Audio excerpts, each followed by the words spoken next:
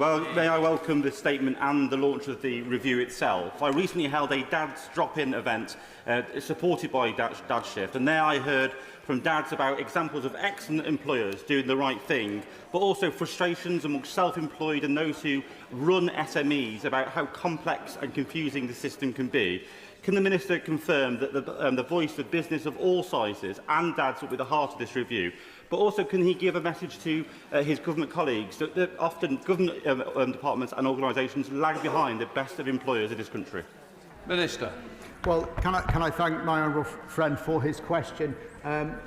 Really, this government should be leading the way in these areas, and if there are specific examples where we can do better, I'd be interested to discuss that with colleagues in other departments. He's right to reference the complexity of these issues. One of the things that we've heard is that businesses, particularly small businesses, sometimes struggle to navigate all the paperwork, and that's something that the review will also be considering. That completes the statement. Presentation of Bill Tim Ferran. Not here. We will now go to the 10-minute rule bill. Sean Barry. Mr Speaker, I beg to move that leave be given to bring in a bill to establish the right to breathe clean air, to require the Secretary of State to achieve and maintain clean air in England, to make provision about environmental targets and minimum standards in relation to clean air, to make provision about the powers, duties and functions of public bodies in England in relation to air pollution, to give the Office for Environmental Protection additional powers and duties related to clean air, to require the Secretary of State to comply with the United Nations Convention on Long-Range Transboundary Air Pollution, to require the Secretary of State and public authorities to apply specified environmental principles in carrying out their duties under this Act, and for connected purposes.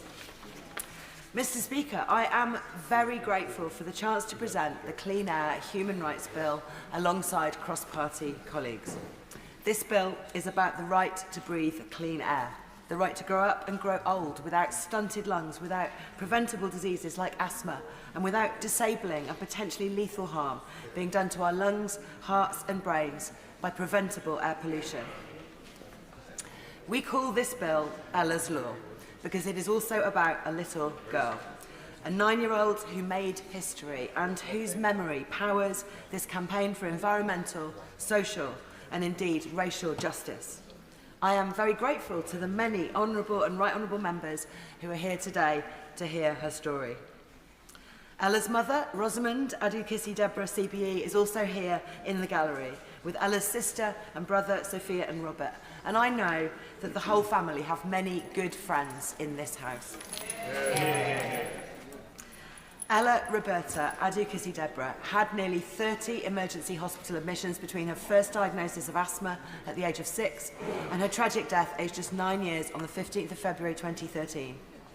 Throughout her illness, there had been no mention of air pollution being a possible factor in her condition. And on Ella's original death certificate, it simply said she died of acute respiratory failure. Her mother, Rosamond, did not know why her lively, sporty and talented daughter had become so ill after being such a healthy child. But years after Ella died, Rosamond began to ask questions and push for answers. The family lived close to the heaving South Circular Road in London, one of the busiest main roads in Europe. And with the help of medical and scientific experts like Professor Stephen Holgate, Rosamond began to realise there could be a link between the high air pollution where they lived and the course of Ella's illness. Together they began to ask, was air pollution responsible for Ella developing asthma in the first place? And were high pollution days responsible for triggering the repeated attacks that eventually took her life? Taking new knowledge and evidence, working with legal professionals like Jocelyn Coburn, a long road began to a new inquest and a landmark new death certificate that for the first time in the world cited air pollution. In December 2020, Deputy Coroner Philip Barlow ruled for this change and said that excessive levels of air pollution had made a material contribution to Ella's death. And in his report to prevent future deaths, he recommended that the government should take note that there is no safe level for particulate matter and that World Health Organization guidelines should be seen as minimum requirements. He also said that legally binding targets based on them would reduce the number of deaths from air pollution in the UK, and he highlighted the lack of public awareness and information about daily pollution levels. And that is what this bill would do: set targets in law based on the very latest World Health Organization guidelines and provide a pathway to comply. Ella's illness began in 2010, and it spanned a period where the area around her home experienced some of the highest levels of air pollution, consistent breaches of legal limits, and terrible injustices. In 2010, it should not have had anything like these levels of air pollution. That's because, following intensive work from campaigner and friend of Ella's Law, Simon Birkett, the founder of Clean Air in London, alongside environmental campaigners in Europe, in June 2008, Directive 2008-50-EC from the European Commission had entered into force. This set limit values for annual average nitrogen dioxide concentrations in the air people breathe of 40 micrograms per metre cubed. And those limits should have been met by the 1st of January 2010.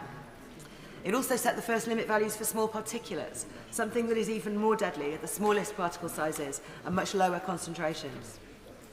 In the UK, we did not achieve these limits before 2010, when Ella's illness began, or even soon after. Instead, this period was one of delay to clean air zones, deception by diesel car manufacturers, and even a mayor putting glue on the roads next to the air quality monitoring stations on days when legal particulate limits might be breached. This was all a true scandal and a tragedy. I hope the government is very aware that the 2010 limits are still far from being fully reached today in parts of England, and its own projections say that parts of the country will not become compliant until 2029, 2032 or even 2045. And these legal limits were based on the 2005 air quality guidelines from the World Health Organization. In 2021, the WHO halved its guideline for the smallest particulates and slashed its guideline for nitrogen dioxide from 40 micrograms per metre cubed to 10. And a new EU directive entered into force for our neighbours in 2024 in December. Here it is clear we need something new as well. And success is clearly possible. There has been much better action in recent years in some areas, notably in London itself. And a good proportion of this has been due to the influence on the Mayor of London of Rosamond, as well as determined campaigning by groups like Mums for Lungs, the Healthy Air Coalition, Asthma and Lung UK, Clean Air in London, Friends of the Earth, Client Earth, and many others. We are making some progress, but to respect the right to breathe clean air, we must move faster and wider in the transition to clean heating, cleaner transport, and cuts in pollution from aviation, farming, and industry as well. The second best time to do the right thing is always now. On Clean Air Day 2025 last month, with other MPs, I was so pleased to meet doctors and campaigners, including Rosamond, on their walk and wheel to Parliament from Great Ormond Street Hospital. They brought us the very important, very latest medical evidence from the Royal College of Physicians. Its new report to MPs highlights and summarises evidence gained over the last decade, showing that there are now links between air pollution and almost every organ in the body and the diseases that affect them. And it estimates that during 2025, 500 premature deaths per week will be attributable to air pollution, and calculates an economic burden of £27 billion in 2019 due to healthcare costs, productivity losses and reduced quality of life. The report above all highlights how air pollution is a preventable public health threat, and we will have the tools to prevent it in this bill, which brings the nearly 70-year-old Clean Air Act up to date, in line with the excellent blueprint published today by the Healthy Air Coalition. Mr. Speaker, introducing this bill again during this parliamentary term is important. The cross-party proposers want to extend and build upon the efforts of Baroness Jones of Moulscombe and others who helped steer a similar bill through the other place in 2022. And my honourable predecessor in Brighton Pavilion, Caroline Lucas, promoted the same bill in this House after that, right up to the end of the previous Parliament. The ultimate hope of us all is that this government will adopt and back Ella's Law in her memory, adopt its provisions, take up the important actions it will mandate, and recognise in law the human right to breathe clean air as soon as possible. For the other children who still die unnecessarily due to air pollution, for the families who still lose loved ones to dementia, cancer, heart disease, and other things caused and made worse by dirty air, I ask the House for leave to present this bill in that hope. Hear, hear. That the honourable member have leave to bring in the bill. The question is that the honourable member have leave to bring in the bill. As many of that opinion say aye. Aye. The contrary, no. I think the ayes have it. The ayes have it. Who will prepare to bring in the bill? Ms Stella Creasy, Bell Rubira Addy, Vera Hobhouse, Shoka Adam, Seamus Logan, Claire Hannah, Afzal Khan, Ellie Chowns, Ruth Jones, Uma Kumaran, Dr Russ Savage and myself, Mr Speaker.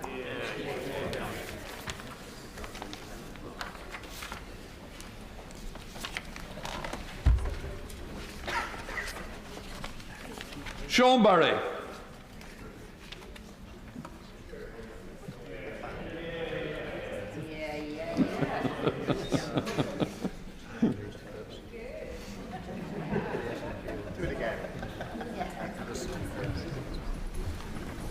Clean Air Human Rights Bill. Second reading what day? Friday the 7th of November. Friday the 7th of November. The clerk will now proceed to read the orders of the day. Universal Credit and Personal Independence Payment Bill, second reading. Wait. No. No. The reason amendment in the name of Rachael Maskell has been selected. I now call the Minister, Secretary of State, to move the second reading. Liz Kendall. Thank you, Mr Speaker, and I beg to move that this bill be read for a second time. This bill and our wider welfare reforms seek to fix the broken benefit system that we inherited from the party opposite and to deliver a better life for millions of people across our country. Our plans are rooted in principles and values I know many in this House share. Compassion for those who need our help most. A belief in equality and social justice, that everyone should have the chance to fulfil their potential no matter where they're born or what their parents did. And responsibility for our constituents and our country as a whole, so we ensure the welfare state is sustainable and lasts for generations to come. But the system we inherited is failing on all these counts.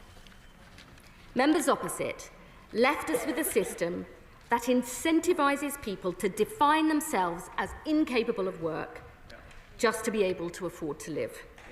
They then wrote people off without any help or support and then blamed them to grab a cheap headline.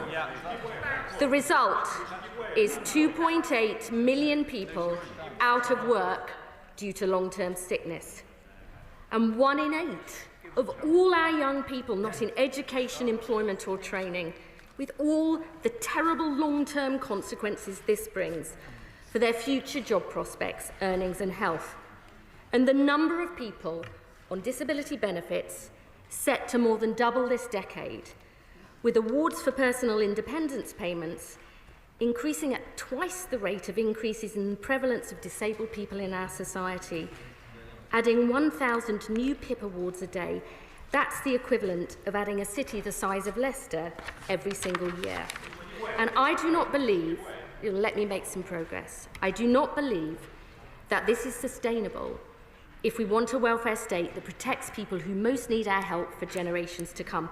Mr Speaker, there is nothing compassionate about leaving millions of people who could work without the help they need to build a better life. There's no route to equality or social justice when 9 million of our fellow citizens are out of work and not looking at work for work, and when our country has one of the widest disability employment gaps in Europe. And there is no responsibility in leaving our system of social security to continue as it is and risk support for it becoming so frayed that it is no longer there to provide a safety net for those who can never work and who most need our help and support.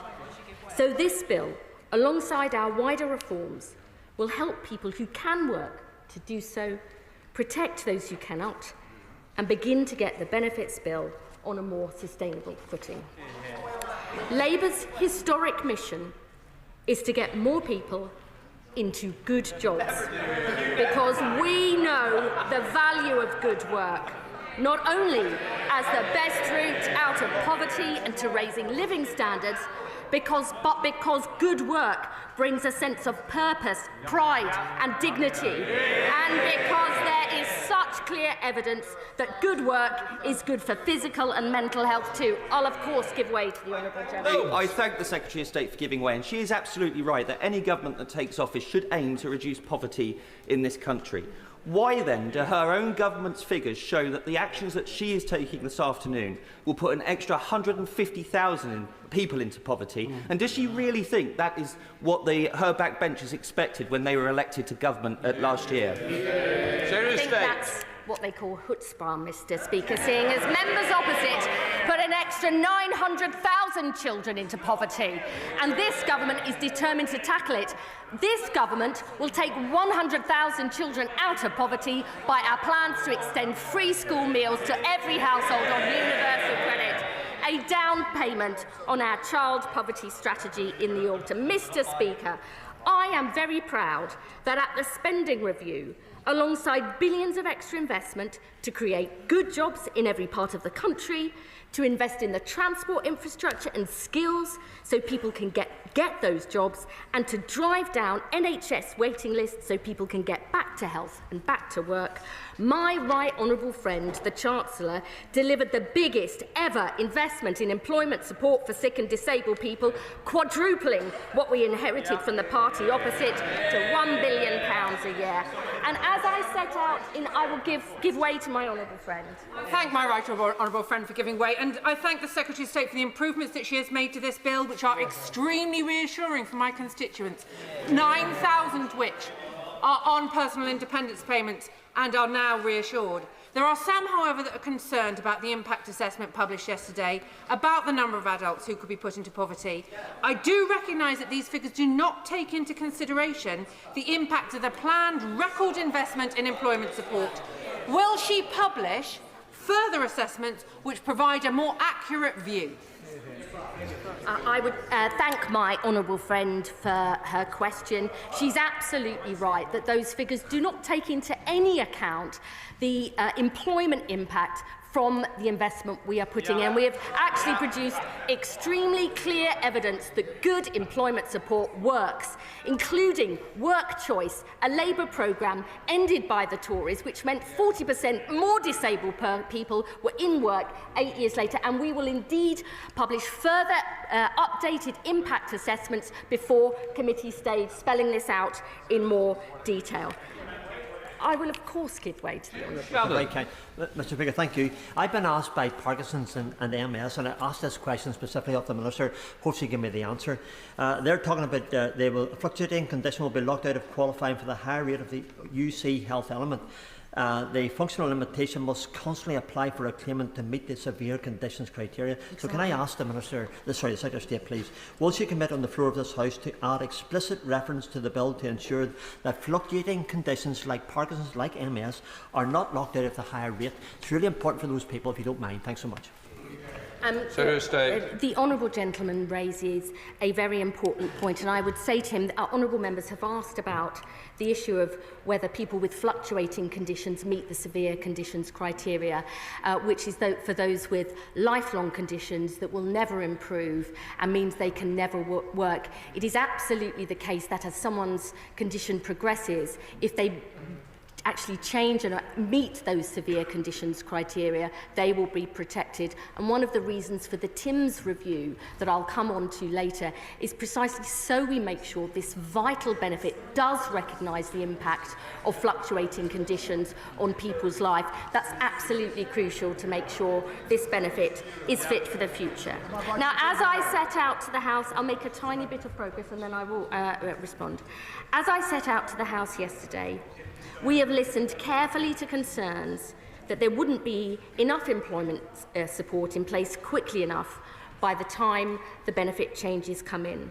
So we are bringing forward an additional new £300 million of employment support for sick and disabled people, delivering a total of £600 million next year, £800 million the year after, and £1 billion in 2028-29, increasing our total spending on employment support for sick and disabled people to £3.8 billion over this Parliament, so we ensure that anyone who is affected by this bill will be offered personalised work, health and skills support, including access to a specially trained advisor by the time the legislation comes in. I will give way to the honourable gentleman. The Secretary of State giving way. Under the last government, we brought forward the Work Well pilot, which looked at 15 different areas for 59,000 people to provide a package, a multidisciplinary team package to get them back into work.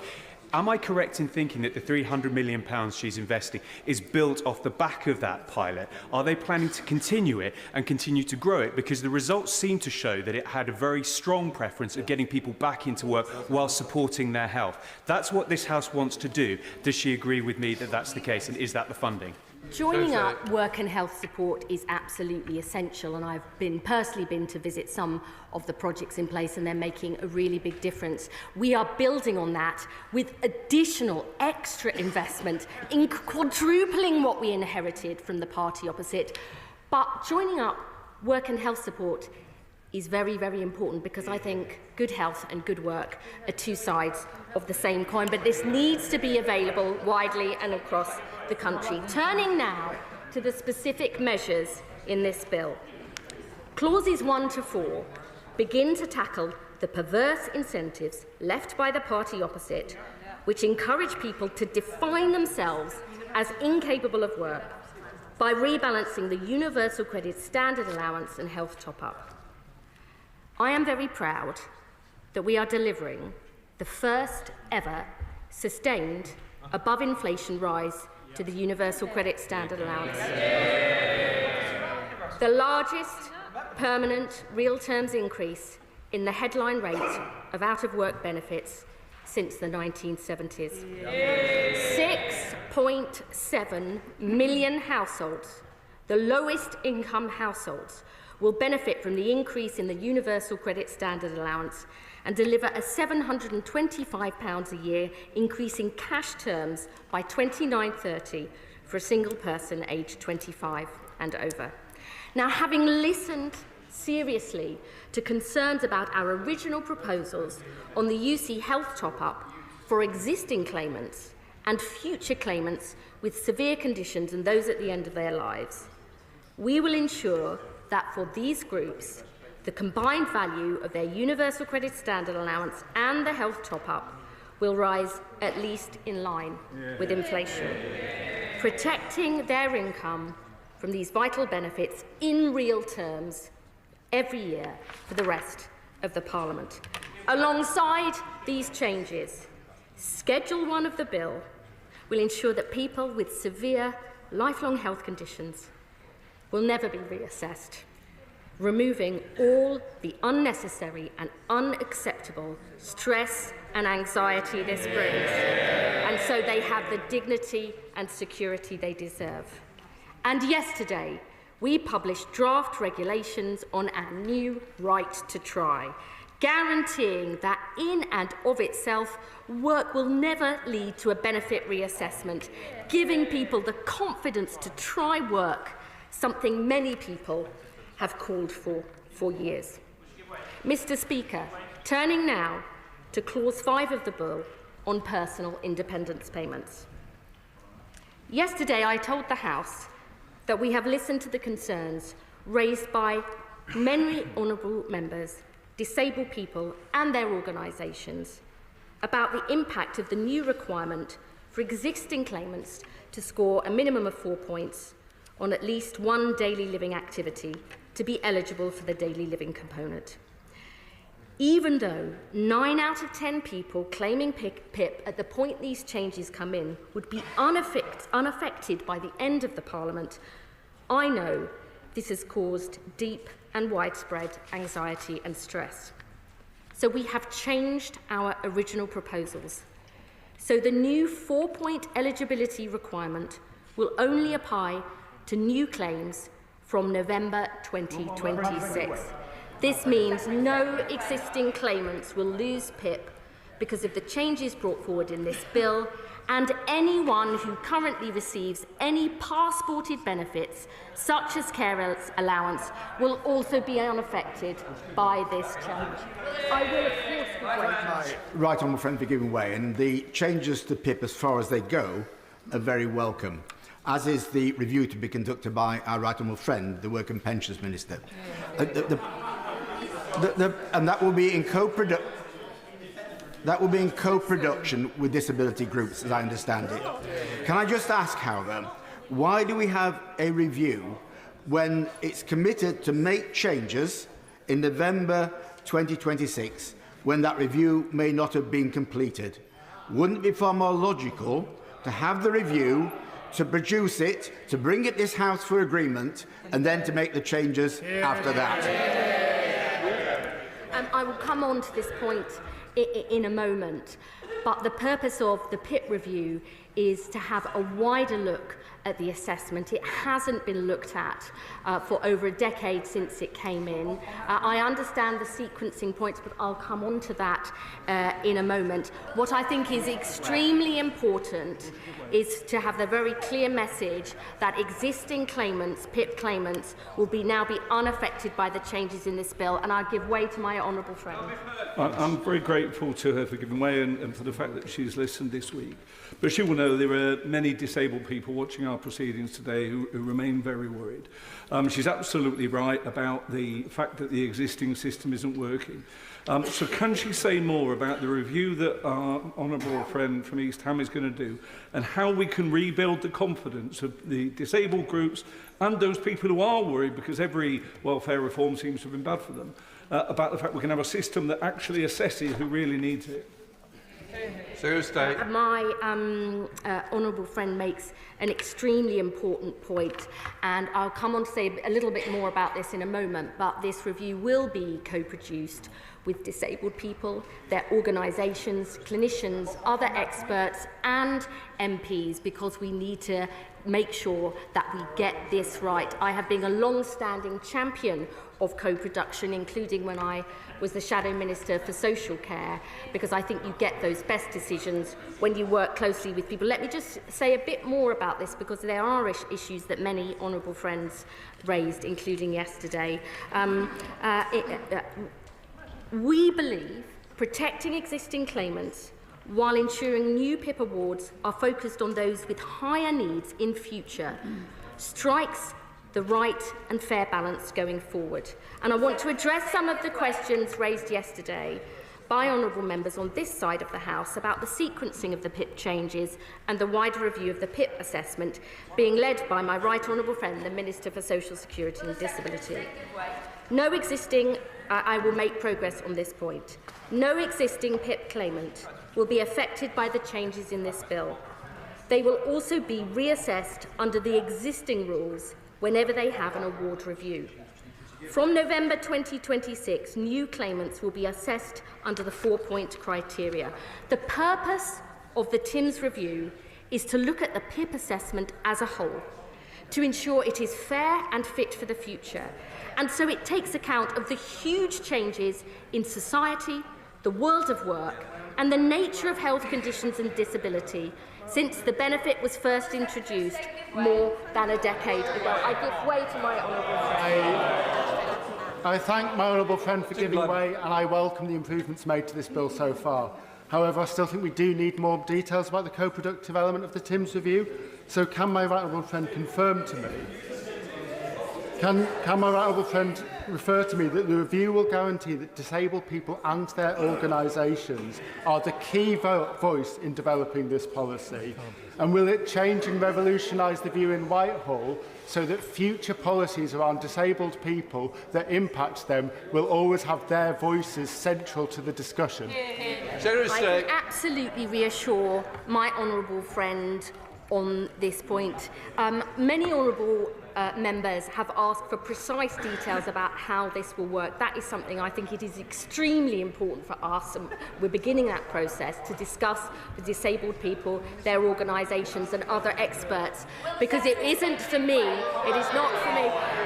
if you just let me finish my sentence, and then I will, of course, give way to the honourable lady. It's really important that we don't come up with a process. I think it would be completely wrong if we come up with a process in Whitehall and impose it on other people. You've got to do that properly. I'll give way to the honourable lady. Thank you, Mr. Speaker. Has the government taken legal advice as to whether it is lawful to treat people with the same conditions, disabilities and circumstances differently within the benefit system? It is morally unacceptable, but does the Minister believe it is lawful? I would gently just remind the honourable lady that her own party had different rules and different rates for people on existing compared to new benefits in future. That's something they did. Once again, members opposite seem to be railing at the very problems that they caused. Now, I understand why many members would like to see the results from the Timms review implemented before the 4-point change takes effect. But reviewing the assessment as a whole, let me just say it is a major undertaking that will take time to get right, especially if we co-produce it properly. It will be for those involved in the review to determine the precise table, but we are absolutely committed to moving quickly and completing the review by next autumn. And I want to assure the House any changes following the Timms review will be implemented as soon as is practically possible via primary or secondary legislation. And once we have implemented changes from the review, any existing PIP claimant can ask for a reassessment. Mr. Speaker, welfare reform, let's be honest, is never easy, perhaps especially for Labour governments. Our social security system directly touches the lives of millions of people, and it is something we all care deeply about.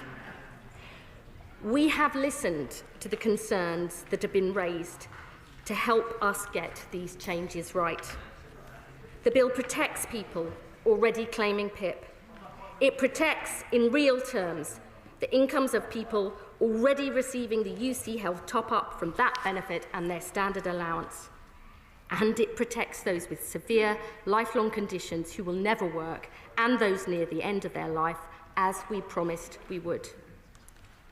But I have to tell the House, unlike the previous administration, this government must not and will not duck the big challenges facing this country. Because the people we are in politics to serve deserve so much better than this. We are taking action to put the social security system on a sustainable footing so it is there for generations to come.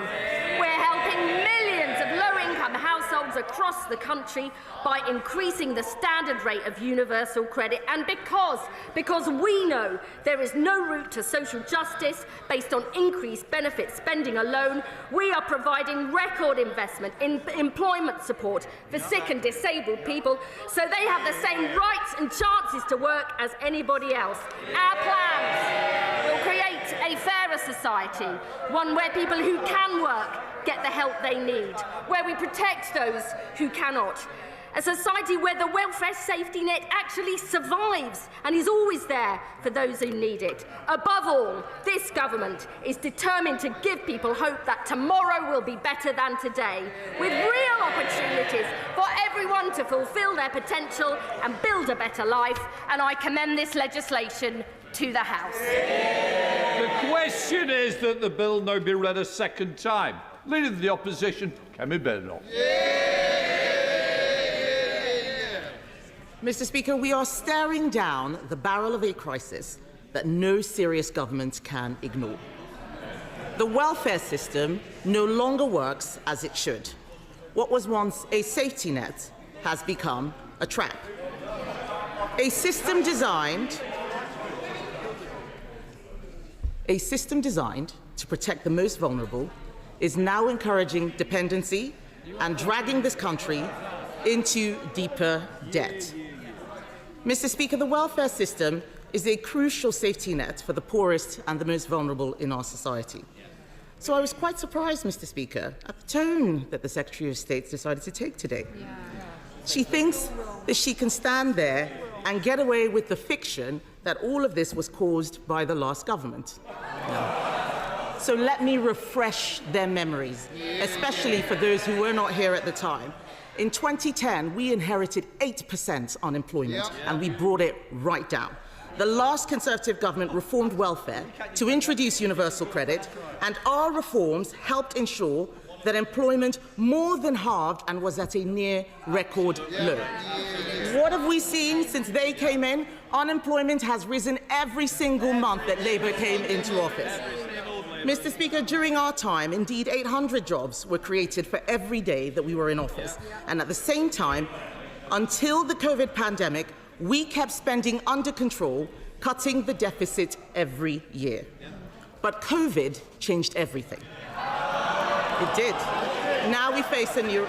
Mr. Speaker, it is delightful to hear them laughing. I remember us sitting on that side of the House, and they were demanding that we spend more and more and more money. Thank God it was Conservatives who were there under COVID. Labour would have bankrupted the country. We face, Mr. Speaker, we face a new reality. Under this government, every single working day, 3,000 people move on to incapacity benefits. 3,000 every single day. That is a 50% increase from when we left office. A 50% increase. They have only been in power 1 year, Mr. Speaker. Imagine what it's going to be like after the next 4 years. A 50% increase, 3,000 people onto incapacity benefits every day. That is not normal, it is not sustainable, and it is not acceptable. Spending is spiralling under Labour, Mr. Speaker. Will my right honourable friend give way? Yes, I will. Edward Lee. My right honourable friend quite rightly mentions COVID, and I'm sure there's one thing that we can agree on. Unfortunately, before COVID, people were assessed much more often in person. And during COVID, that was stopped, understandably. And we have to get these in-person assessments going. And we have to get them going quickly. Sure, that's something we can all agree on. The Father of the House is absolutely right. This is something that we should all be able to agree on. But they're too busy trying to shift the blame instead of solving the problem. Let's talk about solving the problem, Mr. Speaker. We have 28 million working people propping up 28 million people not working. The rider is getting heavier than the horse. Health and disability benefits were £40 billion before COVID. By 2030, I'll give way in a moment, by 2030, on this government spending plans, they will hit £100 billion. I give way to the Right Honourable Lady. I thank the Right Honourable Lady. I wonder if she could help the House. When was it, during the 14 years when the Conservatives were in power, was the time when the benefit system worked well? Mr. Speaker, I will remind her of our inheritance. We took difficult... I will. In 2010, I said it before, I'll say it again, 8% unemployment down to 4%. Every single time Labour leaves office, they leave more people unemployed. The welfare system needs continual reform. We took difficult decisions and got universal credit through with so much opposition from them. We improved the system. That doesn't mean it can't be further improved, and we've offered to help. They don't want any help. They just want to make things worse. Mr. Speaker, by 2030, on this government spending plans, we will hit £100 billion on health and disability benefits alone. That is more than what we spend on defence. And this should make everyone in this House stop and think, because this bill does nothing to fix that problem, and that is why we cannot support it. The Conservative Party are the only party in this House urging restraint. And unless this House acts, they will bankrupt our children. They will bury the next generation under a mountain of borrowing and debt, and they will do it not because we had no choice, but because they lacked the courage to choose. A fundamental and serious programme to reform our welfare system is required, and this bill is not it. This bill is a fudge, And I feel sorry for the Right Honourable Lady. She looks as if she's being tortured. This is a rushed attempt to plug. We all know why this is happening. We all know why this is happening. I'll give way in a moment. We all know why this is happening. This is a rushed attempt to plug the Chancellor's fiscal hole. It is driven not by principle, but by panic. The changes were forced through not because they get more people into work, but because someone in 11 Downing Street made a mistake. It is clear that these changes were not designed to introduce fundamental reforms. How did we get here? Last year, at the Chancellor's first budget, she left herself no headroom. That same budget killed growth, meaning that unemployment has increased every month since Labour took office. This is a good time for me to remind the House again that every time Labour leave office, they do so with unemployment higher than when they came in. And they are doing it again. They are doing it again. I'll give way to the Right Honourable Gentleman first. I'm very grateful for her giving way. I'm sure that she would not want an inaccurate statement to stand on the record. Unemployment fell under just two 20th century governments, the first Labour government and the 1970 government of Ted Heath. Now, I know that she's repeating a standard Conservative Party message, but it is a really cynical and silly misuse of statistics. The Right Honourable the Honourable Gentleman is simply wrong. He needs to get an education and look at the facts. I give way to my Right Honourable friend. Does my Right Honourable friend agree with me that the chief architect of the fiasco which people with disabilities are facing today, and which every member of the Labour Party opposite is facing today, the chief architect is the Chancellor of the Exchequer, and the fact that she is not here to face up and take responsibility is all we need to know about her and those on the front bench opposite.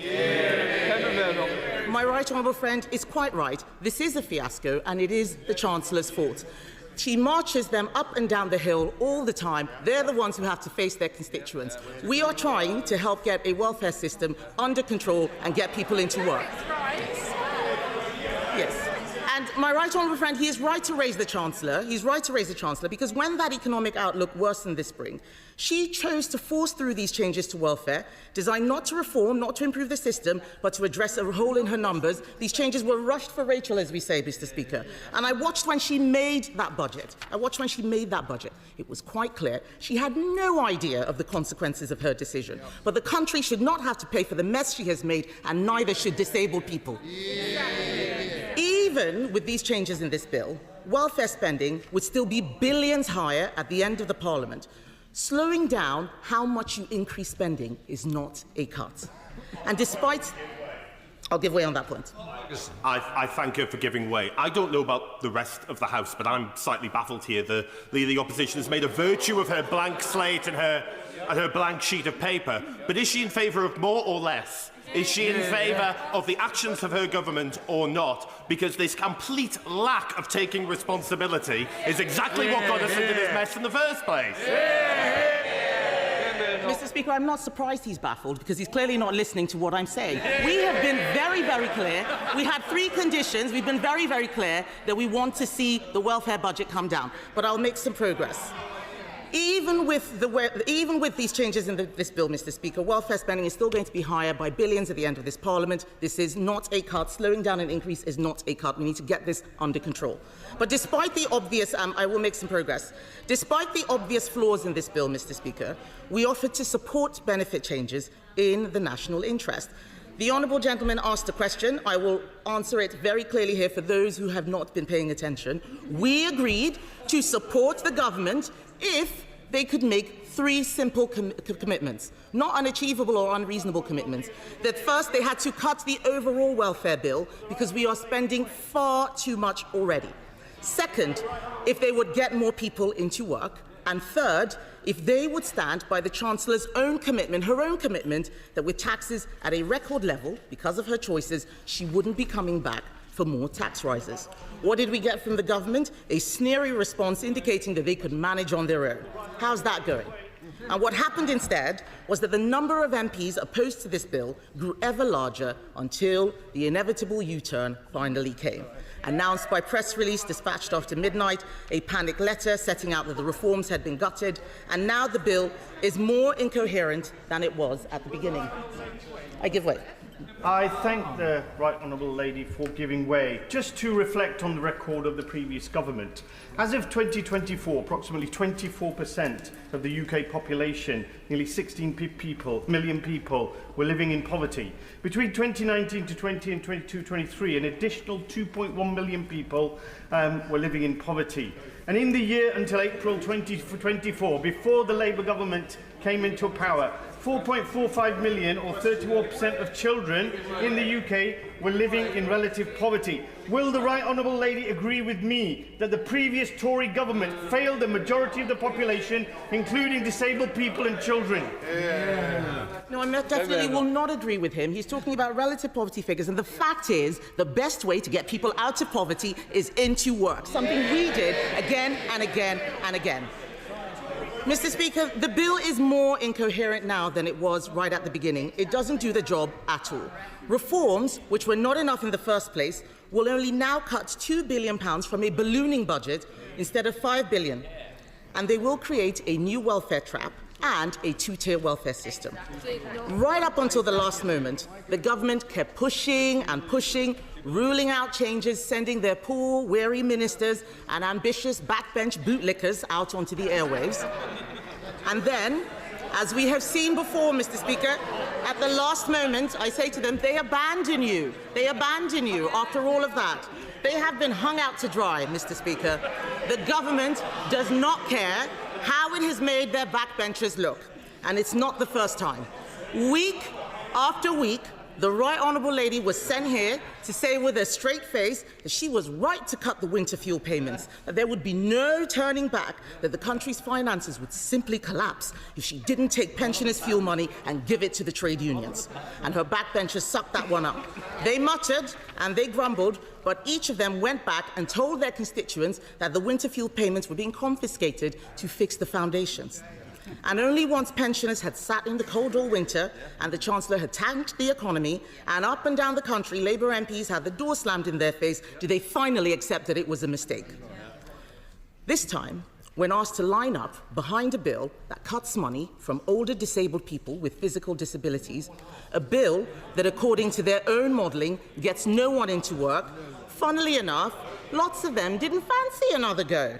Perhaps they will think twice next time the Chancellor comes to them with a bad idea. Yes, I will give it. I thank the Leader of the Opposition for giving way. The Prime Minister's inability to control his backbenchers has meant that the Chancellor now has to find an extra £2.5 billion to fill the savings that she's claiming she's got. Can the Leader of the Opposition guess how she might raise that money? The fact, I thank my honourable friend for that question, the fact that they have refused not to commit to tax rises means that it's probably inevitable. But it is quite clear that Labour MPs will surely feel emboldened to push for more unaffordable changes to our welfare system, including to the two-child benefit cap. So let's be clear. Part of the reason these plans have been so rushed and badly thought through is because of the mess the Chancellor has made. This is an attempt to find the quickest and crudest savings possible, to plug the hole she has created in the public finances, but the Chancellor is not the only one to blame. It beggars belief that the Labour Party came into office after 14 years in opposition with absolutely no serious plan for reforming welfare. What were they doing all that time? What were they doing? The welfare bill is already totally unsustainable, and it is only getting worse, Mr. Speaker. It is only getting worse. As I said, health and... I'll give way to the Honourable... And as one of the Labour backbenchers who will be supporting the government, can I just point out there's not that many backbenchers behind her, and they get fewer every week. But perhaps, given what she's just said, she could tell us. She says she wants to cut further from the budget of the DWP. Where? What would she cut? What exactly would she do? We cut unemployment. Yes. Mr. Speaker. As I was saying, Mr. Speaker, health and disability benefits are forecast to rise to £100 billion. That will mean 1 in every £4 raised in income tax will be paying for these benefits. This is not sustainable. Until the pandemic, we on this side of the House had spent years bringing down the benefits bill and getting people back into work, including millions of disabled people. Talent, energy, ingenuity, these are not confined to those in perfect health. If we want to afford public services, improve people's lives and compete globally, we cannot consign so many people to a life out of work. We've got to get them into work. So I do believe that the whole House agrees the system needs change. I think we may disagree on what exactly that change looks like, but what we have in front of us today is just a big mess. I give way to my right honourable friend. The Secretary of State was right. Welfare reform is tough, and governments tend to duck the issue, with notable exceptions like Rachael friend for Stringford and Woodford. But if you are going to change welfare radically, you surely review the options and then decide which ones to take. By contrast, this government's decided on its option and is then going to review to think what it might have done. Surely that's not the right way to run welfare or any part of government. Spot on, John. My right honourable friend makes an excellent point. I have nothing further to add. He said it just as well as it possibly could have been said. So, Mr. Speaker, the whole House agreed that the system needs to change one way or another, but what we have in front of us today is a big mess. It's neither fish nor fowl. And because of their hasty concessions, we now have a two-tier benefit system, under which people already on benefits will be incentivised to keep them. And there are other issues. Why, for instance, should someone diagnosed with Parkinson's after November 2026 receive a lower payment than someone diagnosed a month prior? We need to fix a whole load of problems. For instance, we need to filter out people who are gaming the system. We need to redesign the system so that genuinely disabled people do not find it so Kafkaesque. And we need a fundamental rethink about who we can afford to support and why. 1 in 4 people in this country, Mr. Speaker, now self-report as disabled. This is an extraordinary state of affairs. We clearly cannot afford to support all of them. We should focus that support on those with the greatest need. Many people with disabilities live full and independent lives, contributing to society. Research published by the Centre for Social Justice last week shows that you could save up to £9 billion by restricting benefits for lower-level mental health challenges such as anxiety. So members opposite ask what we would change. That's one of the things we would change. And findings published by the Taxpayers Alliance today shows that people with conditions that include acne and food intolerance are getting benefits and getting entitlements like Motability. We already know that the impact assessments for this bill show that it will get no one into work. Those are not my impact assessments, those are their impact assessments, so the government should think again, and we will support them to do so. We support replacing remote or online assessments for claimants with face-to-face assessments. That simple change alone could dramatically reduce the number of new claimants. And before the last election, we outlined reforms that the new government rejected out of hand. Will the Secretary of State return to them? Because these changes we are discussing today are rushed and confused. And rather than the fundamental reforms which we so badly need, we have been presented with a botched package of changes, watered down and carved apart in the face of backbench pressure. There is no way we can back this. So instead of allowing her backbenchers to dictate her policy, the Secretary of State should go back to the drawing board, cut the overall bill, get people into work and eliminate the need for new tax rises. That's a programme that we will support in the national interest. Rachael Maskell. Thank you, Mr. Speaker, and I want to put on record my thanks to you for selecting the reasoned amendment in my name and that of others, but most importantly, of 138 deaf and disabled people's organisations who backed that, who co-produced it and worked alongside. It's about time we all recognise the ableism within our systems, which has made them feel so far away from policy making. And I am glad that my honourable friend will be looking at changing that, and I trust once and for all. But on these big decisions, it's so important that they are involved too. My constituent sat in front of me with his gorgeous little girl, thankfully with headphones on and playing a kiddie's game. He said he wouldn't get through this. He just about manages now. Some days he gets up, others not. as his mental health is failing. He can't work. Everything else has been taken from him, and now this little bit of funding to help them get by, to give him just 1 ounce of dignity, was more than he could bear. Then the words came. It would be better that I wasn't here. That was also his expectation. He tried before. He'll be safe now, but the one who follows not. Another felt dehumanised as they would lose their independence to shower and dress. And others could not balance the books as Scope's disability price tag is at £1,095 every month of extra cost.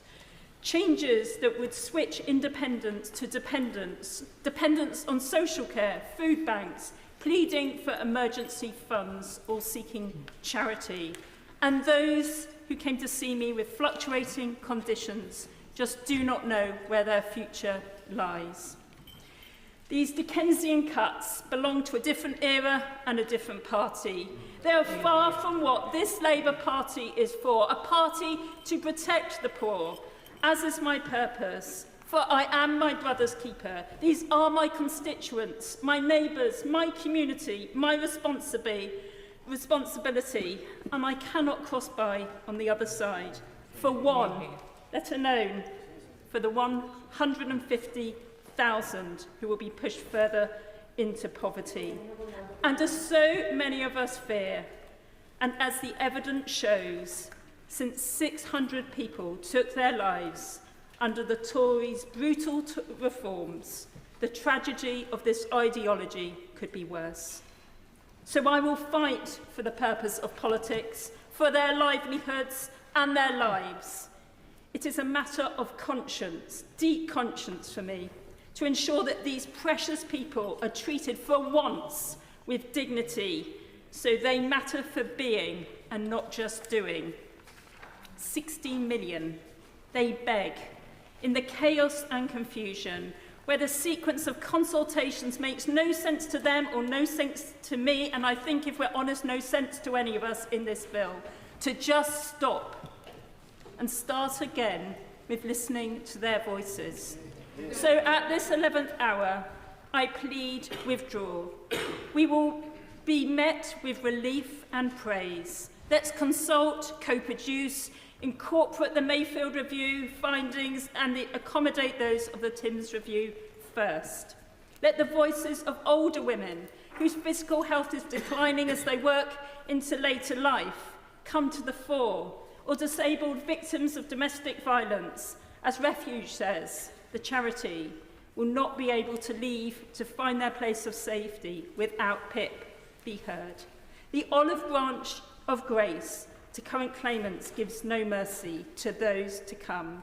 Disabled people have fought all their lives not to pull up the ladder behind them. We are talking about 430 people on PIP, losing 4,500. 730,000 on universal credit, 3,000, and pushing 150,000 people into deeper poverty. There is a reason why we are a dystopian state of excessive wealth and abject poverty. It is because governments focus on what they value most. And for these people, they never get the attention. It pressures services, it shortens lives, and it breaks societies when people are left behind. I'm happy to give way. I thank the Honourable Lady for giving way, and I'm proud to put my name to her reasoned amendment today. Do you agree with me that we have a decision to make in this House today, where we stand alongside some of the most vulnerable, people who feel that politics cannot deliver for them, and surely we have a moral duty today to stand with those people and do exactly what she was saying, and stop for pause and show them that we care right across this House.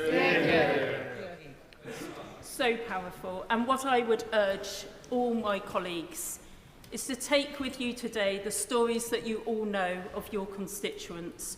You are here because of them, and they expect you today to serve them in this very difficult vote. And I have to say I find it really hard myself, because I've known the right honourable member for 30 years and I know he comes from a good place. But this is just wrong. So I do believe the honourable member is absolutely right. Because if we can afford not to have a wealth tax, not to equalise capital gains or draw on the excess profits of corporate greed, then we can afford a PIP for a disabled person. We must clear the waiting list, of course, prevent people falling out of work, get physio to the injured, hold employers to account for their failings, make them open their doors. And of course, in an assessment, we need to ensure that we're not just looking at what somebody can't do, but enable them to be empowered as to what they can, optimising health and opportunity, take a public health approach, social prescribing and advancing adaptive technology. But I say to the Minister, why not have a bridge between what we have now and where we are heading at the end of this process, so nobody falls through the net? But when disabled people manage discomfort and despair, pain and prejudice, are isolated and lonely, or life has spiralled out of control, don't we believe that they would want for anything else but for it to be this way? Already discriminated and dehumanised, I plead, do not leave desperate. There is a heavy duty on us all, and it starts with compassion and kindness, safety and support. Disabled people want reform, but not by this broken bill. My vote weighs heavy, as this is a matter of deep conscience for me, and it should be and will be for us all. And as Nelson Mandela said, may your choices reflect your hopes, not your fears. Yeah. For clarity, is the honourable member moving her amendment? Yes. Okay. The original question was that the bill now be read a second time, since when an amendment has been proposed, as on the order paper. The question is the amendment be made. I'm now going to come to Steve Darling, but just to say to everybody, we will be imposing a 6-minute limit after Steve Darling, the Liberal Democrat spokesperson. Steve Darling. Thank you, Mr. Speaker, and I would like to particularly associate myself to the speech just made by the member for York Central, and the Liberal Democrats will be supporting the Reisman amendment that is now under debate. Over the last few weeks, we have had the Green Paper under debate, and it has been disturbing to me in the extreme some of the comments coming from the Labour High Command around noises off, around some of the comments from Labour backbenchers. People who really should know better within the leadership of the Labour Party describing PIP as pocket money for people is utterly shameful. It is equally shameful the way that this bill is being dashed through. It decreases the credibility of ministers the way that this bill is being dashed through, because if it is fine, then it should have appropriate levels of scrutiny. But we all know that rushed bills are poor bills, and it is that law of unintended consequences that will come to haunt this government if this bill goes through. It's already been alluded to, this two-tier approach to this system is wrong, and the Liberal Democrats have grave concerns that this is un-British. It's unjust, and it is not the way of our world. We've heard from the Minister saying, oh, it's been done before, it's done before, but that doesn't make it right. That doesn't make it right. It is almost Orwellian that we will be having a system where in our law we say that all disabled people are equal, but some are more equal than others. And also, I'm happy to give way. the Liberal Democrat Conservative coalition establishing PIP and abolishing disability living allowance, which of course left, I think the Leader of the Opposition's example was someone with Parkinson's. Someone with Parkinson's over 65 could be on DLA, could be on PIP, and could be on attendance allowance. Is he saying he regrets that decision, or that should not exist? I'd like to thank the member for his contribution. It's always good value. May I also reflect to the Chamber the fact that what message does this send to disabled children? The fact that what we will be saying to those who have gone down the path of their disability degenerating to the extent that they can claim PIP will be over the line. But those youngsters who know they've got a degenerative condition can look forward to no PIP with the proposals that are before us. Also, I would reflect to the Chamber that PIP is often a passport to other levels of support, whether that is blue badges or whether it is rail cards, which gives people the opportunity of getting out and living their best lives. But perhaps the most important passport benefit that you get from this is carers allowance. You know, we have grave concerns of the impact this will have on those families, particularly in the future where they will no longer benefit from carers allowance, which will be robbing those families of around up to £12,000 a year. Don't get me wrong, we as Liberal Democrats recognise that the benefit system is broken and does need resolving, but it needs that, as we had in our manifesto, co-design with disabled groups and carers groups to make sure that we get it right for our people. I'm happy to give way to the the honourable member for giving way. The Secretary of State today has made the claim that she is listening. Would the honourable member agree with me that she's certainly not listening to many of her backbenchers, but also to the 86 disability charities who have said this will harm disabled people? We all know that reform is needed, but today when we talk about reform, there's absolutely no mention of the fraud that goes on within the system that's costing billions to our country. So surely we should start with that and not impact and affect the most vulnerable in our society, and therefore we will be voting against this bill today for that reason.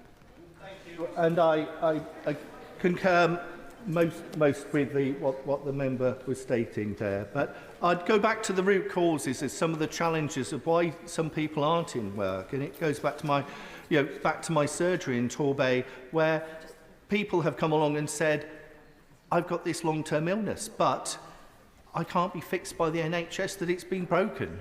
And until we've sorted our National Health Service and the social care system out, people will be trapped with long-term ill health. So that needs resolving as a matter of urgency. I'd also highlight, and I've banged on about this, and whilst we acknowledge PIP is not there for, it isn't an out-of-work benefit, it helps people live what many of us would take for granted as their lives. But the reality is the access to work scheme is broken massively, and that needs resolving. And whilst there are warm words, happy to give way. I thank the honourable gentleman for giving way. I would just like to remind the honourable gentleman that the access to work scheme may well be broken. There is measures in this bill and in the Green Paper of Pathways to Work which specifically talks about how we should improve the access to work for our constituents, many of whom rely on that as a way of them becoming a fully able person to be able to work themselves. So if the honourable gentleman votes against this bill, the risk is that goes too. Thank you, and I would thank my honourable colleague for their comment, but I would say the access to work system has been here for years and it continues to be broken. It could be easily fixed by the government, but they're choosing not to roll their sleeves up and actually engage with sorting it now, because I've had constituents contact me who've almost lost their jobs because of what is going on here and now. So also we need to see the carers allowance review coming to answer. So there are lots of the jigsaw that needs to be in place before we push forward with these proposals. In conclusion, Mr. Speaker, I would highlight that it is a broken system. We shouldn't be pushing forward with these proposals until we've heard from that Tim's review. We should not be abandoning some of the most vulnerable in our society. Liberal Democrats will be voting with the reasoned amendment. If that is lost, we will vote against the second amendment. But you do not help those who are already broken by breaking a system. Thank you, Mr. Speaker. Chair of the Select Committee, Debbie Abrahams. Thank you so much, Madam Deputy Speaker, and it's a pleasure to follow the gentleman from the member for Totnes and my fellow Select Committee. Torbay, I do apologise, Torbay, and my fellow Select Committee member as well. I absolutely agree with my right honourable friend, the Work and Pension Secretary, about the need and the general recognition, I think, is across this House of the need to reform the social security system. For me, the social security system, like our NHS, should be there for any one of us in our time of need, whether that's as a result of being in low-paid work or not in work at all, protecting us from poverty and destitution, which unfortunately it didn't do in the past under the past government. And similarly, if we become sick or disabled or can no longer work, it should be there for us. I believe that the vast majority of people of working age want to work and do the right thing by their families. And as the Work and Pensions Select Committee heard, there's no evidence to suggest otherwise. We have just completed our Pathways to Work inquiry. The Leader of the Opposition, who I think was the Minister for Equalities under the last government, didn't mention, for example, the Equality and Human Rights Commission inquiry, which was then increased to an investigation for their potential discrimination of disabled people. And that was specifically the Department for Work and Pensions, and that is still outstanding. She didn't mention the United Nations Committee for the Rights of Disabled People investigating the previous government for breaches in the UN CRPD, not once, twice. So it is a little bit rich hearing what the Leader of the Opposition said. For the last 15 years, we have seen a punitive, even a dehumanising social security system where not being able to work has been viewed with suspicion or worse. And that's had devastating consequences, as my friend, the member for York Inner, has mentioned. Central, thank you. Too many people relying on social security support to survive have died through suicide, starvation, and other circumstances exacerbated by their poverty. We know that there have been 10 Prevention of Future Deaths report since 2010 under the previous administration issued by coroners because of direct causal responsibility of the DWP. We don't even know the full extent of these claimants' deaths or even the harms, but my committee published our Safeguarding Vulnerable Claimants report in May, which defined recommendations to prevent these harms to claimants, and this has been at the forefront of my mind when considering the bill. Here, I want to start by acknowledging some of the real positive measures in the Pathways to Work Green Paper and the Get Britain Working White Paper, which I believe will have a significant and positive impact on people's lives, helping them to get into work. The reform of job centres and the merger with the National Career Service, the right to try and the new regulations just announced, the Trailblazer programme, which will increase the opportunity for people to get closer to the labour market by working with community groups, the voluntary sector, and our health bodies as well.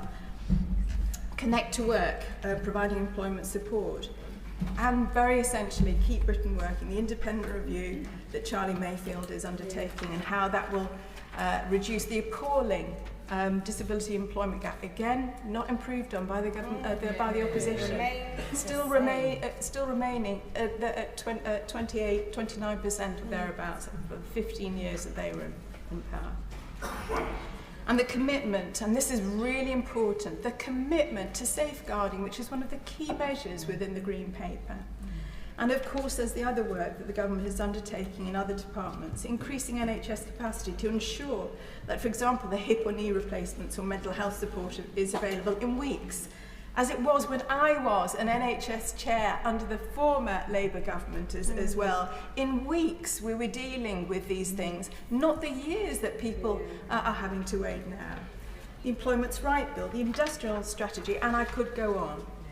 However, the bill, as it is currently planned, risks undermining some of these excellent initiatives. I will, thank you. Lady giving way, and I know she's always fair-minded in this chamber and outside. She'll recognise that 2.5, possibly as many as 3 million additional disabled people entered the workforce under the last Conservative government. Does she share my concerns that the bill today could actually undermine the ability of people with disabilities to enter the labour market? I think that's what we've got to make sure doesn't happen. Okay, I mean, there are risks, and I'm being very honest about that. As the evidence that my committee has received as part of our Pathways to Work inquiry, we are an ageing society with worse health than other advanced economies as a result of the austerity policies of the previous government, including the cuts in support to working age people. There's a really good report, 28 reports, so pre-pandemic. If we increased the health of the worst health areas in the country, we will be increasing our productivity by over 13 billion. So we need to make sure that we look at that in the round. And of course, this was very quickly.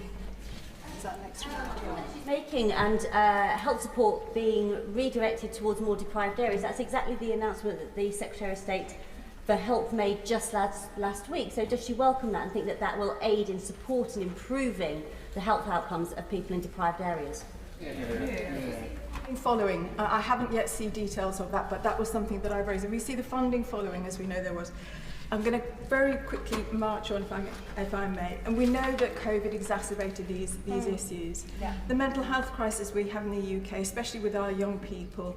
The UK Millennium Cohort Study shows the key drivers of the NEETs levels are because of the poverty and the austerity and other issues that families have faced. But back to the bill, very, very briefly, Madam Deputy Speaker. I acknowledge and thank the government for the concession that they have made to date, protecting existing PIP claimants and people on UC LCWRA with severe conditions or terminal diagnosis. The growing evidence of the potential harms that would have been experienced was significant. It was the right thing to do. However, people who are newly disabled or who acquire a health condition from November 26 will also need help with their extra costs. NEF has estimated that 150,000 people will be pushed into poverty as a result of no longer being eligible for PIP.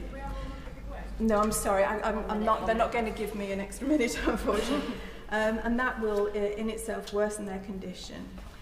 So it'll make it easier for people to live independently if people get live independently, including to work if they get that money. There is still clear confusion about the PIP review. Will it be co-produced with disabled people in our organisations? If so, why are we saying that the outcome of that review and the new PIP assessment is predetermined at 4 points? And therein lies the problem. Most of us are aware that the dog's breakfast of this bill is being driven by the need to get 4 points to the OBR to enable it to be scored for the budget. The Bank of England governor has said we have to stop over-interpreting the OBR's forecasts, which, as we know, are fallible. I'm going to march on to the right thing. I urge the government to remove the reference to 4 points in clause 4. There are amendments I think we can do, but the commitment to the co-production, the new PIP assessment on the face of the bill, including the new, and to delay the implementation of the freezing of UC LCWRA. Thank you so much. Stuart Anderson. Thank you, Madam Deputy Speaker. It's a delight to speak in this debate, and I want to speak in this debate from a lived experience. So I just want to put on record that at one stage after I was shot in the military, when I left, I was received a war pension, and after having some of my foot amputated this year, I'm undergoing reassessment for that process. I also, at one stage in my life, was diagnosed with complex PTSD and suffered for about 15 years of extreme mental health, which I have openly shared in this chamber. So I understand how people can have unforeseen circumstances that can impact them. I saw this early from a young age growing up when my dad died and left my mum and me and my two brothers on our own with literally nothing. We had a roof over our head and I watched my mum go without food to put food on our table. And I spoke to my mum at the weekend, and the support and the welfare support she had at that time was a lifeline. She couldn't possibly see a way through it if we hadn't have had it. I grew up on free school meals, understanding that the system supported us and allowed us to get through what was a very challenging childhood, but I was brought up in a loving environment. So I've also seen later in life, I lost a business and found that there was a situation where I couldn't put food on my children's table, and had support through what was a challenging time, and did everything I could to work my way out of that and get back on my own 2 feet. But I firmly believe as a Conservative that there should be support for people when they need it, because you never know what you're going to face. And the support should be there at the time when they do require it. What I do believe that welfare is not an option for people to take where they don't want to work. And I've seen it many times of multi-generational unemployment where families create benefits. It's a career. They grow up having seen many years of people in welfare, and they do everything they can to stay. I've seen it on my surgeries where they come and say, I can normally cheat the system, but I'm struggling here. I've had people openly admit that. That isn't everybody. As I said, the system needs to be there for people that do need it. But at the moment, there is a lot of people that don't need it, in my firm view. It should always provide an incentive for people to return to work where it is possible. I understand there will be some people that will never be able to be in a situation of work, and we should support them there. And the government figures this year in April stated that 46.5 billion in 2019-2020 was the total cost of health-related benefits, which has risen to 75 billion in this year just gone, and is expected to rise to 97.7 billion by 29 to 30. On this trajectory, that will have doubled in almost a decade. And the OBR predicts that the government's welfare reforms will still increase costs by 5.3%, while we've got a 1.6% GDP expected growth. So I know the Secretary of State agrees that welfare needs reforming, because on the 19th of July she sent a Dear Colleague letter explaining a system that they believe was right. We then received one on the 26th of June saying the system's different and the system's changed. In the space of a week, if the Secretary of State has had to change her mind to her approach, how can we believe that that system and the one putting forward now is right? I don't believe that. And it's not a serious attempt of reforming welfare. And I'll back that comment up. So we've talked about the social security system. So the government forecast this current year, 25 to 26, of social security system cost is £316 billion. Today we are discussing something that doesn't do 1%, or it's about 1% reform to that cost. That is not reform. That is tinkering around the edges, and I know we'll hear many different on the debate today. Yes, I will. Very grateful, my honourable friend, for giving way. Would you agree with me that given the rather botched nature which the government have dealt with this, and the U-turn which is proving to be unsatisfactory, given the scale of the changes which need to be made, the government will just move away from any meaningful reform, deeming it to be too difficult or too hot to handle? That does no service to those who are in receipt of benefits, and certainly no benefit to taxpayers. I think the honourable gentleman is right in that. The government have a huge majority, and they have a chance to reform welfare. And if they don't take it at this moment, it will not get reformed. And I believe pausing this would probably get support of many people across the House, going back, looking at assessment process that can actually look at who requires it and who doesn't, plan that system out before then looking at implementing this, to do a multi-staged approach. And I do respect the Minister and looking forward to the Timms review, but we might as well make you the chair of the Select Committee as well. It's like marking your own homework on this. And we need to have a fair approach to take that forward. and this system isn't the one that's doing it. And I believe in welfare, and I'm proud that we have welfare and have been the receipt of good welfare system, that we have welfare to support the people that need it. It must be affordable, it must be sustainable, and where possible should put people back into work.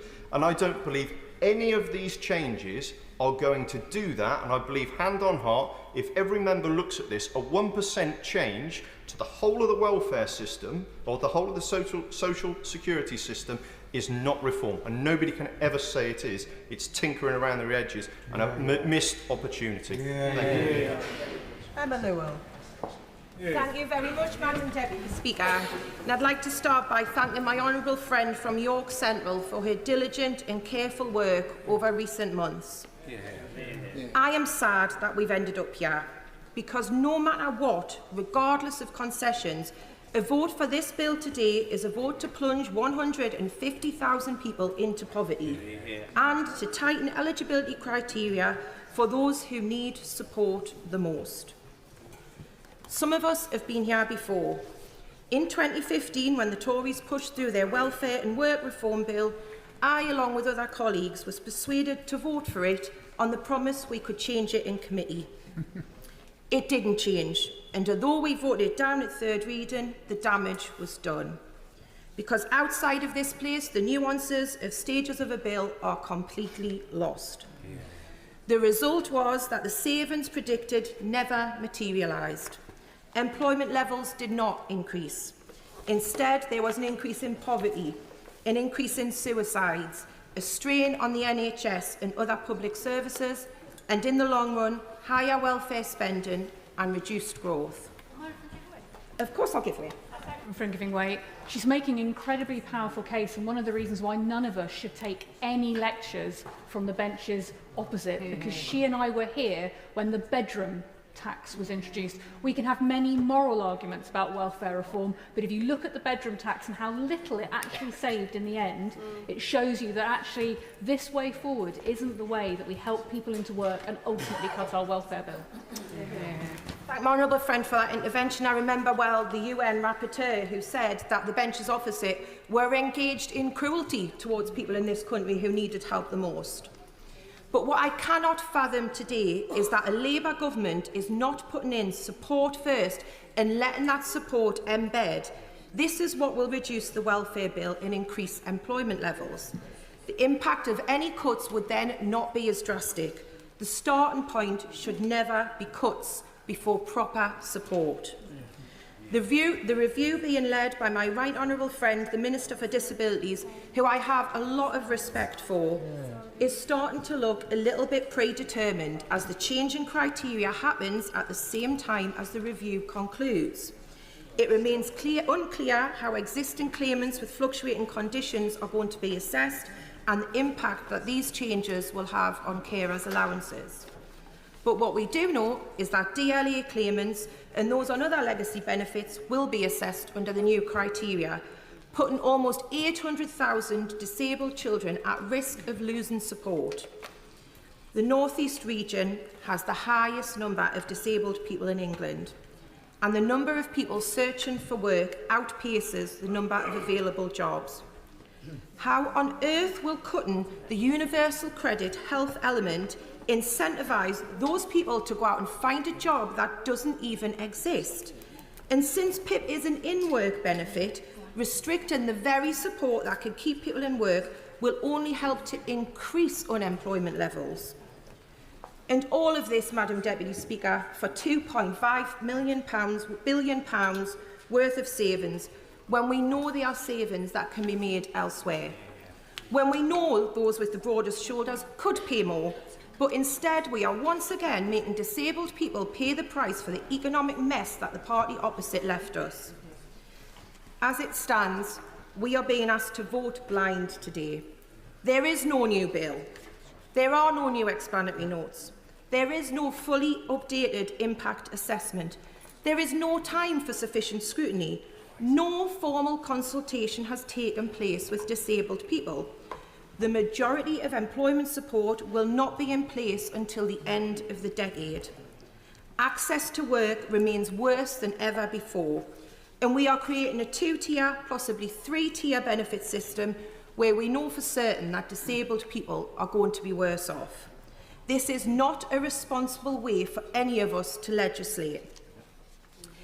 It is predicted that disabled people will lose on average £4,500 per year. Yet we know that they already need an extra £1,095 per month just to have the same standard of living as non-disabled households. There's a reason why 138 organisations representing disabled people are against this bill. There is a reason why there is not a single organisation that has come out in support of it. Madam Deputy Speaker, I am pleading with MPs today, please do not do this. For those on my own benches, staying loyal to your party today may feel good in this place, but once you go home, once you're in your individual constituency, the reality of this will hit, and it will hit very hard. Just like in 2015, I'm concluding my comments, sorry. Just like in 2015, constituents will never forgive, and it will haunt those MPs who voted for it. I, of all people, should know. Well said. Tom Morrison. Madam Deputy Speaker, I come here today fuelled by the voices of hundreds of my constituents, and I want to speak to the harm that I think this bill will cause if rushed through the House. How a society treats its most vulnerable members is a real reflection of its progression and intent. And despite recent U-turns and last-minute changes, people, including children, will be pushed into poverty because of this bill. Will the honourable member give way? Please. Thank you. Does the honourable member agree with me that changing life-critical benefits in a rush, gambling with people's futures without evidence, and only listening when your backbenchers rebel is simply not how governments govern at their best? Thank you for those comments, and I do wholeheartedly agree. Madam Deputy Speaker, as I've already said, many of my constituents have raised their fears, worries and anxieties about these plans. And as they've been unable to provide their own stories directly because of the government's lack of consultation, I want to use my time to be their voice. Amy from Bramall suffers from ME, and her illness can fluctuate hour to hour and day to day, making it hard to pass assessments for support. Now, Amy recently appealed to me for assistance after the DWP withdrew her PIP despite the fact her illness was now getting worse. And Amy said to me, "It's outstanding how I can be reduced to 0 points from receiving higher levels of mobility and daily care when I have not been cured, nor have had any improvement on how my condition affects my life. In 2018, when my PIP was downgraded, following appeal, it was rewarded back to me. Yet now, without improvements to how I am affected, it has been completely stopped." Those who have had to face mandatory reconsideration will know the extent of the documents needed and the stress involved. But to cope with this when you are ill and suffering every single day is simply not sustainable. Amy's been advised that the mandatory reconsideration will take 15 weeks, which is almost 4 months. So I ask this House, where will Amy get the support she needs during this wait? This situation highlights the barriers that people with chronic illnesses and disabilities face when trying to get support. Thank my honourable friend for giving way. And would he agree with me that these changes risk devastating consequences for people who are living with complex mental health conditions, who may not score 4 points in a single activity, but who experience persistent, moderate challenges across many areas, and it could in fact lead to financial hardship and worsening mental health, which then puts more pressure on other services, which then negates the point of the exercise in the first place? I thank my honourable friend for that, and that's incredibly important because whether it's motor neuron disease, blindness, ME, arthritis or mental illness or cancer, these barriers will only be further entrenched should this bill be passed. Disability Stockport is a local charity that specialises in autism and mental health. Now, they've told me that they are deeply opposed to these changes that the government is proposing. They said to me that such cuts would exacerbate poverty, worsen mental health issues and further reduce the already limited support available to the most vulnerable and marginalised people across Greater Manchester. And we believe this would pose a serious risk of harm. And whilst Disability Stockport welcome the government's investment into employment support, they are clear that much more is needed because of people like Joan. Now, Joan lives in Cheadle-Hulme and worked in financial services before falling very ill. She explained to me that the persistent and defeating barriers that disabled and ill people face when trying to secure employment. She faces 6-month waiting lists for an assessment to access to work. How can this government expect more disabled people to work if they have to wait 6 months just for an assessment? Joan told me that it's a degrading process when you are having to work without adjustments. She has to push herself through pain and fatigue because during her probationary period, she does not receive sick leave. So if Joan moves jobs, she would have to start over again, despite there being a registered record of her needs adjustments. And this is just one example of the lack of full and effective investment into supporting disabled people and chronically ill people into work. The Greater Manchester Coalition of Disabled People told me they are concerned for those using PIP to pay rent and bills. The Coalition also expressed that this rushed legislation doesn't truly apply more pressure or give more support to employers to make accommodations for disabled people. Instead, the bill will protect the status quo and that the onus to get support will be on the individual and not the employer. They asked what will happen to the 16 to 22-year-olds who no longer get disability living allowance and don't qualify for PIP. These young people will fall through the cracks and be pushed into poverty. Madam Deputy Speaker, by bringing forward this bill, which could amount to the biggest cut to sickness and disability benefits in a generation, it's clear there is no sense to the real-life impact it is having on hundreds of people in my constituency and the hundreds of thousands of people across constituency represented by people in this House. I thank the Honourable Gentleman from Given Way. Can he confirm to what extent he thinks the cut is? Because my understanding is spending is still going to increase. And can he confirm if the cut, as he sees it, is even bigger than the cut that his party forced on the poorest in this country when in coalition? Thank you. I thank for the comments, and these are the voices of my constituents which I am put here to represent. And we can talk about the coalition all you want. We could talk about the coalition all they want. But what we're doing is talking about the here and now. And what we will be judged, this House, members of this House will be judged on what lobby they vote through later today. Because it's ironic that the government introduced a child poverty task force, and yet through this bill is actively undermining the work towards alleviating child poverty. Child Poverty Action estimates that because of this bill, the following so-called mitigations from the government, 54,000 children will be forced into poverty. This is the equivalent of 1,800 full classrooms. Madam Deputy Speaker, disabled people and all benefit claimants should be thoroughly consulted before legislation is rushed through. And if the government will not listen to the voices of my constituents and the constituents of other members in this House, then maybe they will listen to the voices of respected charities like Child Poverty Action Group, Citizens Advice, the Trussell Trust, Mind. They are all urging the government to change course. This bill will likely reduce support millions of disabled people, pushing at least 150,000 people into poverty. Food bank use will undoubtedly soar. Worklessness will grow, and the government will ironically be adding even more to the unemployment figures it's so desperate to keep down. The charities rightly warn that even despite the last-minute changes the government has hurriedly to introduce, the impact on adult social care services, NHS services, housing and homeless support, the justice system and advice services will be catastrophically stretched, and with many organisations facing breaking point. Madam Deputy Speaker, this government knows there are multiple ways to ease the country's finances, but it's making a very deliberate choice to penalise a group of people who have neither the strength nor time to fight it. It is absolutely shameful.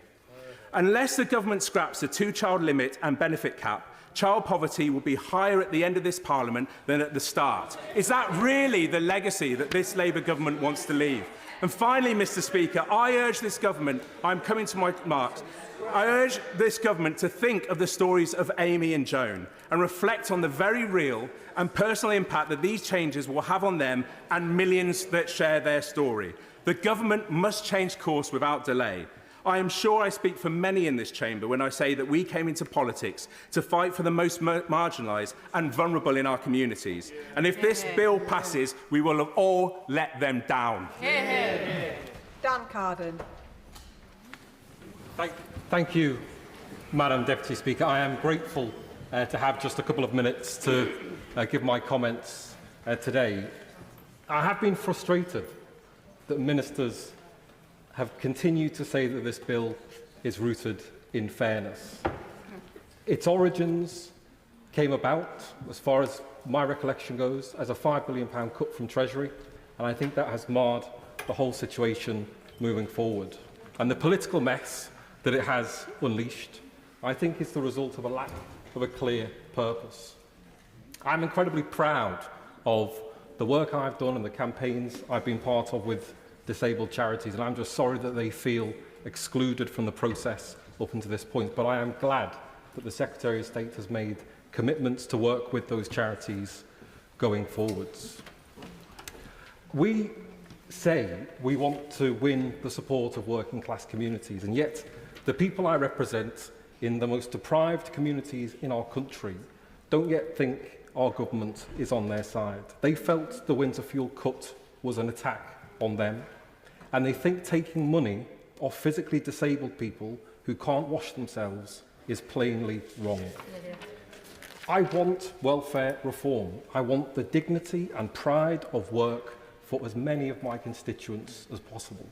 And I want to say to the Secretary of State, I am reassured that the 14,697 people in Liverpool Walton currently on PIP will be protected. That the government will scrap reassessment for those with the most severe conditions, and that it has committed to spending £1 billion a year on health skills and work support. But we are in a dire state. There are people for whom no amount of employment support will make a blind bit of difference. There are 1 million young people not in work or training. Give them the chance to find purposeful, dignified, unionised work. If they're on benefits, get them doing something useful in the community for it. Recommit to full employment. I know in the poorest areas, welfare is the lifeline for people up against a housing crisis and ever-rising bills for food, electricity and cost of living. But of course, it shouldn't be. Tackle the fundamental problems. Impose rent caps in the poorest areas. Drive out the landlords, extorting my constituents, and help my constituents buy their homes. I don't want the Labour Party to be the party of welfare. I want it to be the party of transformation. It was founded to give workers a voice and take on their class enemies. And we are in government with the levers of power in our hands. Show the British people we are on their side. John Brown.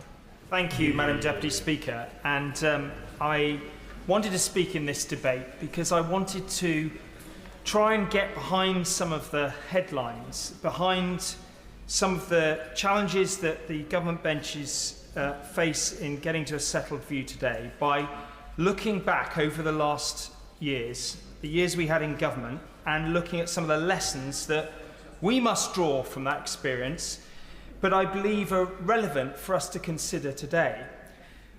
I won't be able to support the proposals, not because I don't think some of them have significant merit, nor because I don't have the greatest respect for the member for East Ham, who's spent 31 years in this place, and I believe will do all that is asked of him. But because I don't think that this bill, that these changes are sufficiently ambitious to deal with the scale of the challenges that we face in this country. Now, I was in government for 7 years, and I was in the Treasury for most of that time. And during the COVID epidemic, we had to make some pretty quick changes whilst the economy was shut down overnight. That involved changes to benefits, it involved standing up a furlough scheme very quickly, it involved bounce-back loans and many interventions to try and keep our public services going. And it was at the core of some of the patterns of behavioural change that we now see in our benefit system in this country. And I was looking at the numbers for my own constituency of Salisbury, which I recognise is a wonderful place, but also quite a wealthy place, not having some of the embedded challenges that exist in other parts of the country. But when I look at the number of PIP claims in January 2019, it was 2,065. In April 2025, it was 4,211. And I think the vast majority of my constituents, and I think the vast majority of people in this country, cannot understand how there was a doubling of those numbers in such a short amount of time. And I fully respect the aspirations of the Secretary of State and her ministerial team to try to seek to address this, because we have got to come to terms with what we can afford as a country. But I also hear sincerely the remarks of the last honourable member who spoke from Liverpool Walton, whose constituency is rather different to mine, but I think we are all united in this place, in that we want to look after the most vulnerable. Yeah. I want to see those that are suffering and that are disabled and that need support from the state to receive that support in a timely way. But what I don't want to see is people written off permanently. And about 12, 14 years ago in this House, we had a debate about mental health. And several members of Parliament stood up and they bravely talked about their own mental health challenges. And we then went on a journey to bring parity of esteem to mental health and physical health in our benefit system. But I believe that that pathway into assessment for those on mental health has not worked. It writes people off too easily, and it doesn't serve them well by leaving them in a place where they're on an enduring basis reliant on the state. And we as a country cannot afford it.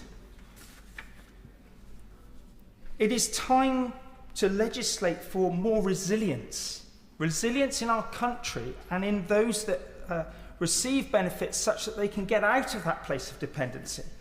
Because I don't think it's a happy place for anyone to be. And so when I reflect on the changes today, I can see the hand of the Treasury.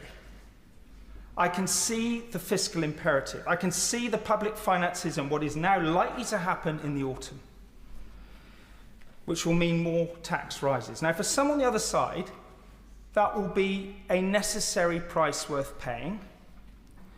But what I would say is that we as a country lack the productive capacity to grow if we tax those that create jobs to a level that they just won't create jobs any further. And we have got to come to terms with that profound reality, because if we don't, we're in a death spiral as a country.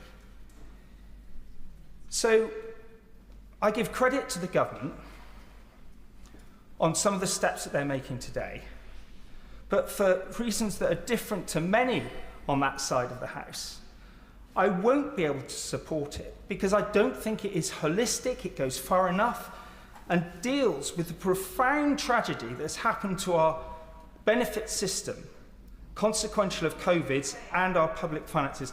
I'm very happy to give way to the Honourable Lady. I thank the Honourable Member for giving way, and I always appreciate his remarks in Treasury Committee and in the Chamber as an extremely fair-minded colleague. I appreciate his remarks in yesterday's statement and the admission that the previous government's handling of our recovery from the pandemic was not what it should have been. But does he not recognise there are constituents that I meet with who now rely on their PIP in order to get them to their places of work because of the stripping away of council funding, of bus routes, of social care, and all the services that were left in tatters by the previous government? Well, I'd like to reciprocate the warm sentiments of the Honourable Lady. And she makes a political point, some of which will be true in some circumstances, some of which won't. But my point today to everyone in this House is, let's be real, let's be honest, and let's be true about the trajectory of growth in welfare spending in this country, and be honest about what we can afford when we face a transformed landscape of threats to this country, calls for more spending on defence. We have to address our priorities, but also recognise that the most vulnerable need continued support. But the system we have brings too many into dependency on the state, and that is not right. Rebecca Long-Bailey. Madam Deputy Speaker. Now, we all know the famous quote, "The true measure of any society can be found in how it treats its most vulnerable members." It's a litmus test, really, for the morality and integrity of our country's values. But sadly, in recent years, the United Nations has already twice reported on the conditions for disabled people in the UK, finding that there were grave and systematic violations of human rights. And sadly, the bill as it stands today will worsen this situation. Despite concessions and even excluding existing claimants, brutal cuts will still push hundreds of thousands of vulnerable, sick and disabled people into poverty. Existing claimants will live in fear that if their situation changes and they're reassessed, they could lose everything under the new system. Disabled children will look to the future with trepidation, knowing that in adulthood, the support that would have helped them live a full and fruitful life might not be there. Now, I truly welcome the proposals to support those who could work with a little help. But according to the Learning and Work Institute, the numbers it will help are nominal, between 1% and 3%, a finding echoed by the Institute for Fiscal Studies, who conclude that we might expect increases in employment only in the tens of thousands. And the concessions made over the weekend, whilst welcome, they do create a two-tier system. The amount of support someone receives will now depend on when they made their claim. And that's simply not fair, especially as those who need help find themselves needing this support through no fault of their own. Now, it's clear that our punitive and broken welfare system needs reform, yes. It drives disabled people into poverty.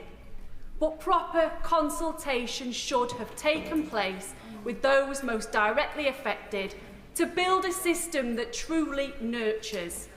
It didn't happen. The government should have published assessments on the impact of these updated proposals on the poverty of future claimants, those undergoing reassessment and carers. They haven't. The government should have assessed the knock-on impact on local authorities, the NHS, the charity sector and the scope for non-payment of household debts as people pushed into poverty desperately seek help elsewhere. They haven't. So we're being asked to vote on a bill today to rush it through without consultation nor knowing the full picture, and that can't be right. And if this is about cost, whilst I recognise the financial challenges facing the government, challenges that are a direct result of 14 years of mismanagement and underinvestment by the previous government, the sad thing is that there are alternatives. Introduce higher taxes on extreme wealth. End the stealth subsidies for banks. Tax gambling fairly and properly. The list of alternatives is endless, because every single disability organisation is against this brutal bill. And if we ignore them, if we say that it's okay to treat one group of people as lesser than another, if we say it's okay to neglect the vulnerable, undermine their rights, dignity and push them into poverty, then honestly, what does that say about the true measure of our society? So I'd say to my front bench colleagues, please, pull back from the brink now before it's too late and withdraw this bill. Ian Solemn. Thank you, Madam Deputy Speaker. Terrified, anxious, angry. These are the words that Citizens Advice Rural Cambridgeshire tell me they've heard most since these changes were proposed. I recently hosted an emergency forum in St Neots that brought together those on the front line, food banks, advice bureaus, charities and social organisations, to discuss the impact of these changes. Every organisation said the same. The government's proposals, as they stood, should not go ahead. That the government reached the same conclusion just yesterday does nothing to reassure that they know what they are doing. Last-minute changes may protect existing claimants, but they will be creating a fundamentally unjust two-tier system. Now, as my Liberal Democrat colleagues have said, we understand that the system needs reform. We understand the concern about how high the welfare bill is currently. But we also understand disabled people and their carers, which is a claim the government cannot possibly make for themselves when it has yet to meaningfully consult those whose lives will be so significantly altered by its proposed changes. Now, the figures that many have mentioned do help us see the scale, but they don't tell the stories of the millions of real people whose lives will be changed by these reforms. Let me share the story, if I may, of a 23-year-old autistic man on the Switch Now learning programme based in my constituency. Through EHCP funding, he receives a full-time education and would be supported to progress into employment by next summer. Switch Now have a brilliant record of success, and I would welcome the opportunity to talk to the Secretary of State more about their work. However, his PIP was unexpectedly cut a few months ago, with little notice, from around £100 a week to just £20. And just with that reduction, he cannot afford to feed himself through the week, let alone afford the transport to his programme every day or pay for the care he needs elsewhere.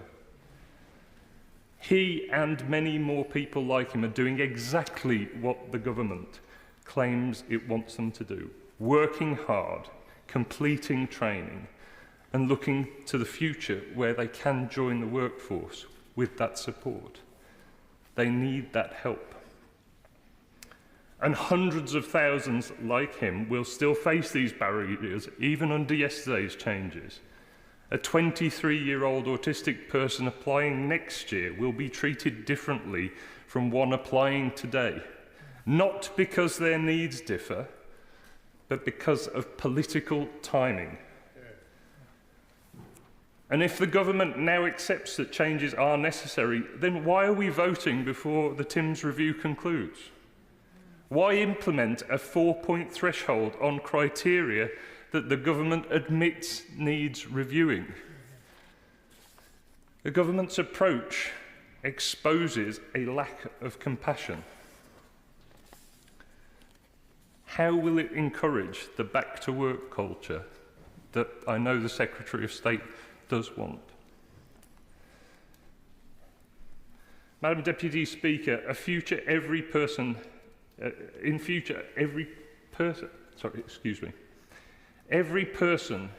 who might have a future lifeline taken away by these reforms is a human.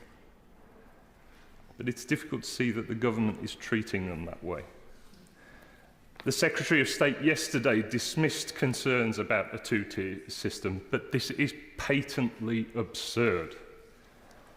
They're creating different levels of support for identical conditions, purely based on application dates. And disabled people should not be shouldering the burden of fixing our public finances. They and disability groups that represent them must be meaningfully consulted on any changes that will affect them. So I will be voting against these changes, and I would urge anyone who cares about disabled people and fundamental fairness to do the same. Dame Meg Hillier. Thank you, Madam Deputy Speaker. Madam Deputy Speaker, it's often been reported this week that it's the first anniversary of a Labour government, and wasn't I waiting for that for a very long time. It's also the 10th anniversary that I've had the privilege of chairing the two select committees in this House, looking at the detail at public spending and in the last year at the Treasury. So I cannot stand here, Madam Deputy Speaker, and claim I did not know that it was going to be a very difficult financial situation that this Labour government would inherit. And while this isn't just about money and should not just be about money, it is a tragedy that too many young people in particular are being pushed into disability benefits. It's a sign of what we would call on the Public Accounts Committee cost shunting, failures in other parts of the public sector where money had been taken away and they were pushed into another area where they could claim the money. And those people are being written off too often, and I have too many in my constituency. And I can see the face of one mother who came to my surgery, distraught that her two young boys, her young sons, young adults, are in a terrible state and haven't ever been able to work, yet they're only in their, the oldest is only in their early 20s. But Madam Deputy Speaker, a week is a long time in politics, as has also famously been said. And a week ago, this bill would have meant that over 300,000 people currently receiving personal independence payments were fearful that they would lose that through reassessment.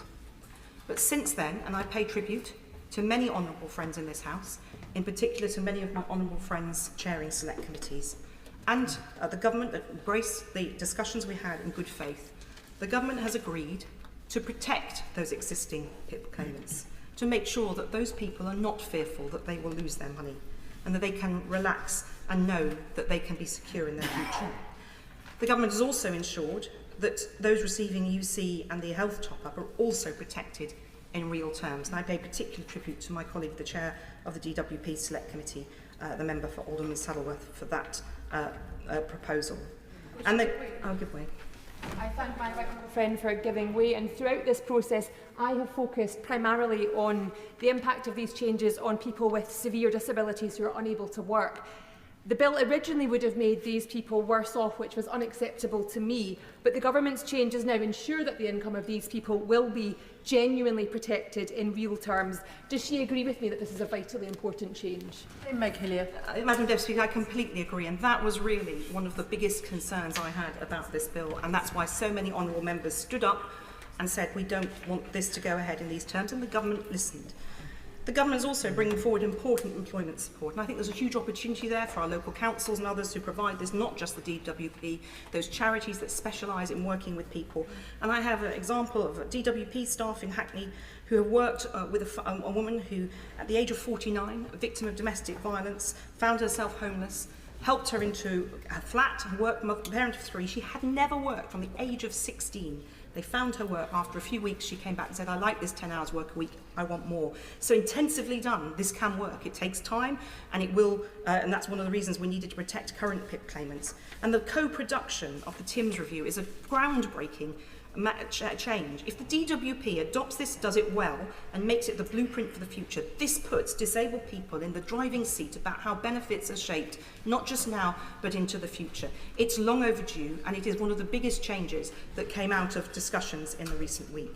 We all know that work is a noble endeavour, and I won't repeat what others have said about that, but it's good for people. We need to know, people want to work. I have so many disabled people in my constituency, and we know up and down the country, not supported into work. So whether they're receiving PIP or if they got well enough to get into work and didn't need the PIP, either way, the dignity of work should be open to all, and too many of them are excluded from the workplace. So that work support is critical to them too.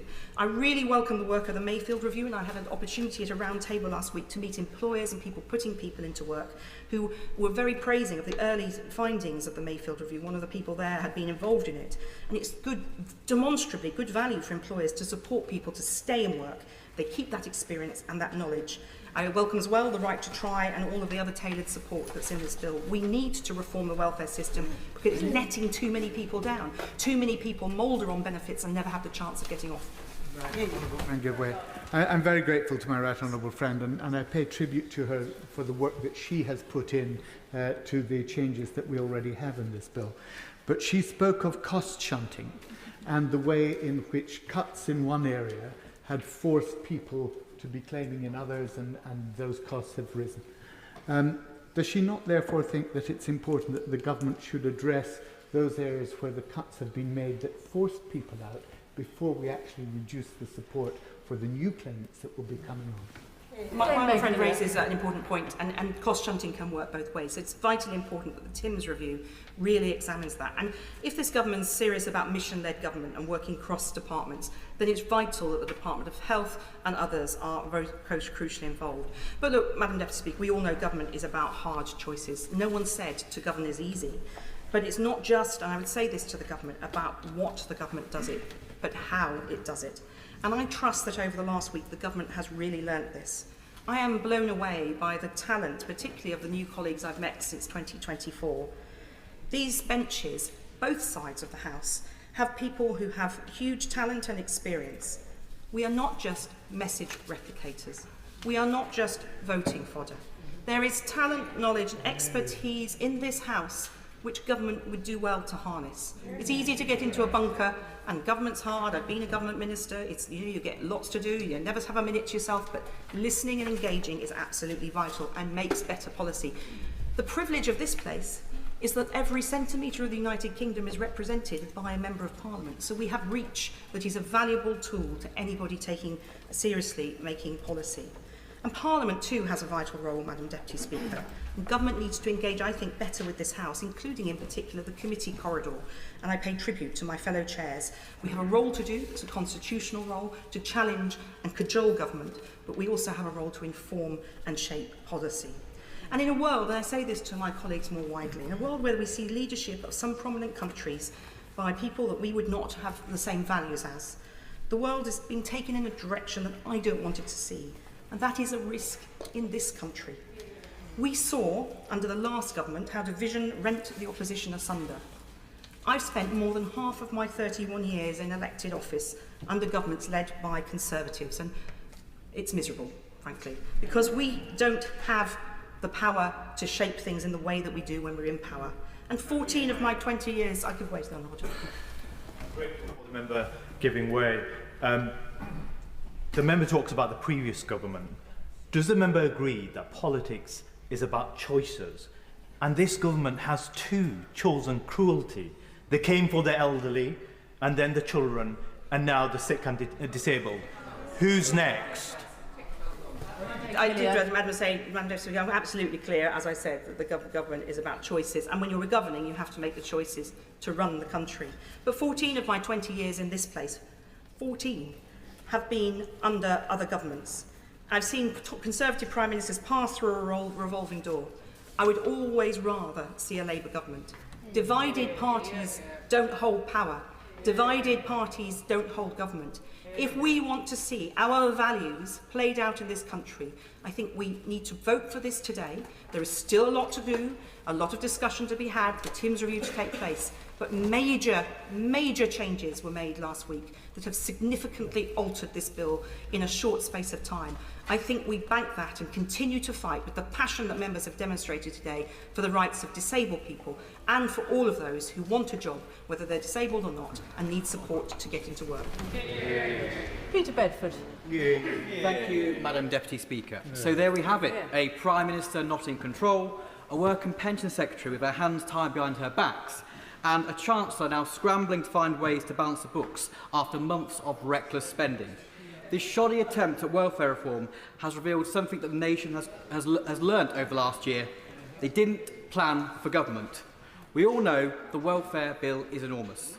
Over £150 billion being spent on benefits for working-age adults, with a staggering 1 in 4 claiming to have some form of disability. This is simply unsustainable. The government had the prime opportunity, their first year in office, their honeymoon period, to bring about long-term reforms.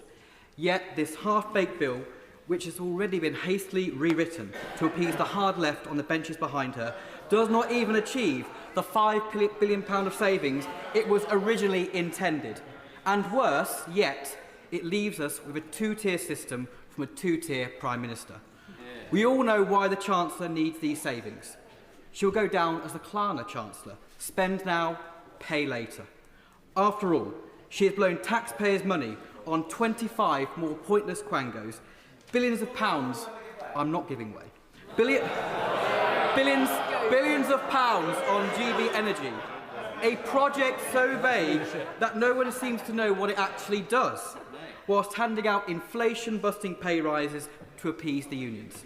And now she can't even claw back £5 billion of savings to keep market confidence as the country's debt spirals out of control. That's right. When the Work and Pension Secretary tabled the bill, we on this side of the House gave her 3 reasonable asks. Firstly, we needed the government to commit to reducing welfare spending. Yet, as a screeching U-turn shows, they are incapable of tackling that problem. Indeed, the OBR forecasts an increase of £60 billion in annual welfare costs by the end of this Parliament. Secondly, we asked for a clear commitment to get people back to work.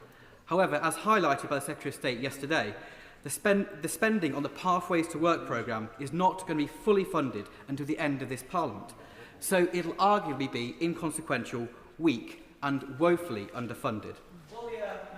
I'm not giving way, I'm going to make progress, thank you. Thirdly, he can repay the favour sometime. Thirdly, we needed a guarantee that taxes wouldn't rise again in the upcoming budget. But let's be honest, Madam Deputy Speaker, the Chancellor only has one move left. She's going to raid the pockets of hard-working families, something they promised not to do. In fact, even today, we've heard rumours in the media that she's coming after people's ISAs. Madam Deputy Speaker, it's painfully clear this government has lost its fiscal credibility, and I say to my constituents in Mid-Leicestershire, I will always be there to support you. I will fight your corner when this government comes back again for more of your hard-earned income to cover its own incompetence. This embarrassing failure of leadership from a government that should be at the height of their power has led us on these benches to conclude that we cannot and will not support this bill. Marsha de Cordova. Thank you, Madam Deputy Speaker. The social security system should be there as a safety net for those most in need, those who are vulnerable, disabled or have ill health. But after 14 years of the government opposite, it has been left with gaping holes. And disabled people have been the ones that have suffered the most harm under the previous Conservative governments, as well as the coalition partners, the Liberal Democrats. Now, we all know that many disabled people suffered, and it was the DWP themselves that highlighted when they were doing their process reviews, they found that between the periods of 2014 and 2020, there were 69 of these reviews. And these reviews, for those who don't know, are of claimants where they have committed suicide. And the National Audit Office, in fact, found that that number was probably going to be higher. And it was only just a few weeks ago that the second coroner request that looked into the death of Jodie Whiting found that the failings by the DWP perpetuated her death. I set this up because I think it's important that we understand that disabled people's lives have not been valued and they have not been respected for the last 14 years. And then 5 years ago, when the pandemic hit, we all know that nearly 2/3 of those who lost their lives were either somebody with a long-term condition, disability or ill health. We also know that there were blanket applications of do not attempt resuscitations placed on many. Indeed, MenCat found when they gave evidence on this issue, that is what was happening to those with a learning disability. And when the government rightly was putting in place financial support, like the furlough scheme and like the £20 uplift to universal credit, it was again disabled people on legacy benefits who did not attract that support. So it is fair to say that disabled people have been hammered. In short, our lives were not valued. In 2009, under the last Labour government, we signed that UN Convention on the Rights of Disabled People. And for the government and the coalition government that came in 2010, rather than supporting and implementing it, no, they became the first nation state to be investigated for the way that they have treated disabled people due to their welfare reforms. And what was found? It was found that there were grave and systematic violations of the rights of disabled people. And just last year, when they did an update to that review, they said that there were no significant improvements. That was the record of the last Conservative government, so we can take no lessons from them. Universal credit and personal independence payments are there as an income replacement benefit when we talk about UC and personal independence payment. It is not an out-of-work benefit. People need to understand that. It is an extra cost benefit. It's there to help those that have a disability and need that additional support. But I say to this bill, as I come to the bill, that it does still include billions of pounds worth of cuts, and this will have a significant and negative impact on tens of thousands of disabled people. We know that, and we know that it will potentially create a two-tier system, indeed a possible three-tier system. It is not me that is saying that, it is the experts, the many organisations that have been providing us with briefings, being here and providing briefings for members from across this House.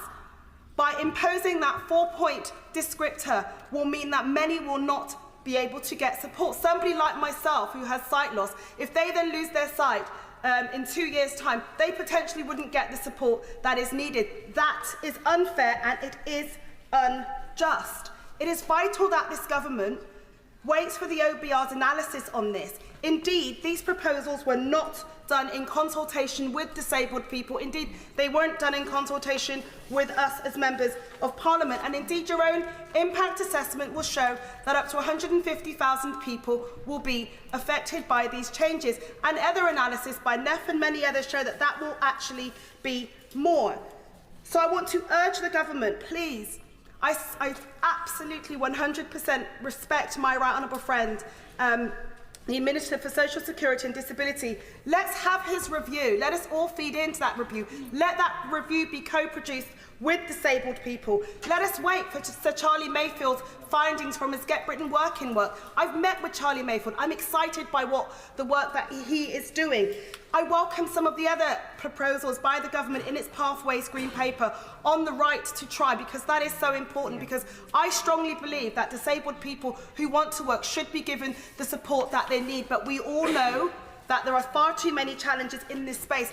I stand here as somebody who is living with a disability. I stand here as somebody who has served as his Shadow Minister for disabled people many years. I know the lived experience of them. It is vital that they are at the centre of all of these reforms. We cannot rush through these plans and these changes because they will lead to a negative impact. We do not want to see this Labour government, this progressive Labour government that wants to bring about change, break down barriers and create opportunities for people, end up leaving disabled people worse off. Kirsty Blackman. Very much, Madam Deputy Speaker. Too much of what we've discussed today has not centred disabled people. It has not centred the bill itself.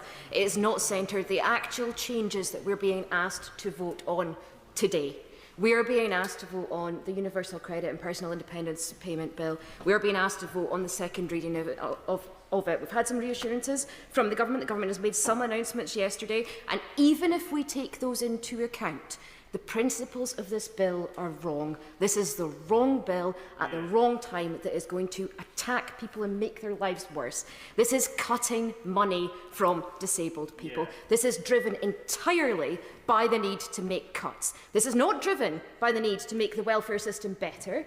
If, for example, the issue is that the PIP numbers are spiralling out of control, maybe the government could concede that perhaps there are more disabled people than there were before. Perhaps there are more people that need additional support. I mean, I would say that the numbers of people on the state pension increases at larger than the size of Leicester every year. Perhaps that's because there are more older people than there were in the previous year. Perhaps it's because more people are struggling to make change, to live their lives. Perhaps it's because, as Scope said, £1,095 a month is the additional cost of living with a disability. If this is a Labour government that is on the left, if this is a Labour government that cares about making people's lives better, if their principles are of the party that created the welfare state, that created the social security safety net, why are they now choosing to dismantle it? Why are they now choosing to go for disabled people with these savings, when actually there's lots and lots of other things. There's lots of other ways they could make savings. They could scrap their self-imposed fiscal rules. They could choose to have a more progressive taxation system. They could choose to levy this £2 billion or £5 billion, however much it is today, of savings on someone other than those people who are already struggling, who are already living in a world that is made for neurotypical people, that is made for people who are healthy, who are already struggling with additional costs of having to heat their homes more, have to buy special food. That's what PIP is used for. PIP is used for people to be able to get to work, when actually they're struggling to get to work. They can't walk the 40-minute walk to work in the way that people who are able-bodied can. They can't sit at home and just put the heating off because they need a consistent level of temperature in order to manage their chronic pain. This is taking money away from those people in the future who have exactly the same conditions as those people who are eligible now, and it's purely on the basis of cost. This is absolutely not about reforming the welfare system. Yeah. Yesterday, the Minister stood up to me and answered me. The Secretary of State said, "I do not expect the honourable member to have read every line of our manifesto, but reforming the benefit system was in it." It wasn't. It wasn't. Reforming the benefit system was not in the Labour manifesto. It said review universal credit. It said look at employment support. It did not say reform the benefit system. The government is going to have a hell of a time when they get this through to the Lords, because the Lords are going to know that this was not in the Labour Party's manifesto. And if you were going to reform the welfare system, what you would do is you would look at the issues that there are, as the Timms Review is looking at. But to be fair, I've not got a huge amount of trust in the Timms Review, given that the Minister said to me the day before Pathways to Work was published that she will, talking to me, she will be reassured and she will welcome the proposals in Pathways to Work. Welcome the fact that you've got to get 4 points in one of the components of personal independence payment in order to be eligible. The Minister honestly thought that I would welcome that on behalf of disabled people up and down the United Kingdom, that I would welcome that people would have their payments taken away that they live on. They use this money in order to be able to live. And as I said, this is the UK government that's supposed to be a Labour government making these changes. To talk about a couple of the very specific matters that there are in the bill. Number one, the issues that there are in Pathways to Work in relation to age discrimination continue to apply. They have not been fixed. There's nothing in this fudge of a compromise that changes that. There is nothing that says that, being disabled, if you're a disabled person and you're under 22, you may have exactly the same additional cost for a disabled person who is age 25. It is a two-tier system that is being put in place. If you look at the severe conditions in relation to the limited capability for work thing, specifically as the member from Northern Ireland who was talking earlier from Strangford said, there is major issues with this. It was very clear that the Cabinet Secretary does not know what it says in the bill. The bill says that the descriptor has to apply at all times in order for them to be classed as that severe conditions criteria. Has to apply at all times. If 95% of the time I cannot do something, 5% of the time I can, I will not be considered to have a severe condition. Unless the government promises to make changes to this, the severe conditions criteria will not apply to hardly anybody. People with Parkinson's, people with ME, people with MS, who have got recurring or remitting conditions will really struggle to claim this benefit. The government needs to reprioritise, it needs to rethink, it needs to listen to disabled people and the impact that this is going to have on their lives. I am going to reduce the time limit to 5 minutes after the next speaker, but have no plans to reduce it further than that. Members will be able to see just how many are standing, and that this debate is scheduled to finish at 7. That means that many, about 35, will be disappointed. Richard Bergen. Thank you, Madam Deputy Speaker. And I wish that we weren't here today. We don't need to be here today. There's nothing special or magical about this Tuesday. Nothing at all. The deadline that we've been given is a deadline, I'm afraid, to solve a political problem. And that's why so many of us on the Labour benches have been pleading with the front bench to pull this bill today, go back to the drawing board and work in partnership with disabled people and others including with the Timms review, to ensure that we do get a welfare system that works for disabled people and others.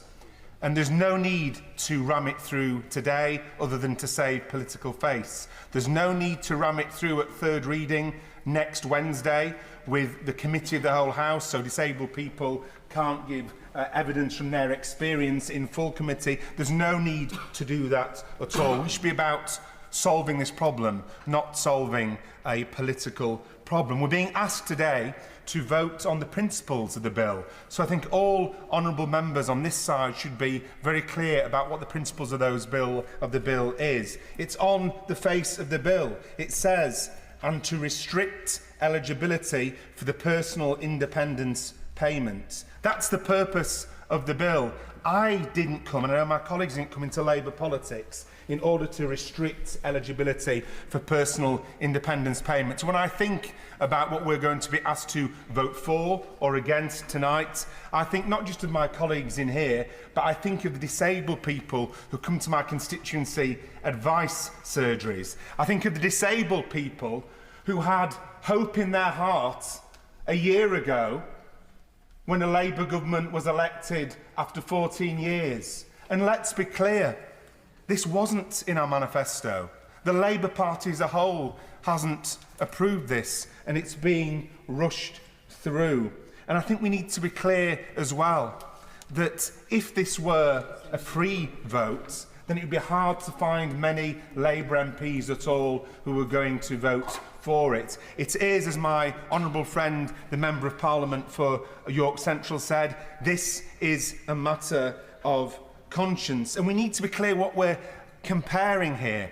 When we decide how to vote tonight, we're not comparing the bill as the government intended with the bill as is promised. What we should be comparing is the situation of disabled people across the country as it is now, and the situation of disabled people in the country which will come to pass if this bill is passed.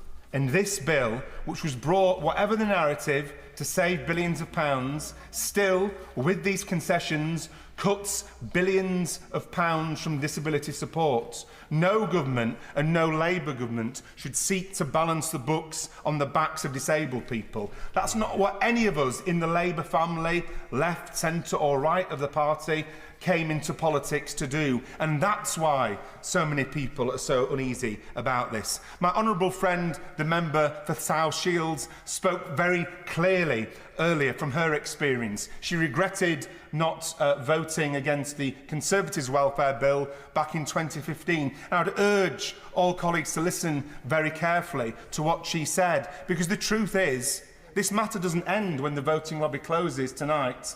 This matter will come back to haunt Labour MPs in their constituency surgeries Friday after Friday after Friday, up to and including the day of the next general election. And people will ask, why on earth did you vote for these cuts? Or why on earth did you sit in your hands and not do that? I think it's really notable that 138 disabled people's organisations are pleading with Labour MPs to vote for the honourable member for York Central's reasoned amendment and vote against this bill. 138 disabled people's organisations. And I know that the whips can make compelling arguments. I know the front bench can make compelling arguments. But for me, the real compelling argument has been made outside this chamber from 138 disabled people's organisations. And it was very telling that the Secretary of State, when asked yesterday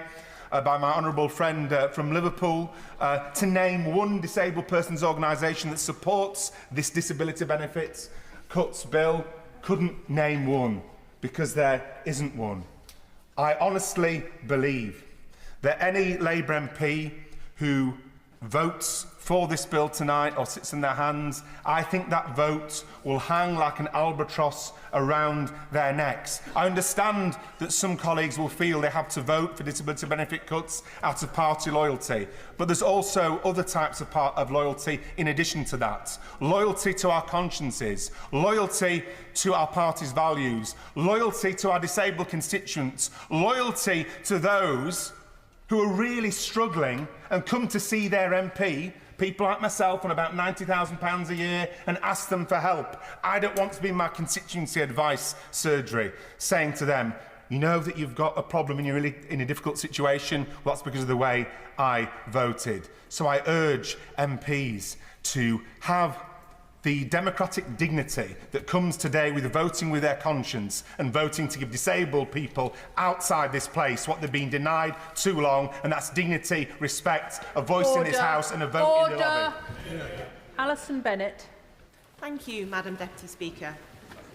I want to begin today not with statistics or slogans, but with the reality of just one life. A constituent of mine, Sarah from Hassocks. Sarah has a spinal cord injury. She is a wheelchair user, and this is what her personal independence payment makes possible. It pays for underwear that doesn't dig into her skin, wedge pillows to raise her legs, grabber sticks so that she can pick things up off the floor, a second wheelchair to keep upstairs. It covers the use of a specialist rehabilitation gym that keeps her as healthy as possible. It allows her to buy heated blankets for the cold weather because the cold weather makes her pain worse. It pays for specialist outdoor clothes from Norway to cover her legs, and in hot weather, extra fans because the heat makes her injured body swell. Her PIP funds a CPAP machine that runs 24 hours a day connected directly to the hospital because she has developed sleep apnea, and it pays for the additional electricity to keep it going.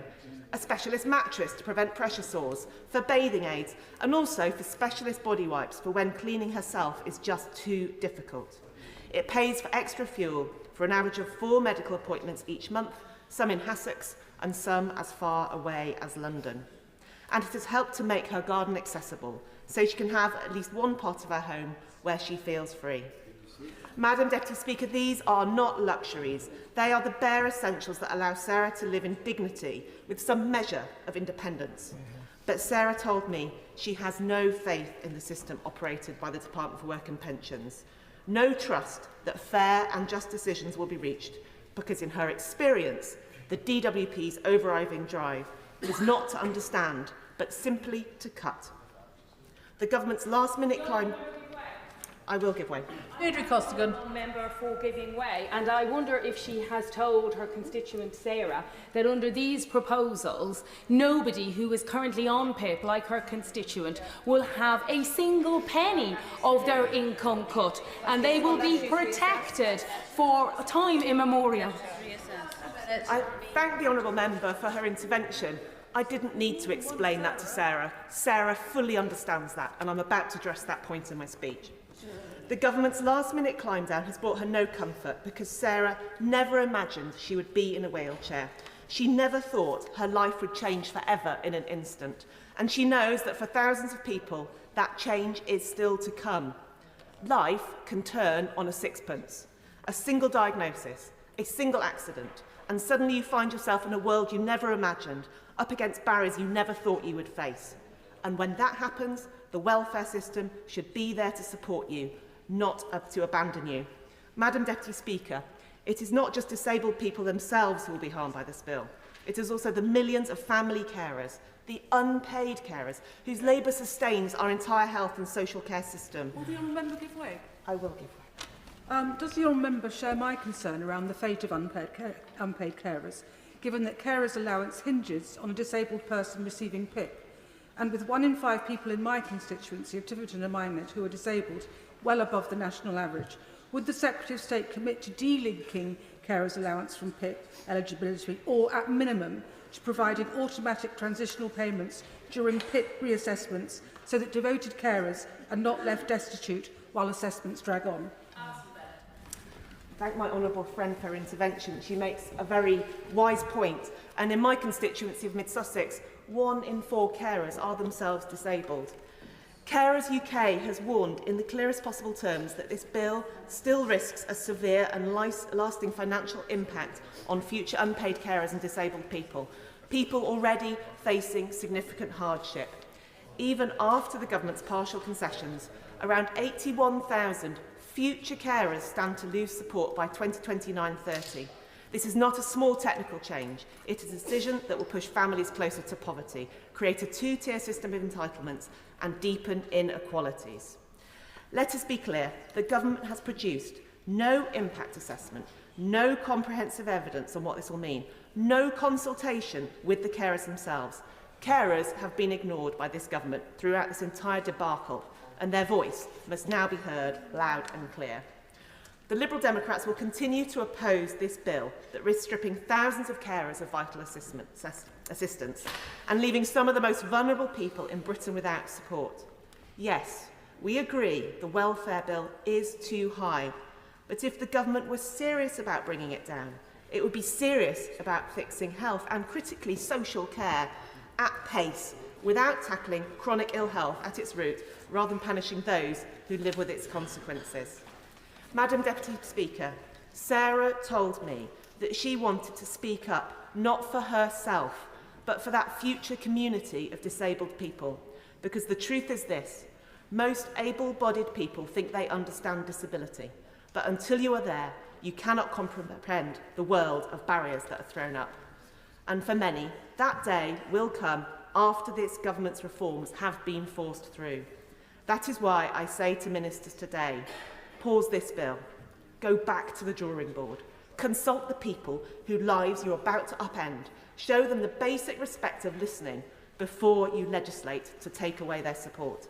Because if we do not stand with disabled people and carers now, if we do not insist on compassion and fairness at the heart of our welfare system, we will all pay the price later, not just in higher costs to the NHS and social care, but in the erosion of the values that bind our communities together. Thank you. Cat Smith. Thank you, Madam Deputy Speaker. As Chair of the Procedure Committee, I'm often asked about how we legislate in this House. And many members and indeed members of the public have approached me about the speed at which this legislation is being pushed through. Exactly.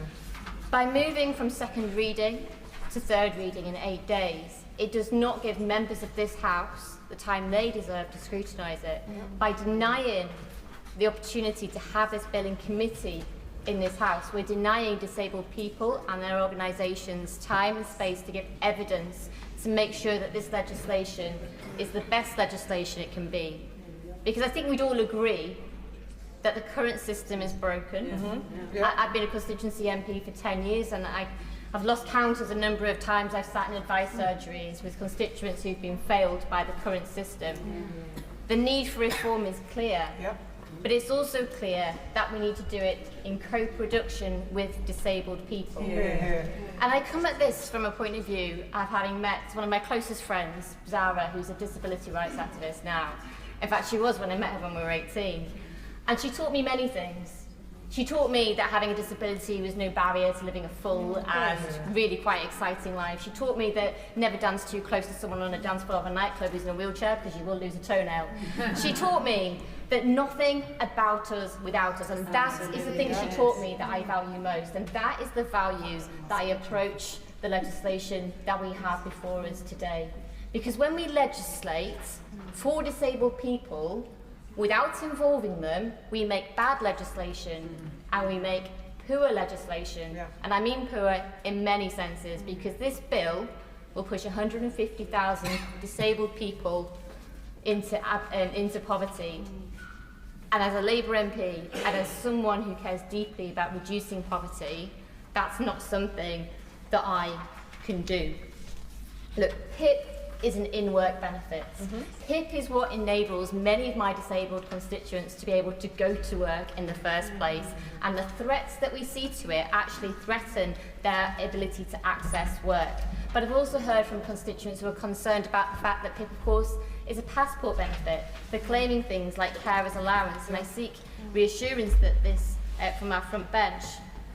Now, most people would agree that eligibility for disability benefits should be determined on need. And the concessions that we've had from government this week leads me to think that that is not something that is shared as a value, because we will see future claimants being judged differently to claimants from today. That means that in 2 years' time, when I'm sat in my advice surgery and hearing from a constituent who's struggling to access PIP, I'll be asked the question about how I voted today.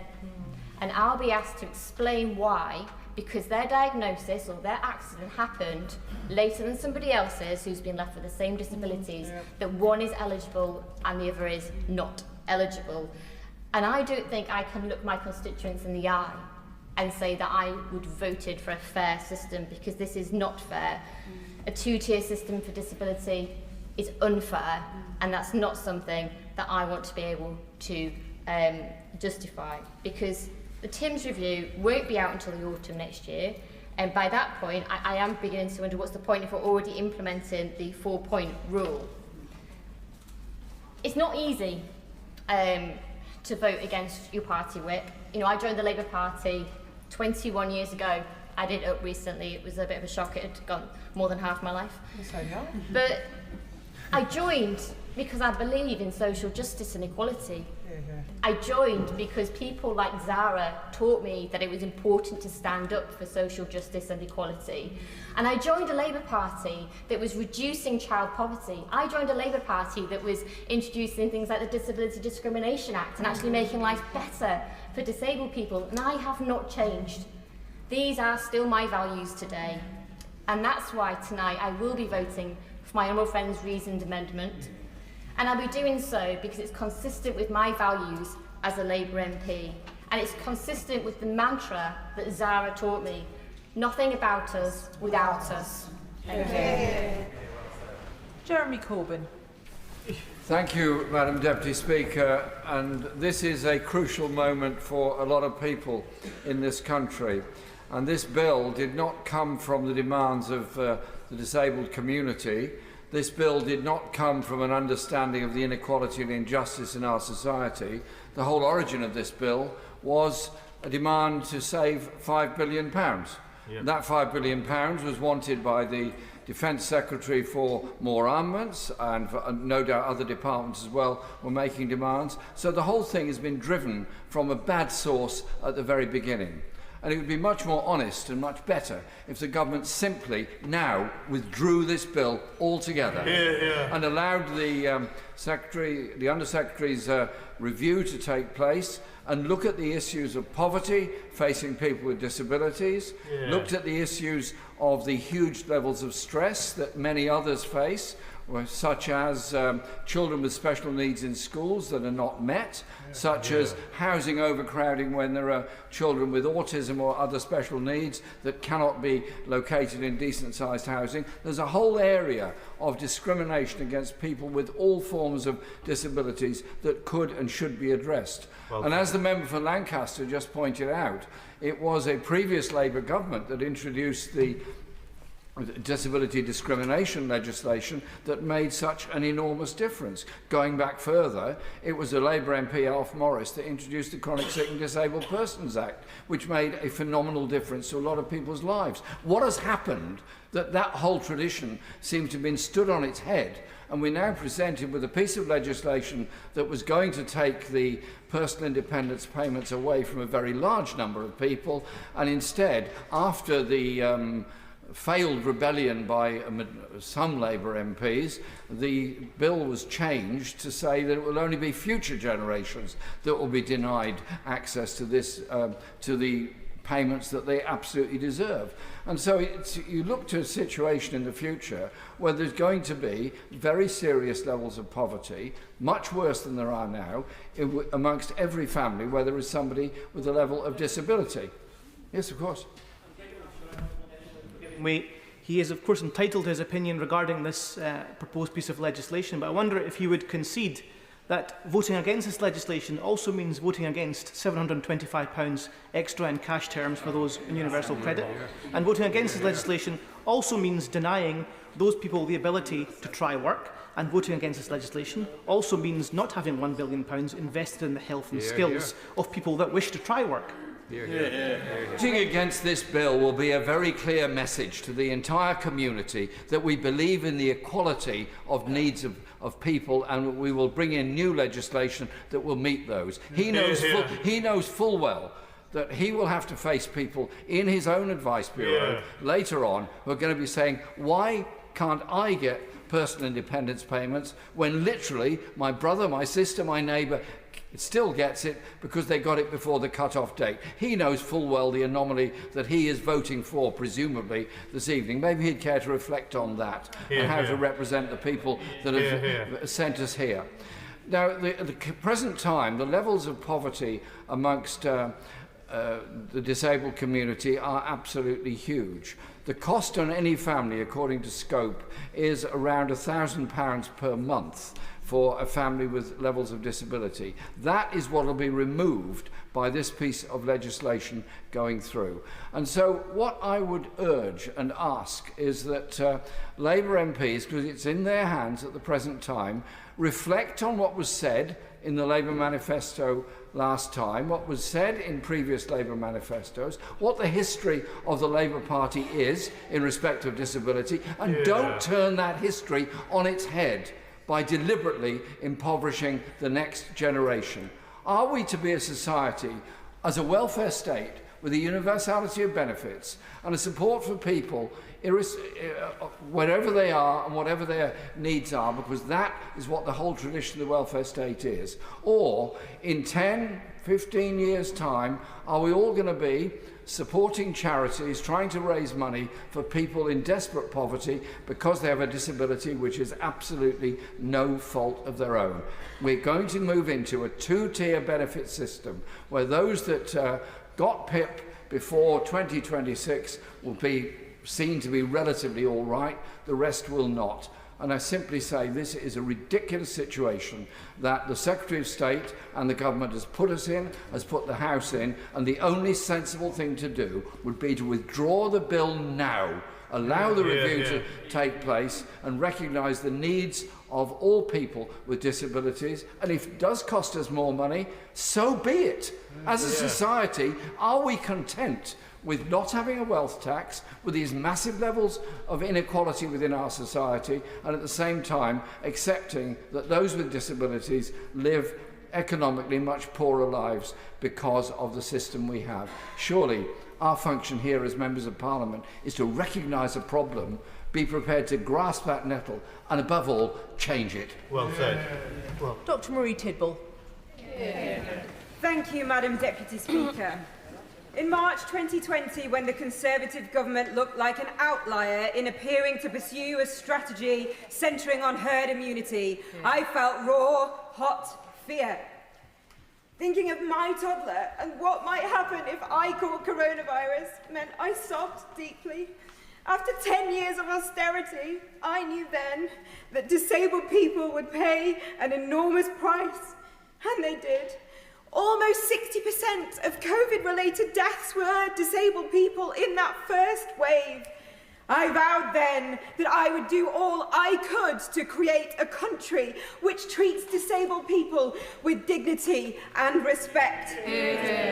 The social security system was broken by the Conservative legacy of austerity and their monumental mishandling of the COVID pandemic.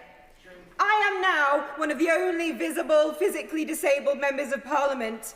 I am proud that our manifesto committed to championing the rights of disabled people and the principle of working with disabled people to ensure our views and voices are at the heart of all we do. My communities nurtured me growing up, and they taught me the values of fairness, equality, community. So it is with a heavy, broken heart that I will be voting against this bill today. As a matter of conscience, I need my constituents to know I cannot support the proposed changes to PIP as currently drafted on the face of the bill before us today. Since April, I've been engaging relentlessly with the government at the very highest level to change their proposals as set out in this bill, making it clear I could not support the proposals on PIP. PIP is an in-work benefit designed to ensure disabled people can live independently. Low-level support like PIP helps to build the bridge to the deinstitutionalisation of disabled people, keeping us out of the dark corners of hospitals, prisons and social care settings. The concessions the government have now announced are significant, including that all recipients of PIP who currently receive it will continue to do so. While this will come as a relief to my 6,000 constituents who receive PIP, there are still 4 million disabled people in poverty in the UK.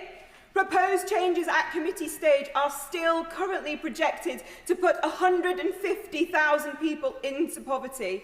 I cannot accept this, nor a proposed point system under current descriptors which would exclude eligibility for those who cannot put on their underwear, prosthetic limbs or shoes without support. Would Madam Member weigh on that point? Thank you, Madam Deputy Speaker. Would she agree with me that one of the issues with the point system is it doesn't take into account gender at the moment? It doesn't understand that there are different issues for women and the physical things that our bodies face during that assessment process, and that any changes that we do to the point system or descriptors must include the gender reference. Absolutely, I do agree. As a disabled woman, I know the added burden of menstruation, incontinence and pregnancy on disabled women as it intersects with their disability.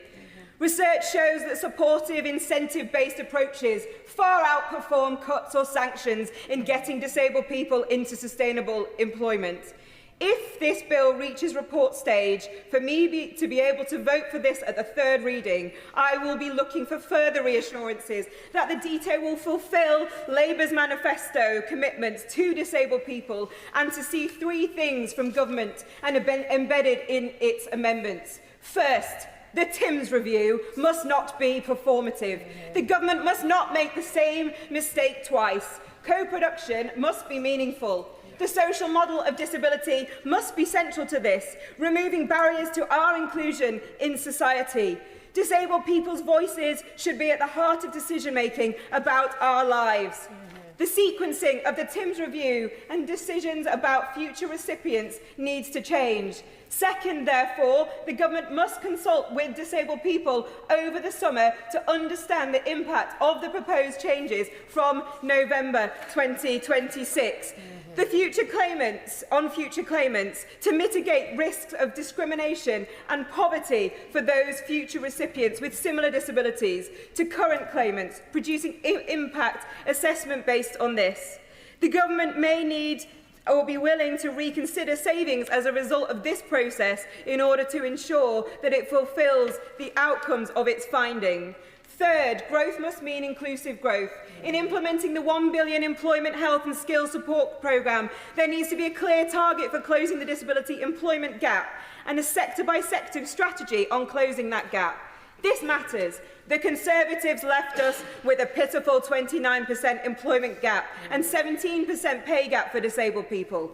As the Tories opposite vote against this bill today, I say loudly, do not read this as a mark of solidarity for disabled people, but with them hanging their heads in shame, acknowledging their legacy of 14 years of failure to 16 million disabled people across our country. I am proud that our Labour government has done much already to promote the rights of workers and opportunities for disabled people. This Labour government now has an opportunity to build on the positive aspects of its Pathways to Work Green Paper, to bring in a new era of policy making for disabled people, which takes a laser focus in closing this employment gap.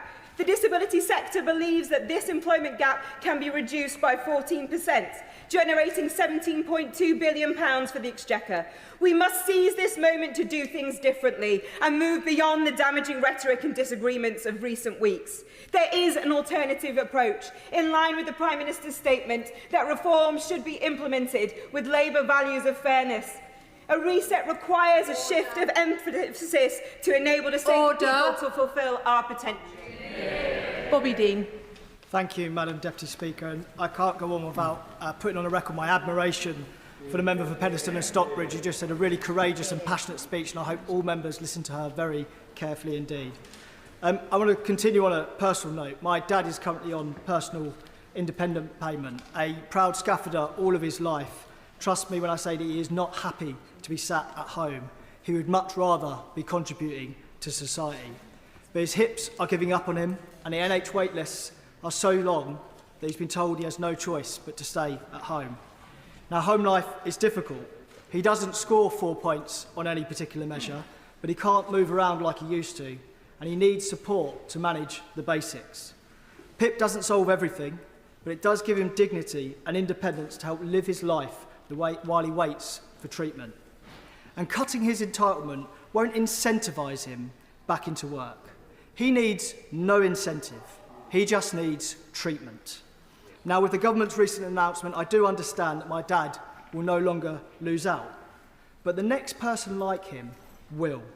And the Secretary of State earlier talked about a better tomorrow. But her proposals mean discounting the value of tomorrow's disabled, saying they are less worthy of support for today's.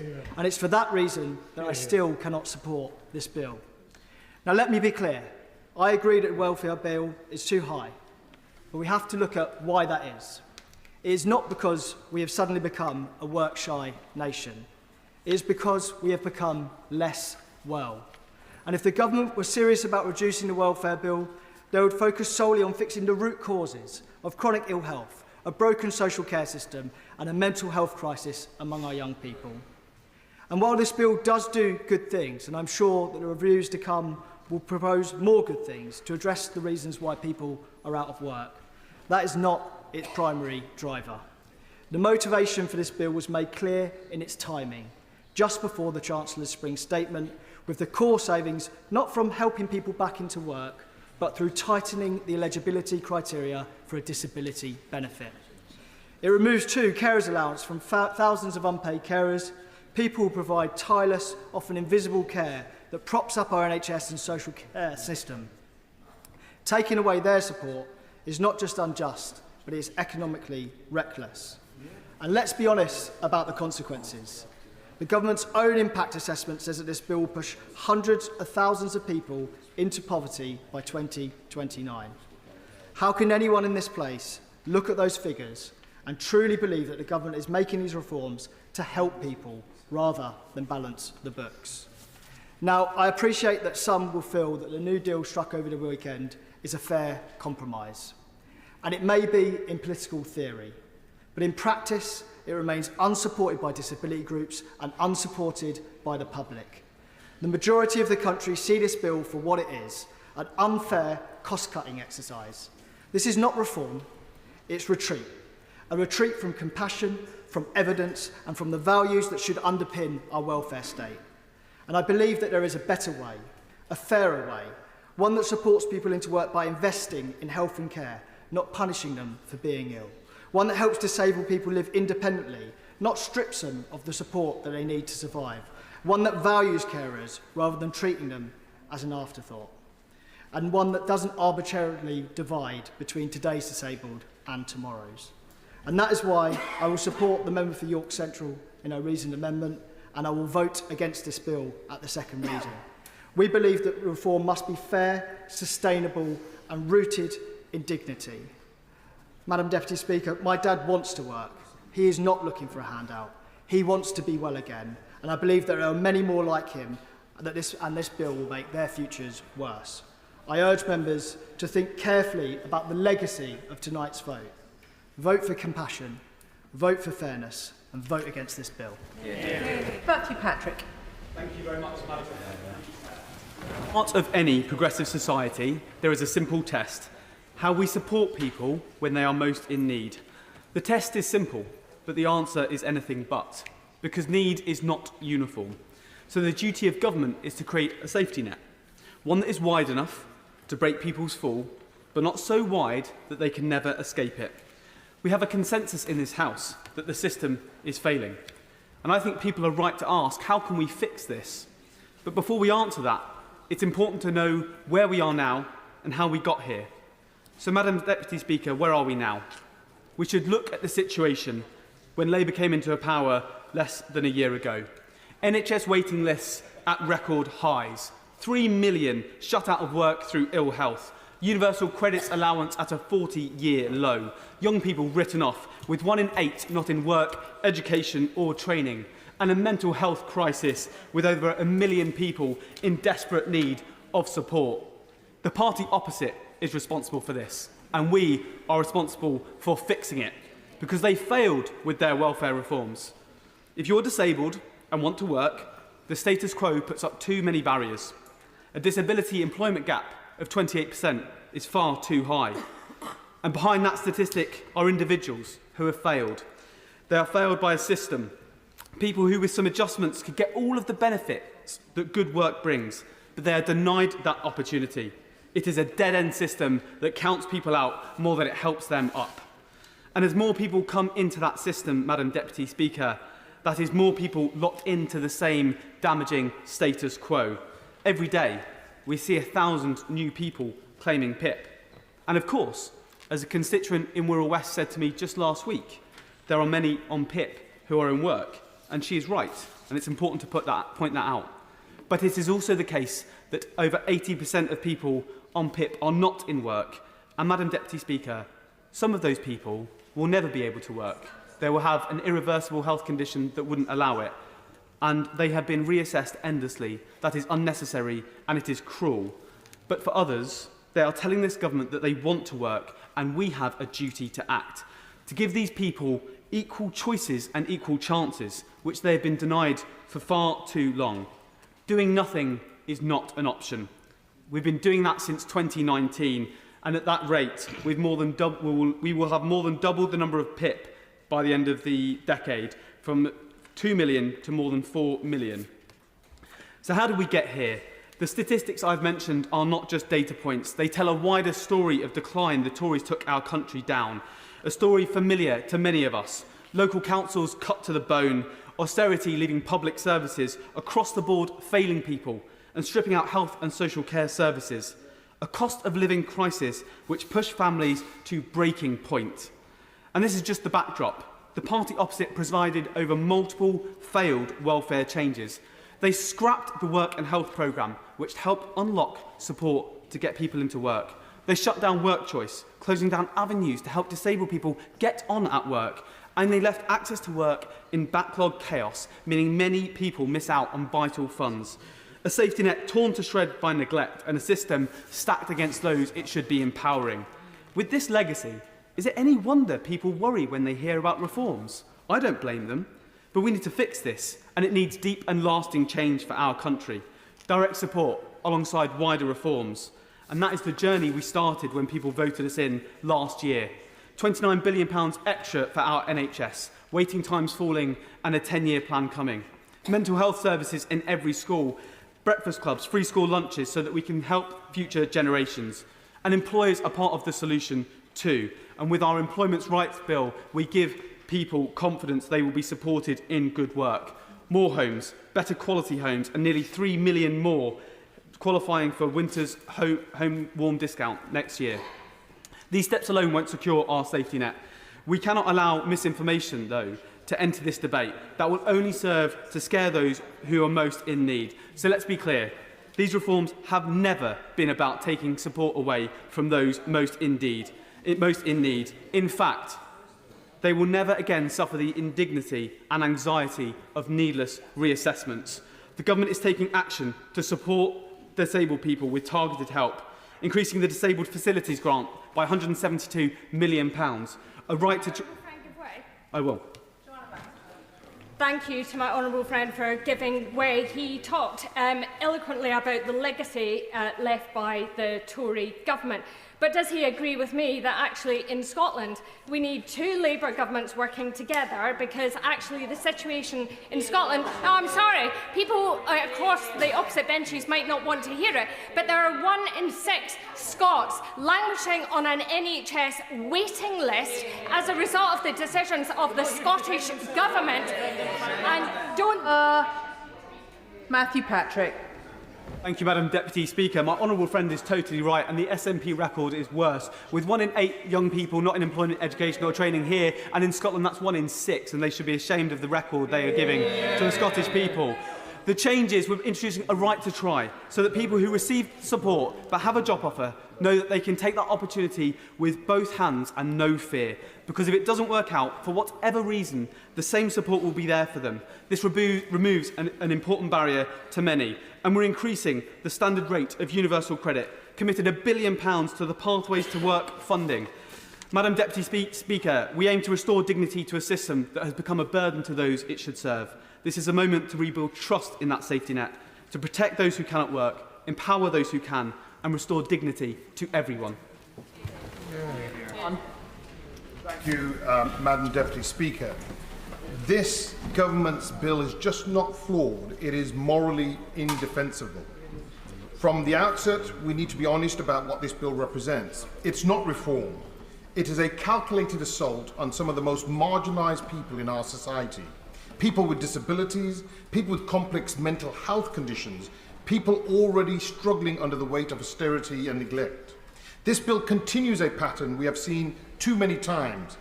Cuts dressed up as reform. Cruelty wrapped in the language of efficiency. The department's own assessment confirms the truth. 150,000 people will be pushed into poverty. Approximately 20,000 of them children if this bill passes. That's not a side effect. That's the outcome, and the government knows it. This bill targets those with fluctuating, invisible or mental health conditions, the very people who are already facing systemic injustice, imposes narrow functional descriptors that don't reflect the real-world barriers people face. It punishes people not for being unwilling to work, but for not fitting neatly into bureaucratic tick boxes. Worse still, there has been no meaningful consultation with disabled people or carers, no engagement with those who live this reality every single day. This government is making policy about disabled people without disabled people. That is not just neglect, it is offensive. The evidence is clear. This government is looking to make savings by depriving thousands of their means to live, while telling them that the plan changes will empower them. According to research by the Joseph Rowntree Foundation, 1 in 5 people in receipt of PIP are already in paid employment, working to the limits that their condition allows. Of those, 60% will lose their PIP. These people already in work. What more does this government want? And why is it punishing them? In my constituency of Birmingham Perry-Barr, 9,000 people rely on this vital payment, with nearly 4,000 set to lose out entirely. This includes 630 people currently in work. What does the government say to my constituents who will lose the income required to live with their condition? What does it say to the millions of families that will have to tighten their purse strings so they can pay for the basic needs of loved ones? Worse still, just a year ago, when this Labour government came to power, the people were promised change. The Prime Minister said on the campaign trail that those with the broadest shoulders should pay their fair share. And yet only 1 year in, we have seen this government strip income from the most in need, telling disabled people that they are not impaired enough to earn state support. This is nothing short of shameful, and if this bill passes, it will be a national disgrace. The welfare state was built on principles of solidarity, dignity and security.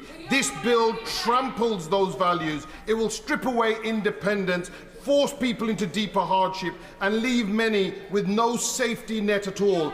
And to the Order!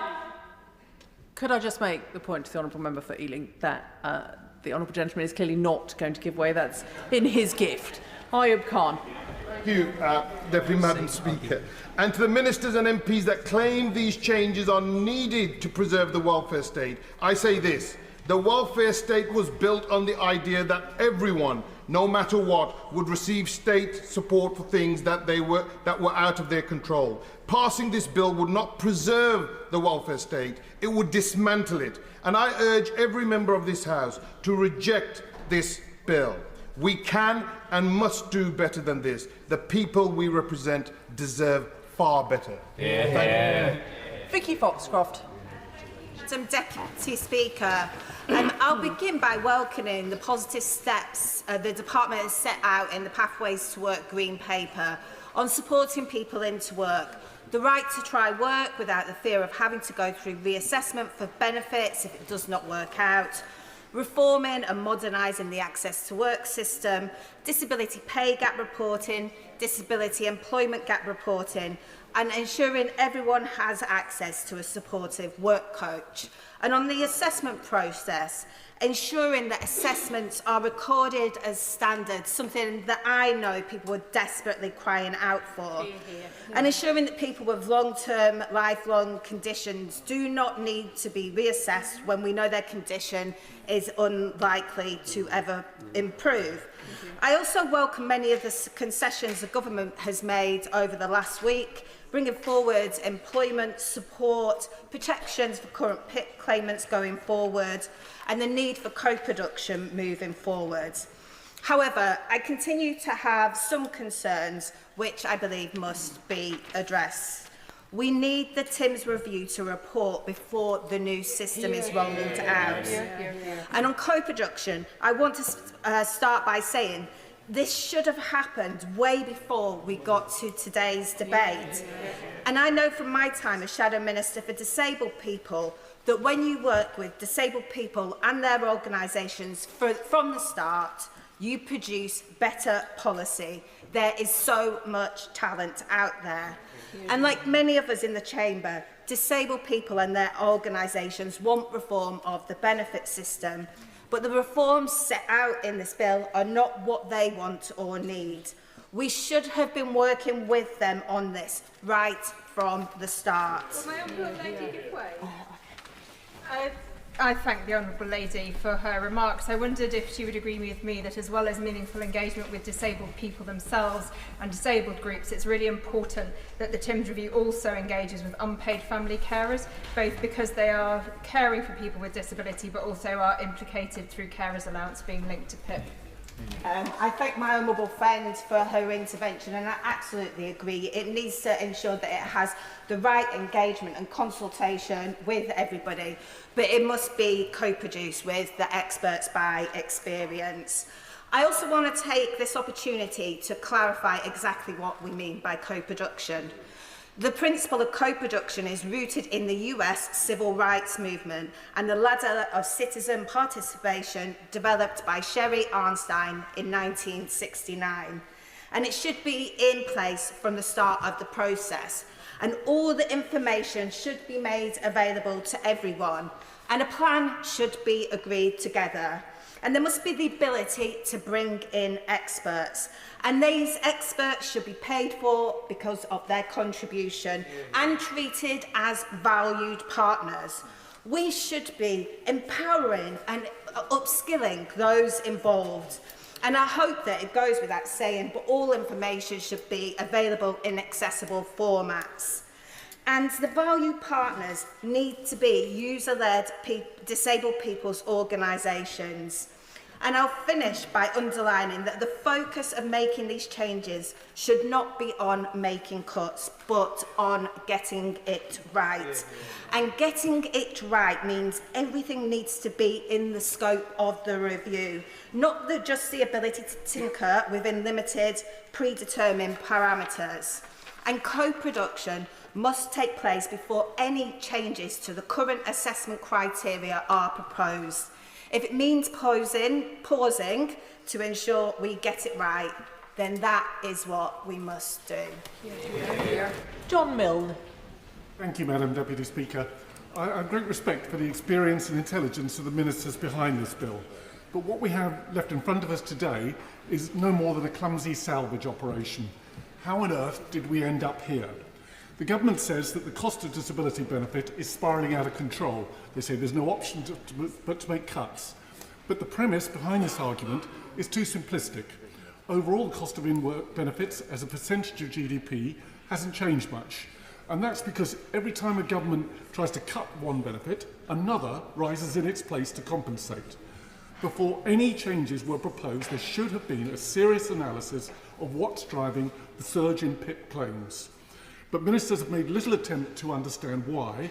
It's just a curve on a spreadsheet that needs to be flattened. We're left with the implicit assumption that the government believes that hundreds of thousands of people are currently receiving benefits that they don't really need and they don't deserve. But there are lots of factors driving this increase, and some of them are actually a direct knock-on effect of other government policies.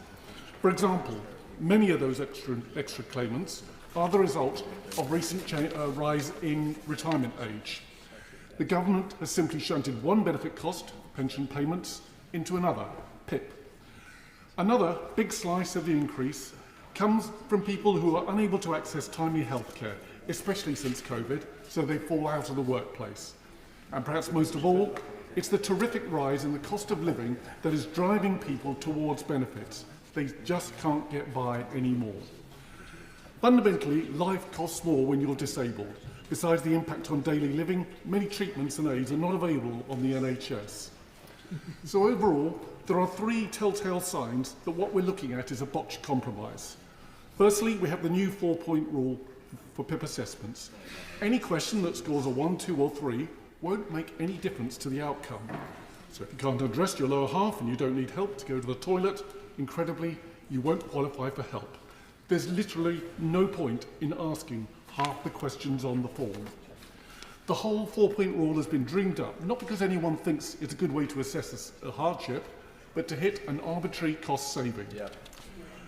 Secondly, we have the incomprehensible proposal to change PIP assessments next year without waiting for the outcome of the TIMS review.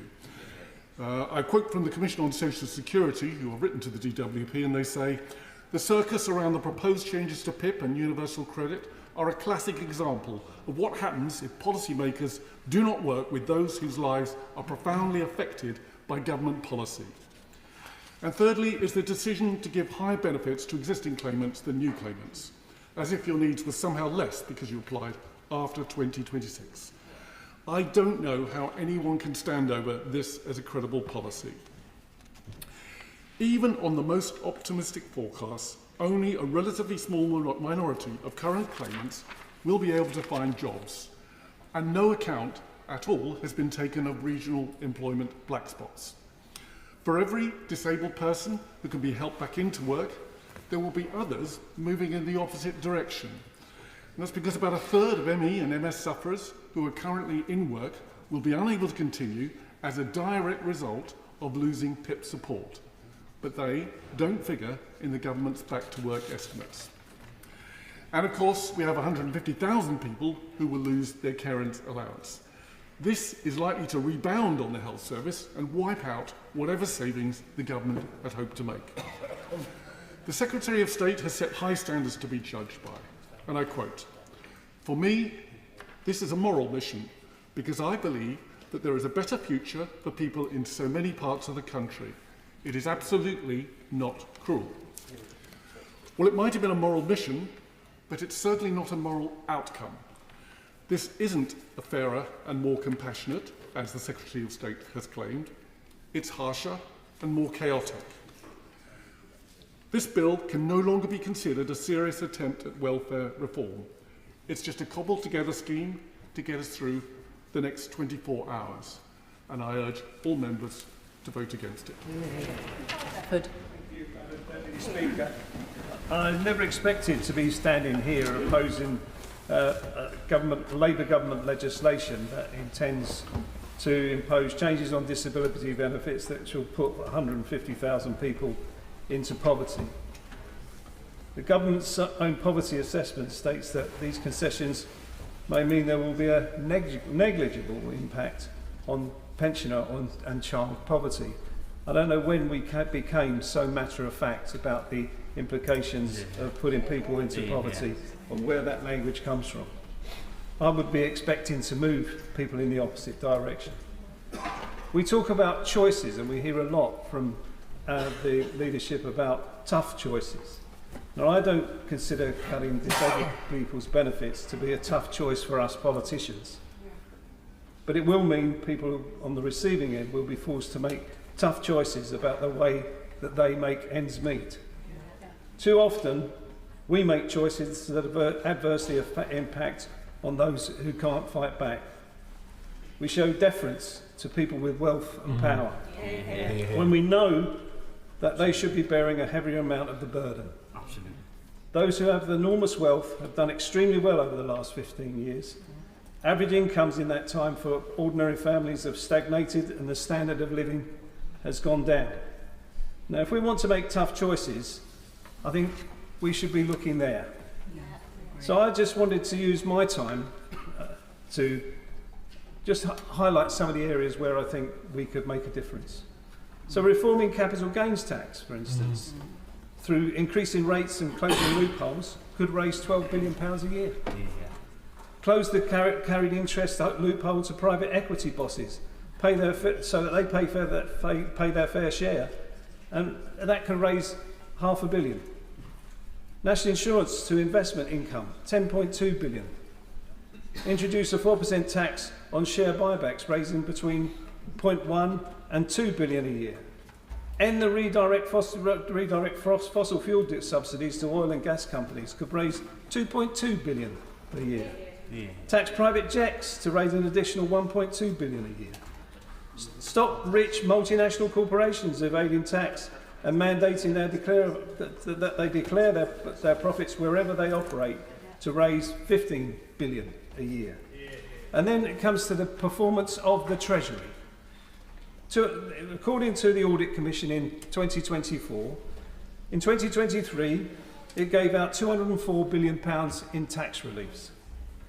Now, the Audit Commission, the Treasury Select Committee and the Institute for Government conclude that the Treasury is not investing enough into understanding what the benefit of these tax reliefs are. There are 1,110 of them, and of them 815 that HMRC has no idea what benefit they bring to us. That is billions of pounds every year that is going in tax relief. Now, these are choices. These are choices that we are choosing not to make.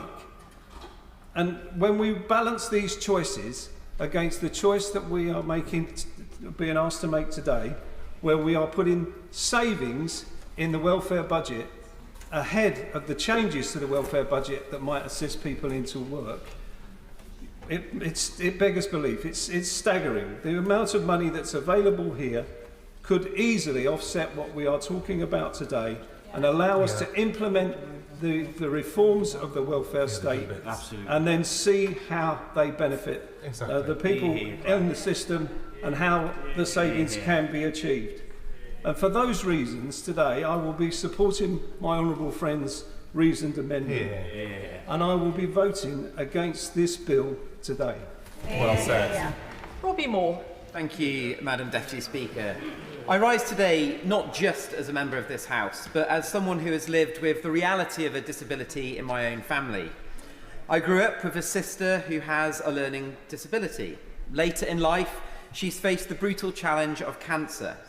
I've seen for myself the emotional toll, the complexity of care, and the financial pressures that came with that journey. Pressures that were in no way self-inflicted or any of her own fault. I've also seen firsthand how PIP can be a lifeline for many people working in my constituency of Keighley and Ilkley, helping them avoid total reliance on the state. As my constituent Shane put it, this support is the fragile scaffolding that his life and work currently depend on.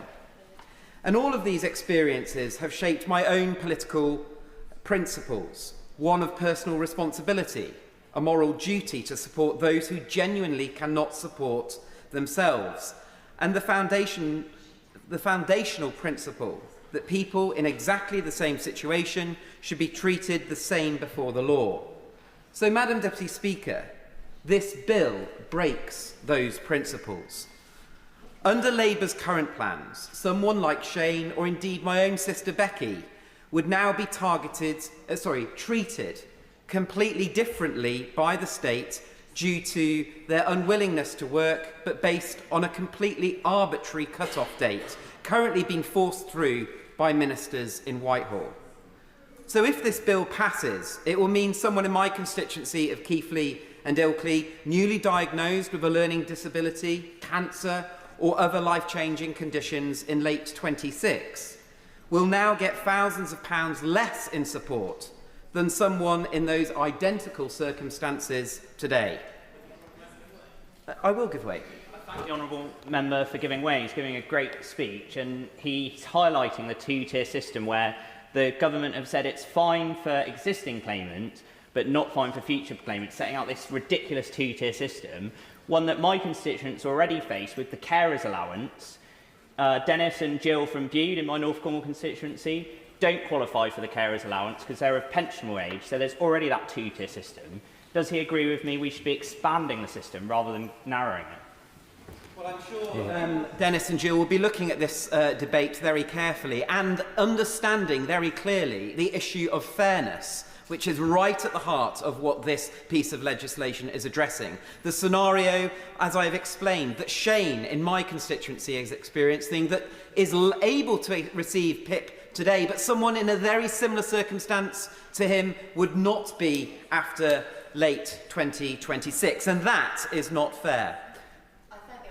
For giving way. Lauren in my Chichester constituency is a bright and determined 16-year-old young woman who just completed her GCSEs and came to do work experience in my office.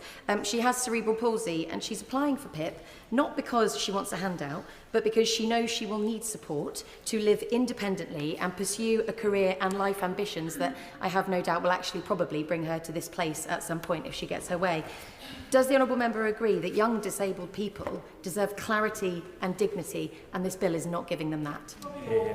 Mr. Speaker, this bill gives no clarity or dignity to the many people that has just been kindly given the example of in her constituency, but indeed mine, Madam Deputy Speaker, of Keighley and Ilkley. And that is why I do not support a plan that creates a two-tier system like this, which will now seem to be the hallmark, Madam Deputy Speaker, of this Labour government and goes against every principle of fairness. And let us not forget exactly why we are here. These changes are being pushed through at pace at the 11th hour without proper evidence reasoning for the new cut-off date. That is not the kind of detailed policy making that we expect, Madam Deputy Speaker, from our leaders. I will give way. I'm grateful for making an excellent speech. Does he agree with me that the Labour government's proposals here is creating the worst of both worlds? And on the one hand, they are failing to tackle the rising welfare budget, but on the other hand, they are creating anxiety and fear amongst many disabled and vulnerable people who do not understand or know how these changes are going to impact on them. And I thank my honourable friend for his intervention, and that is the nub of why there is so much concern that is being consistently raised throughout all members, certainly on these side of the benches and many on the other government benches, dare I say, who are also considering their position on how they vote later on today. So, Madam Deputy Speaker, no one doubts at all that our welfare system, which is set to exceed £100 billion by 2030, needs reform. And if we continue to follow the Chancellor's strategy, which seems to be one of recklessly borrowing, which seems to do the very same principles and will have those negative implications on PIP, some of the most poorest in society who feel the biggest impact of this financial crisis will be exposed. And I will give way to the honourable gentleman. Thank you very much, Madam Speaker.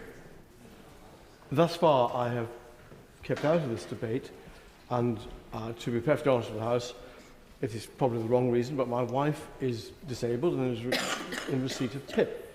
And although I became an MP in 2017, she's been disabled for 26 years. We were deeply grateful for the support we had as a family.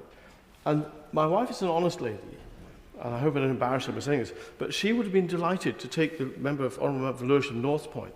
She'd been delighted to have been consulted about it. She would put her thoughts down on paper. And I'm sure so many recipients of PIP would have said, yes, we'll try and see if we can help get the budget straight in some way. But that way, you take people with you, which is so important, and we're missing it. And Madam Deputy Speaker, trust is at the heart of this issue. And if we want to create a system that commands public trust, this is certainly not the way to do it. We need to reward effort and promote self-reliance. But this bill creates a two-tier system detached from individual responsibility. We need to make the welfare system be more targeted. But this bill, like many of the government's policies, simply shifts new costs onto people who will genuinely be ill, newly disabled, or simply younger, and does little to target those relying on the state. And I will give way to the honourable lady. way, he talks about fairness and trust. I wondered if he was proud of his government's own record, where Tory cuts in welfare pushed more people into poverty, 2.9 million emergency food parcels in the last 12 months.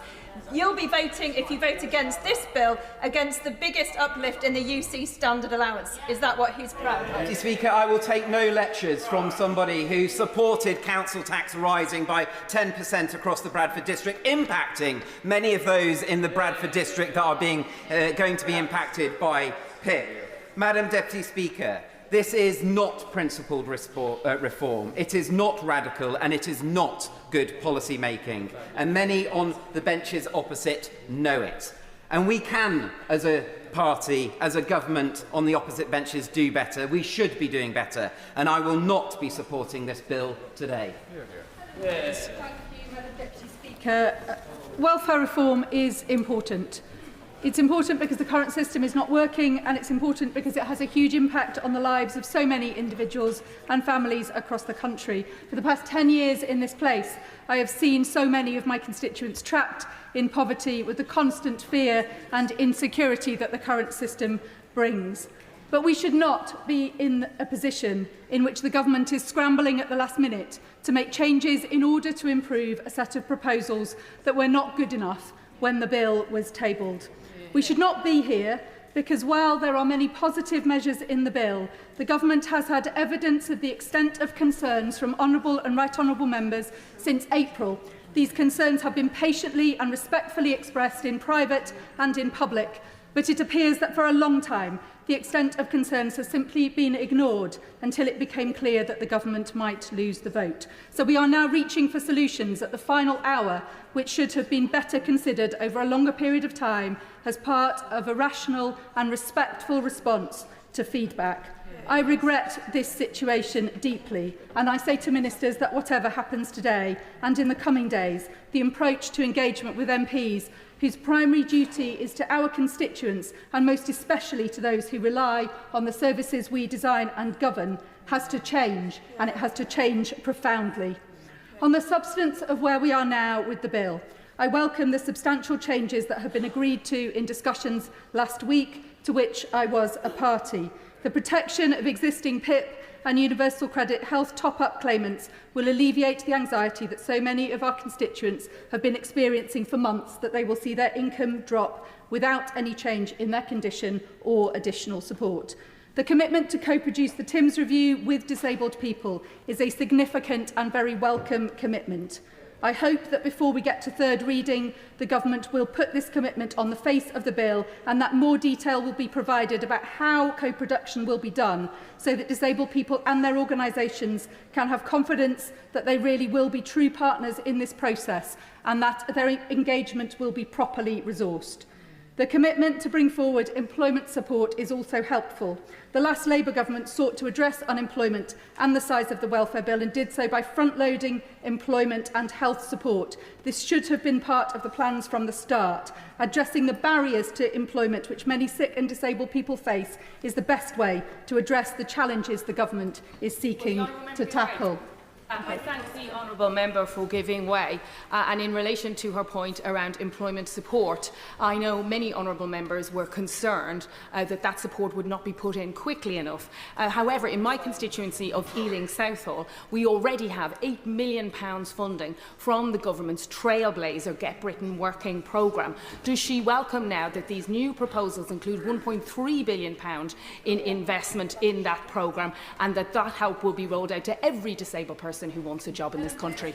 I welcome the bringing forward of employment support, and I know how effective that support can and will be, but we have yet to see it bed in, and I have further concerns that have not yet been addressed. I am concerned about the impact of the bill on young people and care-experienced people in particular, and we need further detail on the support that will be provided for 16 to 22-year-olds, particularly with their mental health, to enable them to participate in the workplace. And there is one further concern that has not been addressed, and on which I want to press the Minister today, and it is the lack of alignment between the conclusion and implementation of the TIMS review and the implementation in the raising of the threshold for PIP to 4 points. The Secretary of State, I believe, made some movement on this point in her speech in opening this debate.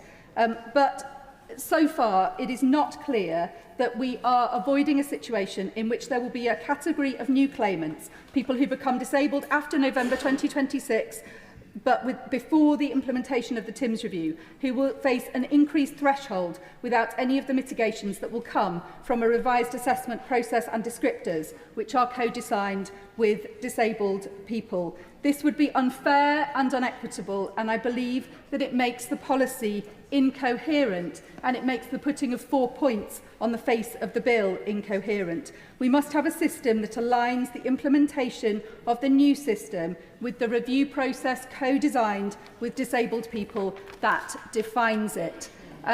I believe the government must also set out between today and the third reading debate further detail on the impact assessment. It is an unacceptable consequence that this bill will plunge 150,000 people into poverty. If the government is confident that the mitigations it is making and the additional support mean that this will not be the case, it must provide the evidence to this House that is credible, so that we can believe that it will not be the case, because at the moment we have to base our judgments on the evidence that is in front of us, and the evidence says that 150,000 people's lives will be made worse as a consequence of this bill.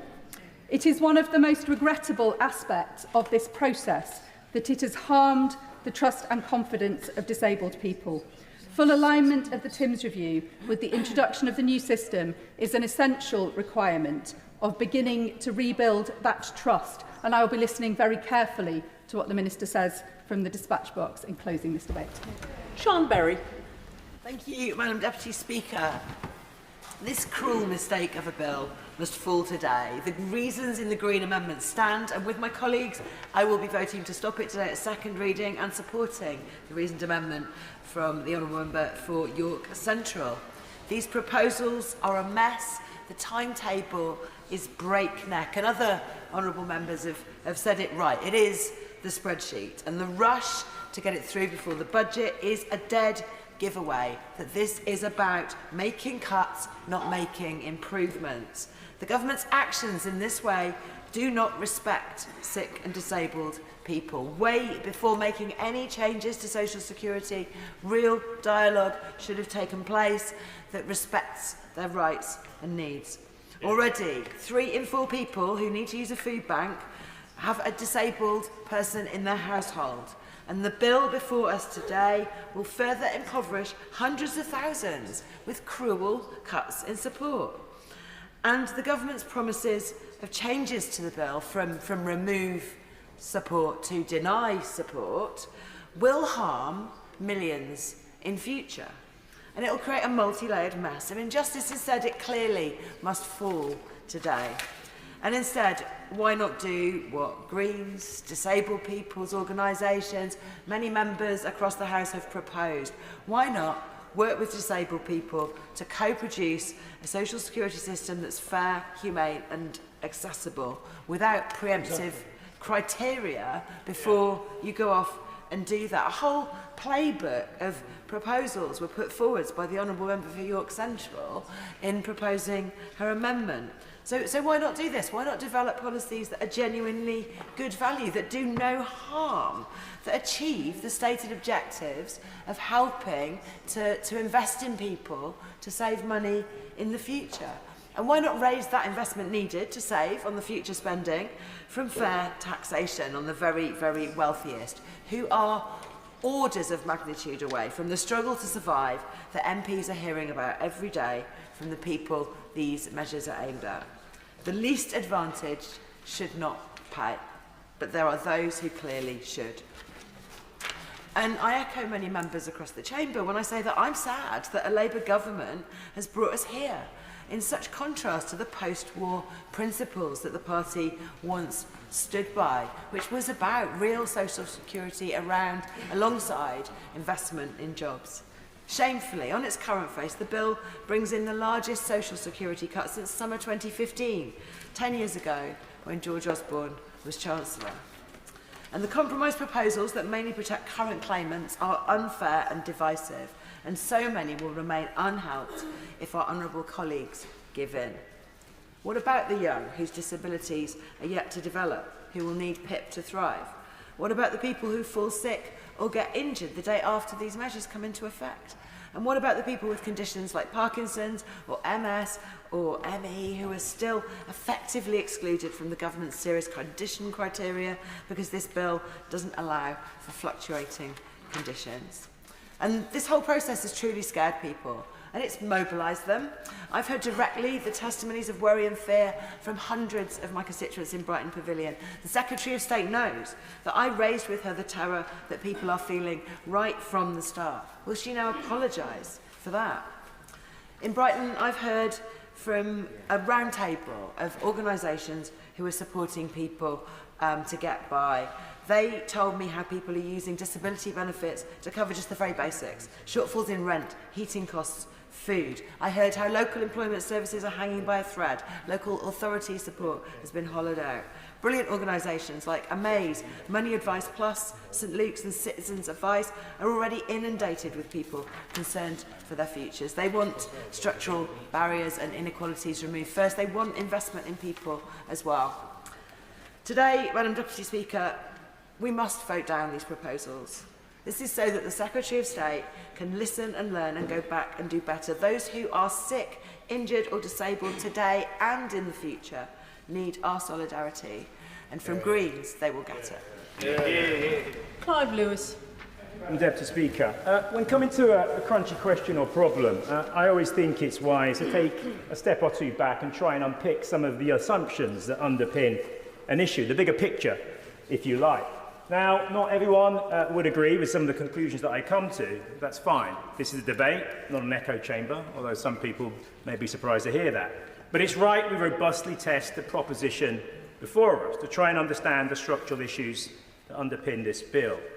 Let's consider the key issue here, that rising welfare costs could lead to making the welfare budget unsustainable. The assumption often made is that welfare costs rise because of individual failings, people being lazy, unwilling to work, or even dishonest, work shy, in other words. But this assumption doesn't stand up to scrutiny. The welfare bill isn't growing because people suddenly became lazy. It's rising because our economy and our society are fundamentally broken. Broken because of 14 years of cuts, of dehumanised punitive changes wrapped up as reform, than little more than a brutal disciplining of the workforce, complements of the benches opposite. A workforce increasingly finding itself trapped between insecure low pay and in-work poverty, or a humiliating workfare programme that has sucked the marrow out of millions. One that has left them drained, burned out, and leading to the soaring mental health crisis we now see. Madam Deputy Speaker, what does explain our dilemma is the fact that work itself has fundamentally changed. Jobs are less secure, often poorly paid, and many who work full-time still need benefits because wages don't meet the basic costs of housing, food, childcare and utilities. On top of this, the cost of living crisis is being driven by a toxic mix of structural failures. The climate crisis has increased volatility in global supply chains, everything from microchips to semiconductors, pushing up food and energy costs. At the same time, companies operating under monopoly and oligopoly conditions, particularly in the energy, water and food sectors, have taken advantage of this disruption to engage in price gouging, driving profits sky high while families struggle to make ends meet. As has been repeatedly pointing out, the weakness of trade unions has limited workers' ability to bargain for pay rises that reflect rising costs, costs that by and large governments have failed to cap. Yes, caps on energy prices have been half-heartedly attempted, but what about a cap on rents, on greedy landlords? What about capping the large agri-corporations pushing up food prices, on water companies extorting from all of us? These are the underlying structural causes. Their collective outcome, a relentless squeeze on the real incomes and increased reliance on welfare to simply survive. In truth, our welfare system is increasingly the state subsidising employers who pay poverty wages, landlords charging unaffordable rents, and corporations extracting vast profits, all at society's expense. And all the while, our climate and ecology declines, adding to that instability. Today's bill at heart about balancing the books by tightening welfare eligibility and gatekeeping access, won't address these root causes. It still punishes victims rather than tackling the structural failures, and I cannot support it. That's why I'll be supporting the reasonable amendment of my honourable friend from York Central. Yes, the Labour government has made a start on many of those structural issues, the Trade Union Act, GB Energy, the Leasehold and Reform Act, but it must go further and faster if we are to make a real impact on who our economy works for and to ultimately bring down the welfare bill. Madam Deputy Speaker, welfare reform should deliver dignity and fairness, not austerity and exclusion. Until we face these deeper truths, we'll continue addressing symptoms rather than causes, perpetuating the very injustices we claim to want to solve and that so many of us came into this place to sort out. Robin Swan. Thank you very much. Madam Deputy Speaker, and I rise to support the reasoned amendment and vote against this bill because of actually the abandoned generation that this legislation will cause. And that's those young people with disabilities and life-limiting conditions who are currently on children's DLA, who normally transfer to PIP at the age of 16, but this bill completely ignores them and forgets about them. The usual process being that around the 16th birthday, DWP will send an invitation to claim PIP, but it is then up to the parent or the young person themselves actually to apply within a time limit of 28 days, and this bill does nothing to redress that. It's also a process of mandatory self-application, so there's no automatic conversion for a child with a disability or indeed a life-limiting condition already entitled to DLA actually moving on to a PIP claimant. But what this bill and the concession that was made actually makes worse in regard to that stricter future eligibility criteria, that as from the 22nd of November, new PIP claimants must meet the 4-point single activity daily living test. So for those young people with a disability, with that life-limiting condition who are in currently receipt of children's DLA who would normally have transferred to PIP, come November 26, their condition must be such that it enables them to reach that 4-point eligibility test. So for those young people this place keeps talking about and other devolved legislations keeps encouraging to stay in education, support them through special educational needs, are now telling them, come 16, if your condition does not meet a 4-point criteria, you will not be in receipt of that personal independence payment. That personal independence payment that is a door opener for their families, that actually allows them to access care support, allows those young people, if they do look to further their education or their employment, to access mobility and support schemes, that allows those young people with those disabilities and life-limiting conditions that hope, that dream to actually be eligible and to be supported to enter the workforce. Now, if you're a young person who come the 22nd of November 2026 doesn't have a condition that will allow you to reach that 4-point criteria, that will be denied you. Would the member give way? I'll give way briefly. I want to share the words of young disabled children from my constituency. They said to me this weekend, "Don't speak for us, speak with us." And that really struck me, because so often in this place decisions are made about people without ever really listening to them. Will the member agree, if we are serious about a just and compassionate welfare system, then let us honour those words. Don't speak for us, speak with us, and better still, listen.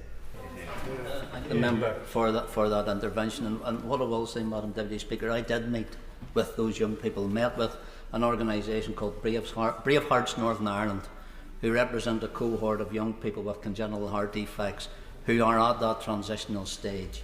And they were saying to me about the real concerns, actually not just concerns, the actual fear that are now in their young people who have been looking forward to that opportunity to go to university, to get into training courses and to seek employment, but still require those additional supports and those needs. But also for MENCAP, who have highlighted that due to the Child Disability Allowance, which is currently between children aged 0 to 15, the main childhood disability benefit of 166,000 children with learning disabilities, autism, Asperger's, who retain the total monetary value of their child DLA awarded or increased when transitioning to PIP. MENCAP is now concerned that this number would decrease because of for those young people not being able to achieve that 4-point eligibility criteria. Madam Deputy Speaker, and for the sake of those young people that we all come to this place to support, to give them a future, to give them hope, and our young people going through special educational needs with disabilities and with life learning disabilities. Madam Deputy Speaker, I implore the Government to withdraw this bill now, go back, engage and co-produce something that meets the needs of their country and of our young people. Andrew Pakes. Thank you, Madam Deputy Speaker. It turns out in a long, hot, sweaty day like this, one of my hearing aids has collapsed in the middle of this session, so I'm only half hearing you, so I'm glad you did call me, didn't you? Thank you. It's an embarrassment. Firstly, Madam Deputy Speaker, that would be very audacious. It is a great privilege to speak in this debate alongside so many passionate advocates who want to get this reform right. I think all of us on this side, whether we may have a difference of opinion on a point of policy, came into this House to make a difference and fix the welfare system, to liberate and create opportunities for people. So I want to thank the Secretary of State for her statement yesterday and the welcome news of the PIP assessment review as moving us forward. It is vital, as others have said, we engage those most affected by a failed welfare state in designing a successful welfare state. And we've put off change for too long. That is particularly true when it comes to young people. Madam Deputy Speaker, if politics is about choices, then condemning nearly 1 million young people to the scrap heap of unemployment was the choice of the party opposite. So I want to focus my main contribution on how these changes can affect young people and their life chances. Full employment and good quality jobs have been a central part of Labour's most successful governments. That's why fixing Britain's broken system of social security must be a priority for this Labour government. There is no dignity in denying young people the opportunity to learn, earn or making a better life for themselves. And I'm reminded as we approach the 80th anniversary of the 1945 Labour landslide, we must remember previous governments that have dealt with such big challenges. Work was essential to that great 1945 Labour government. William Beveridge's landmark report in 1942 laid the foundation for Labour's post-war welfare state, an NHS, free education for all and full employment. The vision of Labour's leaders like Attlee, Morrison and Bevin was that every citizen would live a life free from want, squalor, disease or poverty with meaningful help when times were tough. But in return, every citizen was expected to play a full part in the social and economic life of the nation. But looking at the high level of people not in education, employment or training, NEETs in that terrible phrase, in my constituency, I can see an economy that is still letting people down. I can see a mental health system that is letting young people down, and I can see an NHS system that is trapping too many young people on a life of benefits.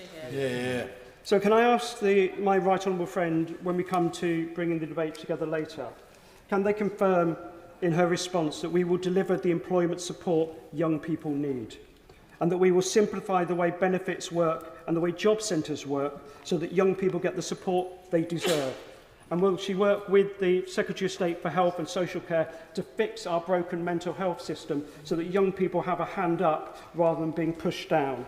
And of course, our values should be about compassion, and our social security system should be about dignity for those unable to work or who need support. That's why I welcome the protections for those people already on PIP that have been announced. And I've also listened a lot to a common theme in this debate, and I'd like to ask the front bench about this, which is we've heard lots of people raising concern, not that the TIMS review will happen, because that begins to embed co-production, as the front bench and many people in this House have said. But there are questions, I think, legitimately to ask about timing and delivery about that in terms of legislation. Oh, yes, I thank the honourable gentleman for giving way, and I'm very pleased that he could hear my desire to come and intervene. Does he share my concern that the TIMS review is too slow and will not conclude in its current timetable until next autumn? And does he agree with me that the TIMS review should be accelerated so a package of measures that have been co-produced with disabled people, their carers, including young people, can be implemented in November 2026. I thank my honourable friend for an important point. I would, if possible, give my right honourable friend, the Minister, Duracell batteries to turbocharge his work in this area. For giving way. And I want to make this point to him that he and others across the House during this debate have raised concerns that the changes to PIP are coming ahead of the conclusions of the review of the assessment that I will be leading. We've heard those concerns, and that is why I can announce that we are going to remove the clause 5 from the bill at committee, that we will move straight to the wider review, sometimes referred to as the Timms review, and only make changes to PIP eligibility activities and descriptors following that review. The government is committed to concluding the review by the autumn of next year. Point of order, Andy MacDonald. Madam Deputy Speaker, I'd be very grateful for your clarification. We've just heard that a pivotal part of this bill, Clause 5, is not going to be effective. So I ask the question, what are we supposed to be voting on tonight? Is it the bill as drawn or another bill? Because I'm confused, and I think people in this chamber will need that clarification. I thank the honourable member for his point of order. He will be aware that that is not a matter for the chair, and the vote will be on the bill as it stands. We've had a very clear undertaking from the dispatch box as to what will happen at committee. Andrew Pakes. Deputy Chair, for someone who sits in a party which often debates Clause 4, I received today's news about Clause 5 welcome. I think it addresses many of the concerns honourable members on both sides of the House, particularly our side of the House, have made, because there is an urgency to moving forward with this legislation and change, because today's system is broken. The legacy of the last government is shocking. There are 2.8 million people outside the labour market due to long-term sickness. That is the same as the populations of Birmingham, Leeds, Sheffield and Liverpool combined. 1 in 8 young people are outside of education, employment or training. The UK is the only G7 economy where sickness rates are higher than before COVID, and we've heard from others, health and disability-related benefits will cost around £100 billion over the next 4 years. Madam Deputy Speaker, this has a massive impact on our national resources. Economic inactivity not only holds back growth and makes us all poorer, it also blights the lives of those without work. That's why those of us on this side believe tackling worklessness is not just an economic case, it is a moral crusade. So, Madam Deputy Speaker, enjoying my conclusions to an end, I want to see real support for people to get skills, opportunities and jobs. I want to see every 18 to 21-year-old offered a life off benefits and an apprenticeship or training. I want to see real support for people with mental health so they can access the care they want. We need Labour's employment rights bill fully implemented to change the culture of work so that employers work with disabled people to create the opportunities we need. But most of all, Madam Deputy Speaker, we need a system of social security that is there for everyone with a genuine need, so that no one falls into poverty because they lose their job, and everyone who can work is given a path back into employment. Bal Mohammed. Thank you, Madam Deputy Speaker. I rise today not just with grave concern, but with absolute conviction, and I will speak in support of the reason amendment from my honourable friend, the member for York Central, and with a plea for the government to pause, think, reflect and bring back something that will work for the betterment of disabled people. Disabled people, this whole debate, I'm afraid to say, and I've been saddened to hear, has shed, not all members, people have been presented in a negative light. Disabled people are not a burden on society. They are part of society and they make an invaluable contribution to our society as it stands. And the support that they receive allows them to make that invaluable contribution. If this bill is passed, it will do unconscionable damage to disabled people, their carers and families who are already on the brink of in this cost of living crisis. It will deepen poverty, increase hardship and undo decades of progress in social security. And I urge the government to withdraw now and come back when it is fit for purpose. Myself and my Independent Alliance colleagues have been clear and consistent. We are acutely aware of the devastation this bill would cause. We have fought and will fight it every step of the way until a fit-for-purpose bill is before us. Yet today we are being asked to sign off on billions in cuts without any credible data. And we have a moving target where elements of the bill that are published will no longer apply when it comes back to this place. The department's analysis, we've heard 150,000 people would be pushed into poverty, maybe more than 20,000 children. And despite the talk of concessions, which were rushed out and tweaks made, they do not change the core injustice. This government wants to create a two-tier welfare system where today's disabled people get help, but tomorrow's they are discarded. New PIP claimants will have to pass a cruel new threshold to qualify for PIP compared to existing claimants. My question to the Secretary of State is, please can you explain to my constituents in Dewsbury and Backley who designed this 4-point system and who defined the criteria by which somebody would qualify and not qualify? Would the member give way? I will give way.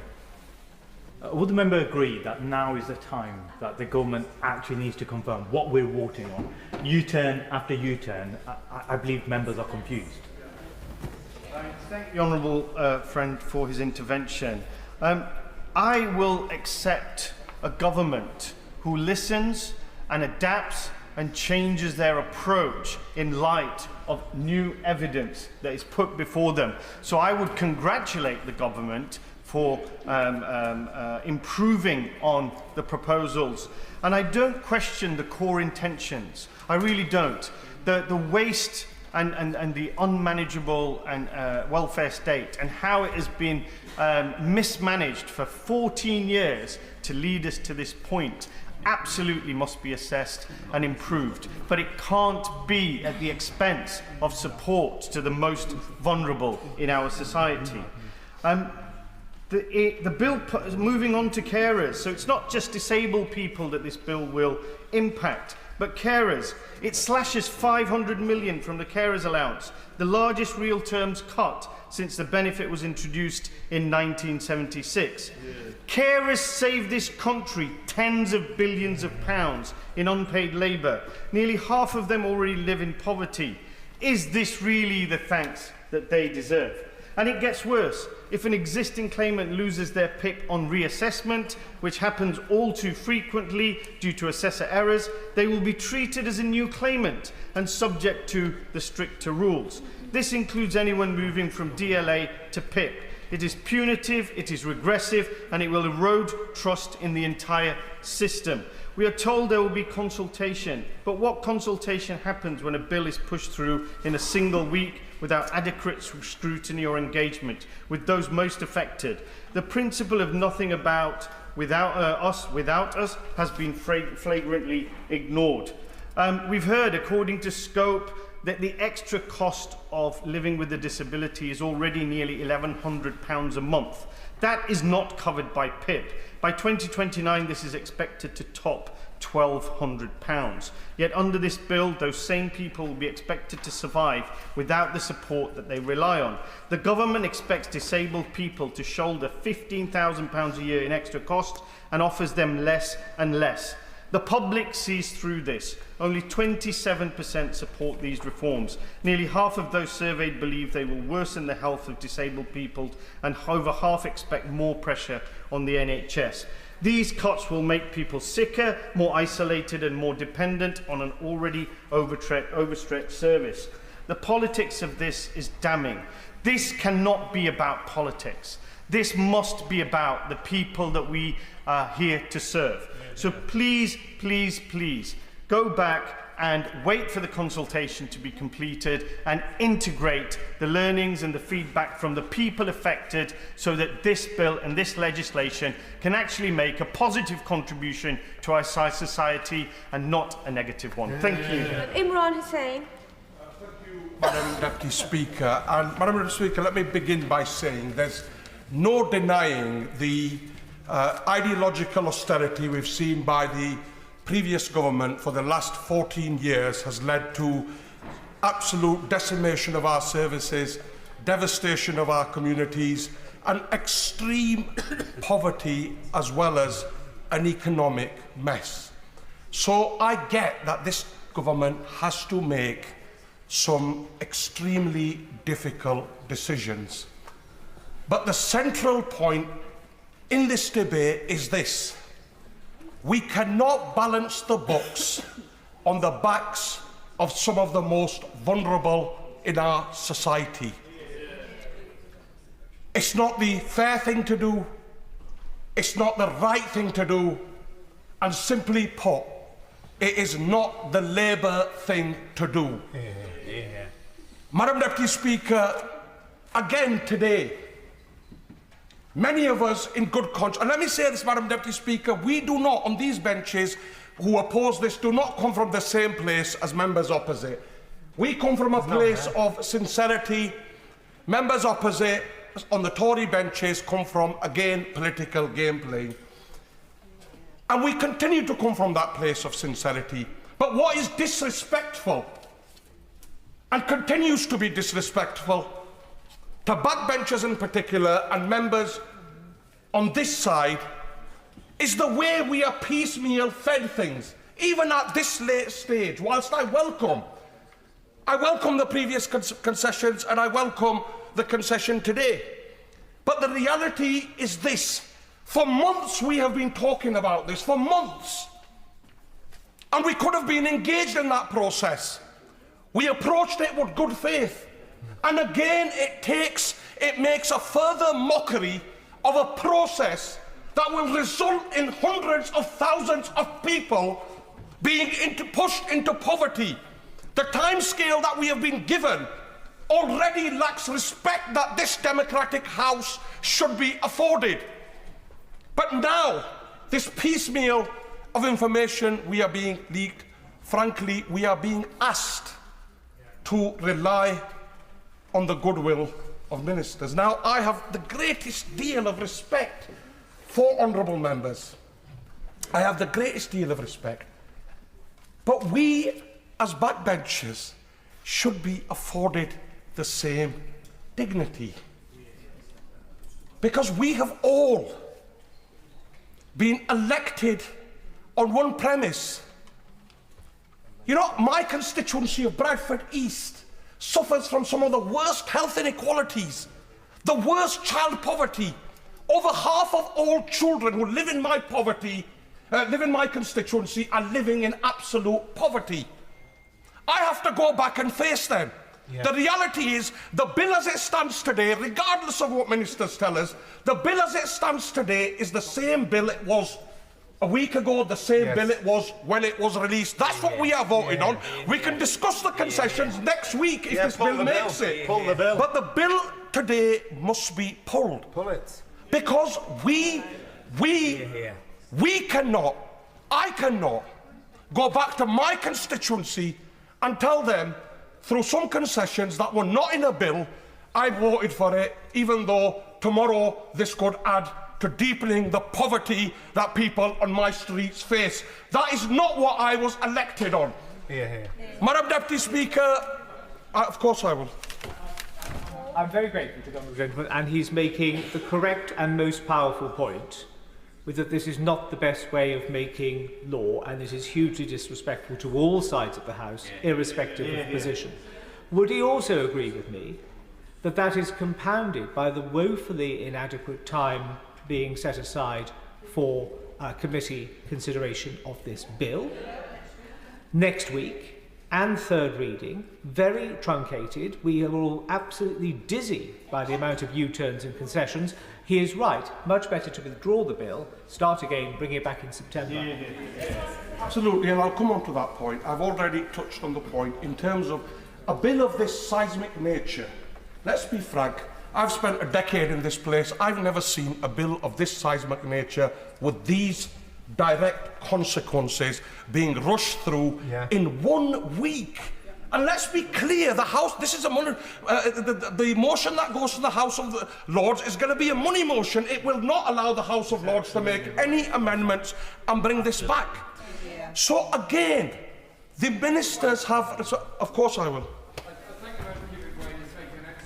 Would it not be a very sensible way forward if the House simply passed the excellent reasoned amendment put forward by the Honourable Member for York, and we parked the issue there, so we would then have the necessary consultation and preparation for a more effective bill?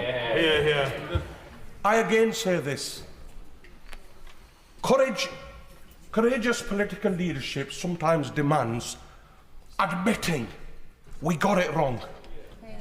Like we did in the winter fuel allowance. Nobody out there, I mean, I sincerely think people respect you when you get something wrong and you come back. The concession after concession is admission enough that we have got this wrong. And my personal view remains that it is dignified today for the government to say we will go with the reasoned amendment and we will come back, we will go have meaningful consultation with disability groups, and then we will come back. And I again say everything I say out of absolute sincerity. And I want to finish by saying this, a point that's been made by honourable members on both sides of the House, because many are acting in good faith for the collective good of the people we represent. And the point is this: all of us will have to go back to our constituencies and justify the decision we make today. I have always promised my constituents in Bradford East that I will never vote for anything that will increase poverty, deprivation or deepen the health inequalities in my constituency, because it is not this place that sends me to Bradford. It is the people of Bradford that sends me to this place, and I will remain true to them, and I will remain counted for them, and I will make sure that their voice is heard. I will be voting for the amendment, and I will be voting against the bill today. Debbie Chadwick. Thank you, Madam Deputy Speaker, and may I say what an excellent and powerful speech to follow. We should all be here to stand up for the people who, the dignity of people who need us to stand up for them. I know what it means to become disabled. 11 years ago, I developed Guillain-Barré syndrome. It happens to 1 in 100,000 people, and unfortunately, I ended up totally paralysed for 3 months, and then fortunately made a full recovery over the next couple of years. And that was an insight into what it's like to become disabled. I went from full health to total dependence overnight and lost the ability to move for 3 months. Fortunately, I was lucky and I recovered. But I remember those early days very vividly, and what it was like to suddenly learn to live with a disability. I remember, for example, having to have some clicking contraption, a hook, to be able to grab my socks and get dressed in the morning. And that's one of those examples that's already been highlighted today of the extra costs and challenges that people living with disabilities face. Personal independence payments are a lifeline, and they enable people with disabilities and long-term health conditions to live independently, participate in society, and, crucially, stay in work if they can. Wales, Madam Deputy Speaker, will be hit hard by this proposal.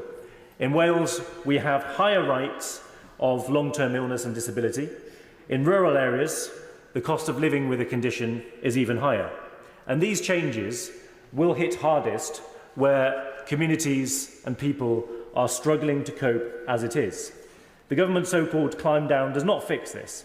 Delaying the stricter criteria until 2026 does not make the policy fairer. It just creates a two-tier system. From 2026, someone newly diagnosed with a condition will not be entitled to the same support that someone with the same condition already receives today. I remember when I was diagnosed with Guillain-Barré syndrome, I was added to a Facebook group with lots of people who were had been struggling to live with the consequences of it, and they talked about how they coped. And clearly the people being added to that group today will be in an even worse situation, and that's quite frankly immoral. If the government was serious about trying to reduce the welfare bill, it would be focusing on fixing the issues in health and social care, tackling the root causes of chronic ill health, or providing good jobs across Wales. In Wales, Labour have been running the healthcare service for over 25 years. 800,000 people, that's almost a third of the entire population, are stuck on an NHS waiting list. And more than 9,000 people have been waiting over 2 years to start treatment. And that's hundreds of thousands of people who are unable to work as normal because they are languishing on waiting lists. There are so many people we know in Wales who are not getting the health care they need.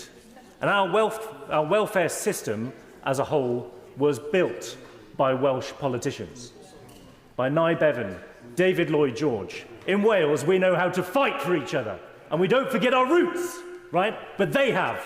Right? It was shameful to see Welsh Labour politicians sitting there on the front bench. People in Wales will be disgusted by changes being made to disability benefits and PIP claimants that will make things harder for people with disabilities. Yes, of course, I'll give way. Thank you, and I thank the honourable member for giving way. On that note of tackling the root causes of illness and poor health, will the honourable gentleman agree with me that this substantial package of mental health support announced by the Welsh Labour government this weekend, including £5.6 million to tackle the long waiting list for children awaiting diagnosis for conditions such as ADHD and autism, is to be welcomed? Hear, hear. So I think we all know that a lot of this is political posturing, and that this bill is not going to fix the underlying problems we have in Wales. Right? Many of the problems we have in Wales are caused by the Conservatives closing down our industries 40 years ago. Right? And Wales has been waiting for a response since then. This isn't it. Picking on the vulnerable is what the Conservatives do, but it's not what the Welsh do. And that's why we voted them out last year. Do not punish people for getting sick. Do not divide disabled people into first and second class citizens. Do not vote with the government today. Paula Barker. Thank you, Madam Deputy Speaker. I want to start by saying how shocked I am that the Minister has just intervened near the end of this debate to say he will be removing the whole of Clause 5 from this bill. And whilst grateful for the concessions, this has further laid bare the incoherent and shambolic nature of this process. It is the most unedifying spectacle that I have ever seen. And as we have just heard, we are voting tonight on the bill as it stands on the order paper, not as amended. And I'm really, really sorry to say this, Madam Deputy Speaker, but when it's not written down, it's not worth the paper it's written on. We were promised a Hillsborough law by April this year, and nothing has come to fruition. So it is with sadness that... No, I won't. It's with sadness that I will vote for my honourable friend's reasoned amendment tonight, and I will vote against this bill. And I implore my government to do the right thing, to pause, to take a breath, and let us get this right. Because before entering Parliament, I served in local government, the trade union movement and working people my entire life. Service matters deeply to me, and I see it as my job to do exactly that as a Member of Parliament. I am a passionate believer in the dignity of labour, of secure, well-paid work being a route out of poverty towards opportunity and a life free from fear. And I regret to say that this bill will create poverty, and it has already induced fear. I think everyone in this House believes that we need reform in our welfare system. But we must be honest. This bill before us today is not reform. It is simply cuts, which have been brought forward to fill an economic black hole. In Liverpool City region, nearly 30% of residents are disabled, more than 10% above the national average. Liverpool also has one of the highest disability rates in the country, and our region already experiences some of the highest poverty rates in the UK. Even with concessions, this bill is still cuts, not reform, and will see 150,000 people pushed further into poverty and create a stark disparity in our welfare state for disabled people. And despite a commitment to co-production, there is nothing that commits the government to ensure the PIP assessment review findings has any bearing on this legislation. Over the last few weeks, we have heard a lot about lack of time to scrutinise legislation when debating another bill in this place. Yes, here we are, with a bill that has concessions which are not actually on the face of the bill, because there's been no time, and there will only be 8 days between second and third reading. That is truly a lack of time to scrutinise proposed legislation. My honourable friend give way. I will give way. I thank my honourable friend for giving way. She makes a very good speech. But we are here as legislators, and would my honourable friend agree with me? The fact that we have been denied the opportunity to scrutinise denies us the opportunity to make this right for disabled people. I thank my honourable friend for her excellent intervention, and I absolutely concur with her views. So, colleagues, we must be crystal clear on what we are voting for tonight. We are voting for the bill as it stands, unamended. The late changes combined with the compressed parliamentary timetable means MPs will have just a single day to debate and consider amendments. And the fact the bill is a money bill also means it will not be subject to amendments from the House of Lords. Our movement is at its best. Our movement at its best is the rising tide that lifts all boats. Not some, but all. I cannot, in good faith, look at my constituents of Liverpool Wavertree in the eye and tell them this bill would improve their lot, because quite frankly, it won't. Anne Davies. Madam Dirprwy Llefarydd. I've heard so much in this chamber today, some really passionate personal speeches, and I thank all honourable members for their testament and contribution. But the Universal Credit and Personal Independent Payment Bill is a direct attack on the ill and disabled people, and just to cut costs. The arbitrary restricting eligibility for PIP and cutting the health element on universal credit will have a devastating, lasting consequences. Whatever this Labour government claims, there is neither fairness nor compassion in its approach towards welfare. And it certainly isn't fair or compassionate for the people of Wales, who will be disproportionately impacted by these measures. And let me thank organisations, including Policy and Practice and the Bevan Foundation, for their vital work in filling absence of data for Wales, which this UK government has all but refused to provide. 4 out of 10 local UK authorities worst hit by these welfare cuts are in Wales, so 4 out of the 10, impacting 6.1% of the Welsh population at a cost of £470 million for our communities. And in Carmarthenshire alone, the economic impact will be nearly £17.5 million.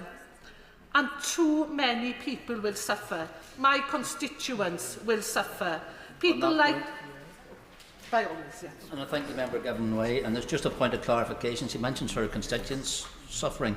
The government has withdrawn clause 5, but clause 6 leaves all this legislation eligible to Northern Ireland. So is the government going to put a barrier down the Irish Sea in regards to PIP payment now? Thank you. I'll allow the Minister to answer that in the closing statement. I couldn't possibly comment. But I will comment on Claire. She has several disabilities, including arthritis. She currently receives PIP, which has helped her build on her master's degree in equality and diversity in work, and allowed additional support, like the ability to have a carer accompany her when necessary. Ms Jacks does not have 4 points in any one part of the daily living component. Versus Arthritis has calculated that 79% of people that claim PIP in Wales for arthritis alone score fewer than 4 points, and that's nearly 17,000 people. And it's not just claimants. MENCAP, which has already been mentioned here, has estimated that over 13,000 carers may lose their carers allowance in Wales due to caring for people with fewer than 4 points. And the government's justification for this suffering is completely flawed. Joseph Rowntree Foundation finds that 60% of recipients scoring 4 or fewer points are already in employment in England and Wales, rising to 63% in my constituency of Caerfyrddin. The UK government claims its amendments to this bill will lessen the blow, but we'll have to wait until after the second reading to see them. But the government seems set to penalise people who become disabled after the arbitrary cut-off date of November 26. So can I ask the government what data has informed these concessions? Specifically, what evidence suggests that people can pick and choose when they become sick or become disabled? Because that, to me, looks like discrimination. Legal experts for the Equity Union agree that it could be unlawful on the grounds of arbitrariness. And arbitrariness looks half-baked in considering PIP assessment review, which will only be published in autumn 26. The UK government's amendments to this bill do not address the fundamental injustice at the heart of these measures, and is plunging 150,000 people into poverty rather than the 250,000 really a marker of success? Is it only punishing people who will get ill or disabled in future, or those who turn 18 later, really a sign of a fair and compassionate welfare reform? I call on honourable friends across the House, particularly my friends opposite, to vote against this cruel bill tonight. The Labour UK government must abandon these damaging plans entirely and instead create a welfare system founded on dignity, on equity, on compassion, that is developed with disabled people and representative organisation. Plaid Cymru will be voting for the reasoned amendment this evening submitted by my honourable friend from York Central and against the second reading of this bill. John. Diane Abbott. Millions of disabled people will listen, view or read about this debate and its consequences and feel fear. Because for some members of the House, this is just an afternoon's political cut and thrust. But for the disabled, it is the rest of their lives. Members will have heard earlier that we should be concerned about the rising trajectory of welfare spending in this country. Ministers say this all the time. But what about the rising trajectory of tax avoidance or the rising trajectory of salaries in the City of London? Why must people on welfare bear all the opprobrium and have the money taken out of their pockets? We are the Labour Party, and we have historically stood up against injustice. Why are we stepping away from this today? Anybody who has ever had anything to do with the welfare system knows that it needs reform. I deal month after month with dozens of people who are struggling with the welfare system. But it's not that people don't accept it needs reform. The problem is these reforms, which are unfair, ill thought out, and in the end, focused on saving money. And on the question of the personal independence payment, too many members talk about PIP as if it is too easy to claim, that people are gaming the system or even engaged in some sort of scam. The truth is that PIP is generally not merely difficult to claim, but humiliating to claim, and any reform should deal with that. There are so many practical problems with this bill. It is being rushed through in a week, which is ridiculous. There has been no formal consultation with the people whose lived experience it is concerned with. It is not a coincidence that not a single organisation which speaks to the disabled supports this legislation. And it will become law before two important reviews, one into PIP itself, the Timms review, and the Keep Britain Working review, will actually report. So these reviews, and in particular the Timms review, will actually be a dead letter. And because it is too late to change the face of the bill, members are being asked to vote purely on the basis of verbal assurances from ministers. None of us would come to an important arrangement with our council on the word of councillors. So, with all due respect, why are we expected to vote for a law which will affect millions of people's lives and drives hundreds of thousands of people into poverty purely on the basis of what ministers claim they are going to do? I myself continue to oppose this bill on moral, legal and political grounds. And let me say this, there will be, as I said, millions of disabled people who will either watch this debate on the television, hear about it from their friends and family, or read about it in the newspaper. They will not be able to believe that the Labour Party is putting legislation through like this. Because, you know, if this legislation means anything at all, it means money coming out of the pockets of the disabled. Otherwise, what is the point of it? If you're going to save money in this financial year, disabled people have to lose money. It will be shocking to so many people listening and hearing about this, that Labour ministers are standing up and putting this through in order to hit Treasury targets. Even at this late stage, I urge colleagues to think about the people that put us here and withdraw this bill. It cannot be right that we have had a concession so late in the day, even in the course of the debate. If ministers were proud of this debate, if ministers were proud of what they're doing, concessions wouldn't be coming so late in the day. So, as I say, we should, even at this late stage, withdraw this bill. Thank you, Madam Deputy Speaker. I've been sitting here for about over 5 hours, I think, and there's been so many changes and concessions. So many changes and concessions, I really don't know what we'll be voting for at the moment. And this is no way to bring such an important bill into this chamber for, when it's so important to people's lives.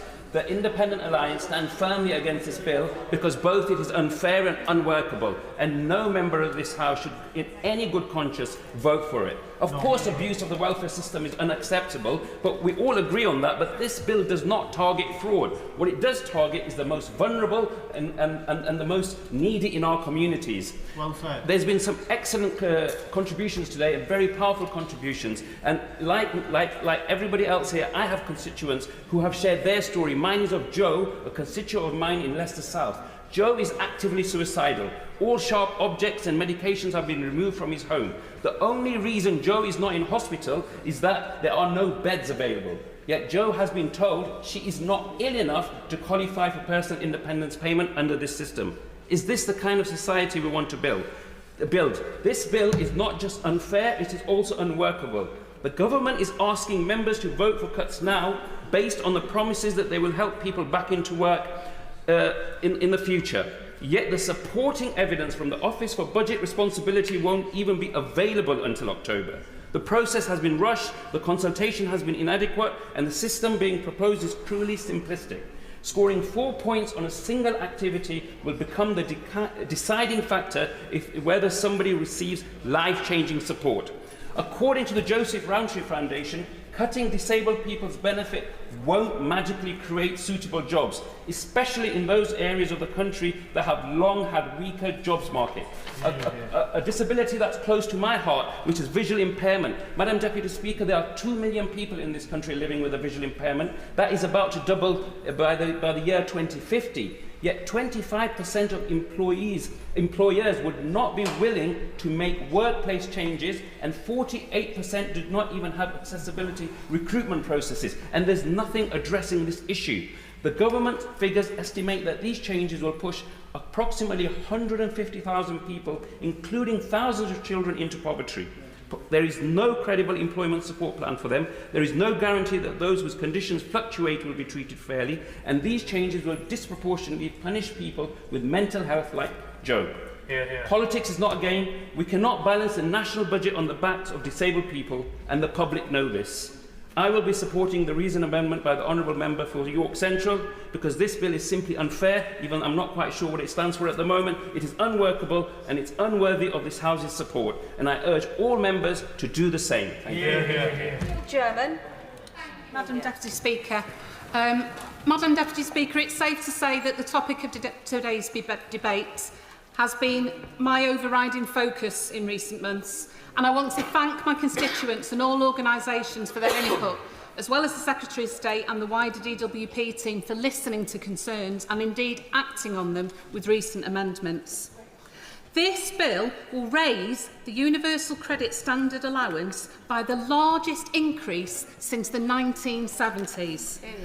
It will help 3.9 million families with an average gain of £265 a year, bringing us closer, finally, to ensuring that every family can afford the essentials without relying on charity or community support. I wholeheartedly welcome this as part of the government's wider efforts to rebalance universal credit to better reward work and improve basic adequacy, along with an end to reassessment for those with the most severe conditions and to work capability assessments, the right to try work without the risk of losing existing entitlement, and crucial increased investment in health and into work pathways. But the undeniable focus of this bill has been changes to personal independence payment. I truly thank my Clwyd North constituents for their time and their trust in sharing their stories so openly. To them, I say I hear you and will continue to represent you. So many have been desperately worried about what eligibility changes mean for them. This concern is real and it must be taken seriously. One constituent said to me, "Every time I turn on the news, it's there. I've looked at the changes and I know they won't affect my payments, but I keep wondering if I've got it right, and it's causing me real anxiety." That level of fear is hugely regrettable, and as a responsibility we all share. Thanks to the incredible support of advice organisations in Clwyd North, many have navigated the complex PIP system. One, by the way, which is too reliant on appeals and outside agencies. And they now have some stability in meeting daily costs, which remain far too high for far too many. It is right that the government has listened to these concerns, and I welcome the government's amendments to protect existing claimants and the accelerated review of PIP assessments with a stronger commitment to co-production with disabled people. But it is also right to recognise that the system is not working as it should be. It is right that we recognise that too many believe that they have nothing to offer and that their health, particularly mental health, defines what they can do.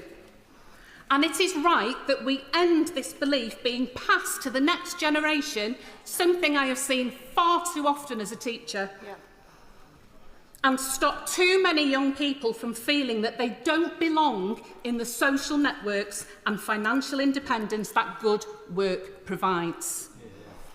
The expected soaring reliance on PIP reflects the woeful lack of health and local support that has been offered until now.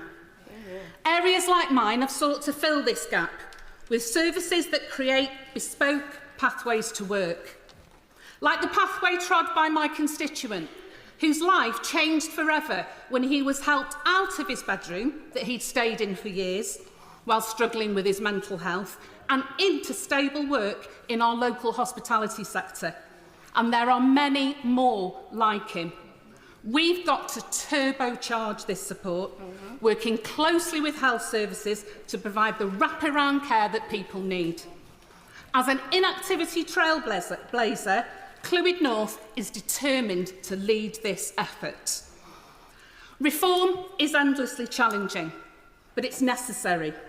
The system we inherited isn't working. It is a hugely ambitious challenge and requires us to be bold and determined. But I came into politics to be bold, and I will work tirelessly to make real change happen. And it is with this belief that I support this bill today. Eve Witherden. Oh, not here. Ian Byrne. Deputy Speaker, and I just think we need to clear a few things up.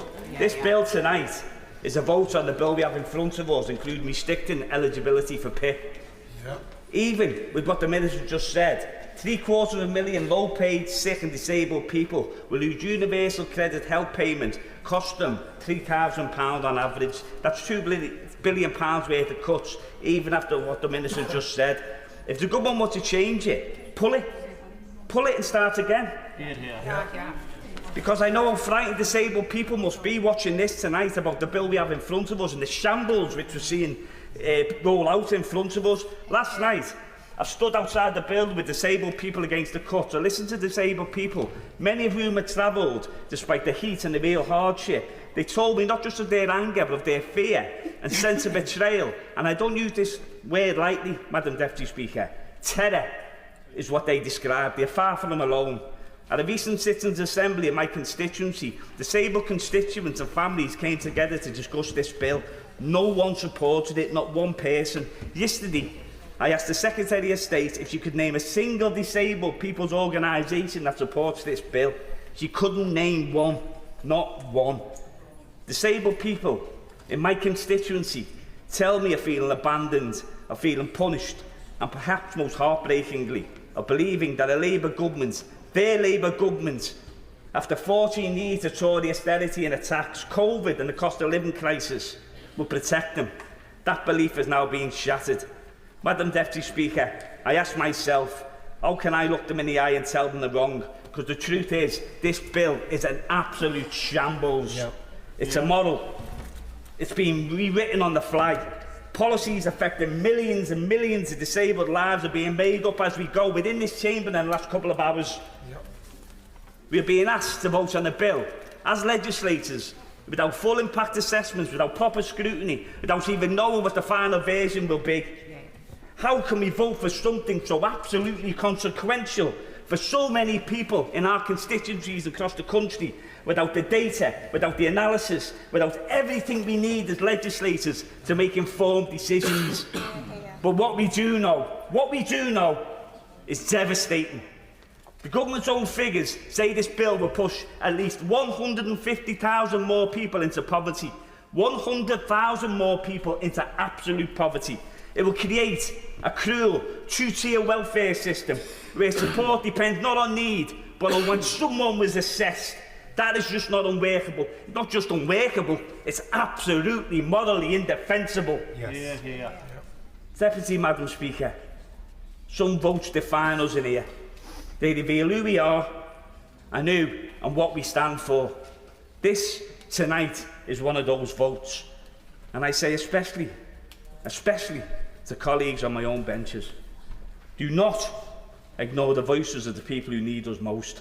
Stand with them. Stand on the right side of history. Vote against this bill and hold your head up high. Hear, hear. Hear, hear. Well. Donald. I was pleased yesterday to hear the Secretary of State acknowledge the anxiety of disabled people in her comments from the dispatch box. And I think if we really want to understand why changes like this cause such anxiety and fear in the disabled population, than really just sit and listen to the speech that was completely without empathy from the Leader of the Opposition at the start of this debate. Absolutely. Areas like the northeast of England, where over decades industry has declined, are the same places that have the highest levels of poverty, poor health outcomes, and consequently the highest need for social welfare support. The member for Salisbury talked about the lack of productive capacity. Well, I can tell him it was successive Conservative governments that stripped the productive capacity out of seats like mine. Which is why a former Director of Public Health in Stockton North, Professor Peter Kelly, when asked what would be the best way to improve the health of our residents, said that it will be for everyone who can to have a secure, well-paid job that they like doing. We see it time and again. A physical health condition is left untreated due to long NHS waiting lists. The resulting inactivity leads to musculoskeletal problems, which turns to isolation, anxiety and depression. And often our benefit system compounds that hurt, forcing people to prove and reprove their disability, creating a climate of doubt and rather than dignity. And I'm pleased to see that this bill will address that by removing the need for reassessment and protecting existing claimants. I'd like to thank the Disability Minister and the other ministers for listening to me when I've raised the concerns of my constituents. There have been some really meaningful concessions on this bill: the protection of existing claimants, support for new claimants, inflation proofing of annual increases.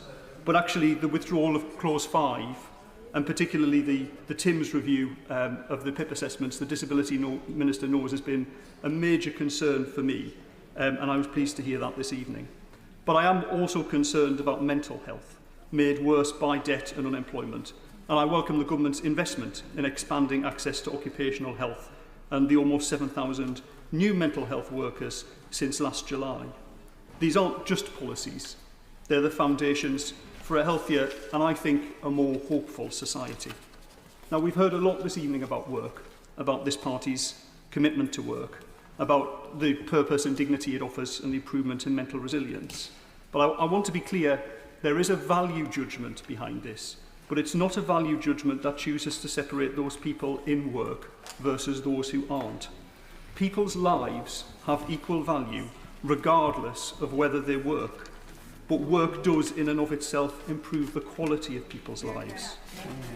It's okay. Yeah, The Honourable Member for giving way, who's giving a passionate speech about our region. Does the Honourable Member agree with me that for too long the place of work has not been disability friendly, and lots of people would like to contribute, and my experience as a trade unionist, I've seen time and time again people managed out of the workplace despite it being illegal who really did need the support and wanted to be in work, and they told me that they were bullied out of the workplace because of the weak reasonable adjustments clause. I do agree that accessibility to work is important, both through buildings and also transport and access to work as well. It's not just about supporting people to get into work, but whether they're physically able to get into work as well. I absolutely do agree with that. So to reiterate, people's lives have equal value regardless of whether they work. And it's our duty to ensure that as many people as possible are supported into that secure, purposeful, well-paid work, and to ensure also that employers satisfy their duty to make the necessary adjustments for people with disabilities. My honourable friend, the member for Norwich South, outlined some things the government are doing to try and reduce unfairness. I would add to that investments in our NHS, which will help deal with people's long-term health problems, and the employment support measures announced by the government, which will offer a pathway to work. The Employment Rights Bill and the Industrial Strategy will create more opportunity for work. I also want to speak directly to those people who may never return to work. They deserve dignity and they deserve unconditional support. They offer more to society than previous governments have ever recognised. This is now the time to turn a page on Conservative governments that treated claimants with suspicion, and to work hard to build trust with actions rather than words. I'd just like to conclude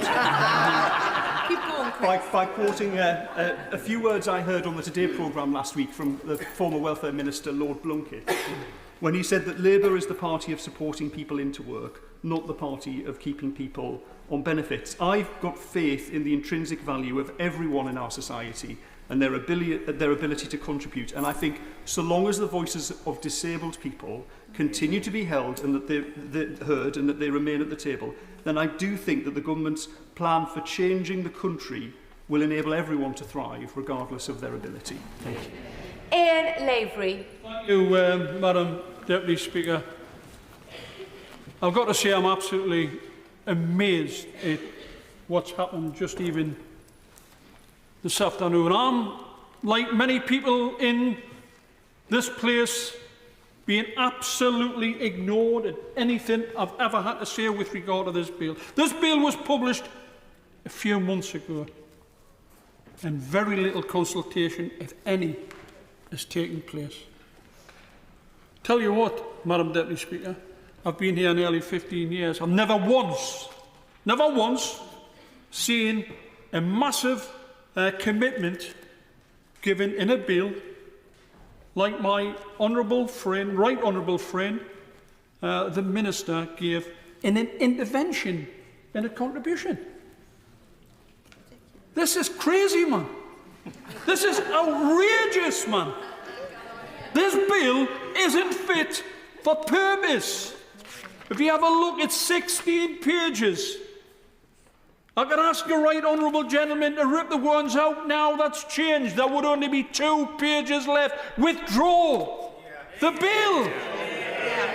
Discuss the contents of the... We're only that far, you know, Madam Deputy Speaker. We're only that far with the commitments that have been given by the front bench on some sort of satisfactory bill which everybody could get behind. I think if we had another hour or 2, we could have voted on something which we all would have agreed with, instead of this hodgepodge of a bill which means nothing to nobody. Madam Deputy Speaker, I might seem terribly cross, and that's because I am. It's because we're discussing, you know, the lives of millions of disabled people who live in our constituencies. Not one of them, you know, voted regardless of what party anybody, not one of them voted for their representative to come here and reduce the PIP payments or reduce any payments that they receive disabled people. And I think, you know, what we've got to remember, it's not just disabled people, you know. It's people who are sick, people who are ill, people who one day have been absolutely fine and because of possibly an industrial accident, because of some sort of illness, the next day they lost the capacity to earn any finances whatsoever. No, the bill as it stood, the bill as it actually still stands, I should say, means that there will or there would be a 2-tier system. It isn't any good trying to argue the cheat in here, Madam Deputy Speaker, that there wouldn't be a 2-tier system, because if somebody with a condition gets paid money and support one day to a level, and then the next day, because of a date on a calendar, that support is less than the other person. Now, I'm happy to give way to anyone to tell me how that isn't a 2-tier system, how that isn't unfair to somebody who might have paid the tax and national insurance for many, many years. People who are sitting at home now, who aren't ill, who aren't poorly, who haven't got a serious condition. But I'll tell you what, come November next year, if this continues the way it's on the face of the bill, come November next year, there'll be a whole number of people that could fall in the bracket the day after the introduction of the bill. That can't be fair, man. It just isn't fair. And I'm speaking with good colleagues here. I think we've had a very difficult time. Everybody's had a rough time here over the past few weeks. We want to see a resolution to this. We understand that there's a huge expense involved. We understand the black hole that we received once we got into power. But people didn't vote for the Labour Party's change to be a change for the worse. They really had some faith, you know. They had some faith in the Labour Party. I've still got a little bit of faith left. It's draining out of us. It's draining out of my constituents. We need to restore that faith. We need to make sure that people really understand what change we mean and what we meant at the time of the election. We need to, Minister, we need to look after people. We need to look after not just the sick and the disabled, but everyone else in this country. That's what change means. Darren Paffy.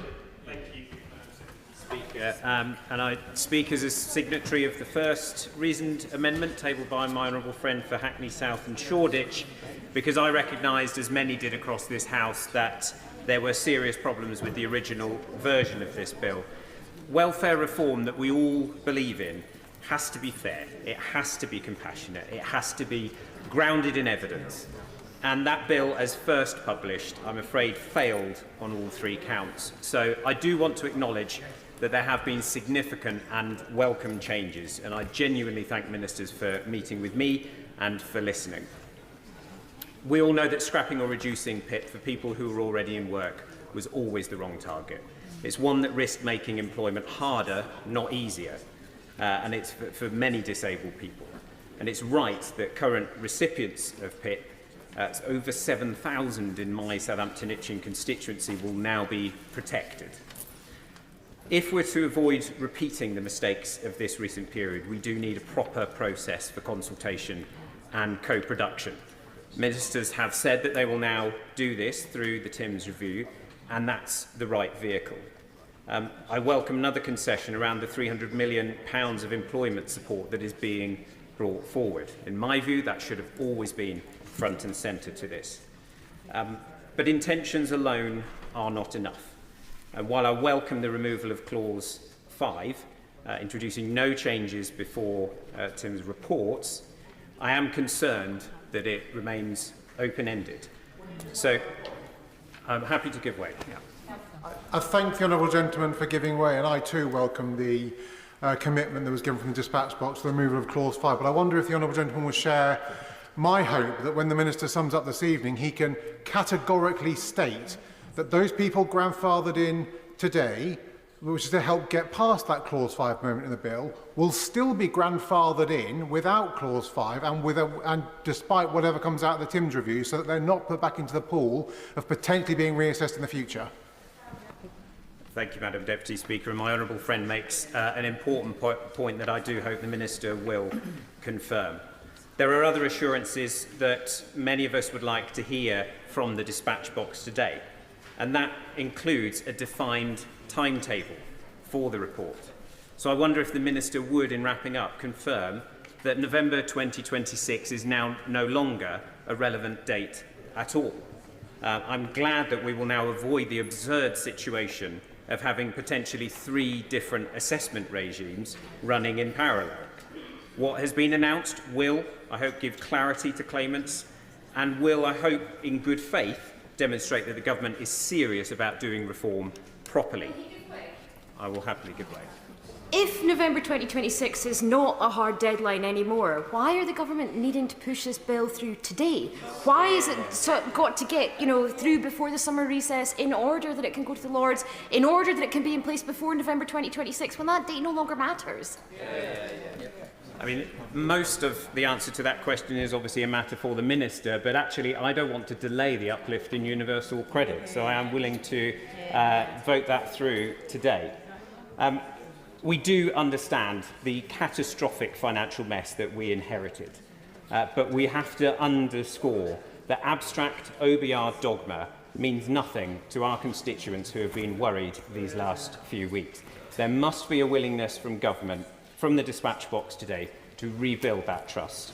Reform has to start with the right foundations, with investment in the NHS to help people become work ready, with a renewed access to work scheme, with better job centre support, with the right to try, and with employer engagement. These are all good measures, all have my full support. I welcome, as I've just said, the uprating of universal credit, the scrapping of the work capability assessment, and the additional support that's been promised to those who cannot work and will never be expected to. These are important steps in restoring fairness and dignity to the social security system.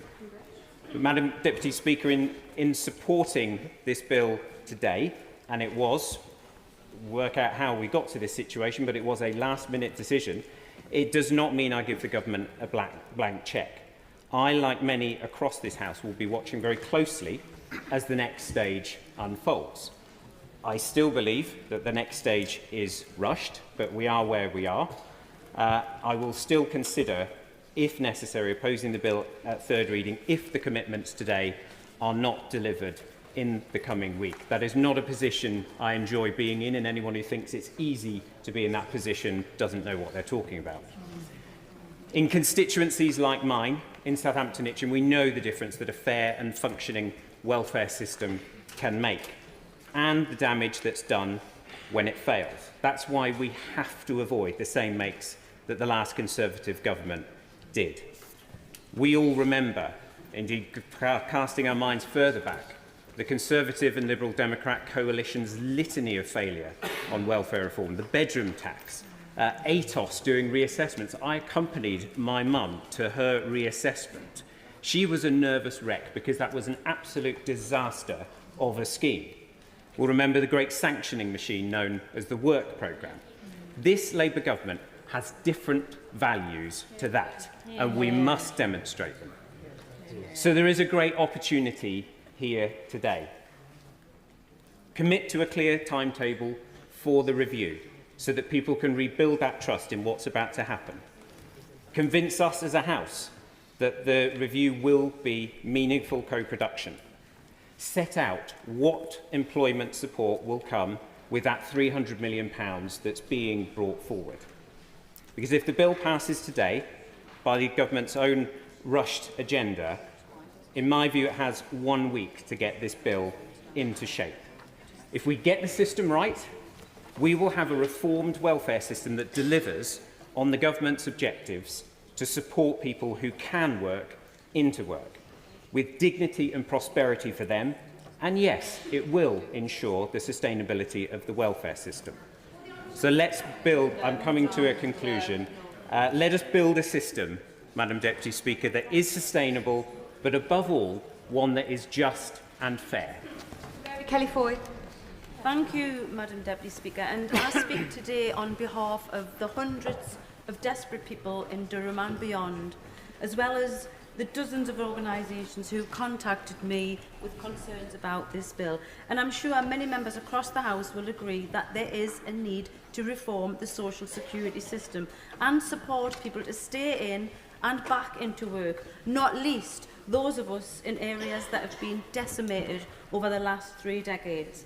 Now, we've been told that this review of PIP is to ensure that the benefit is fair and fit for the future, and that the review will be co-produced with disabled people and the organisations that represent them.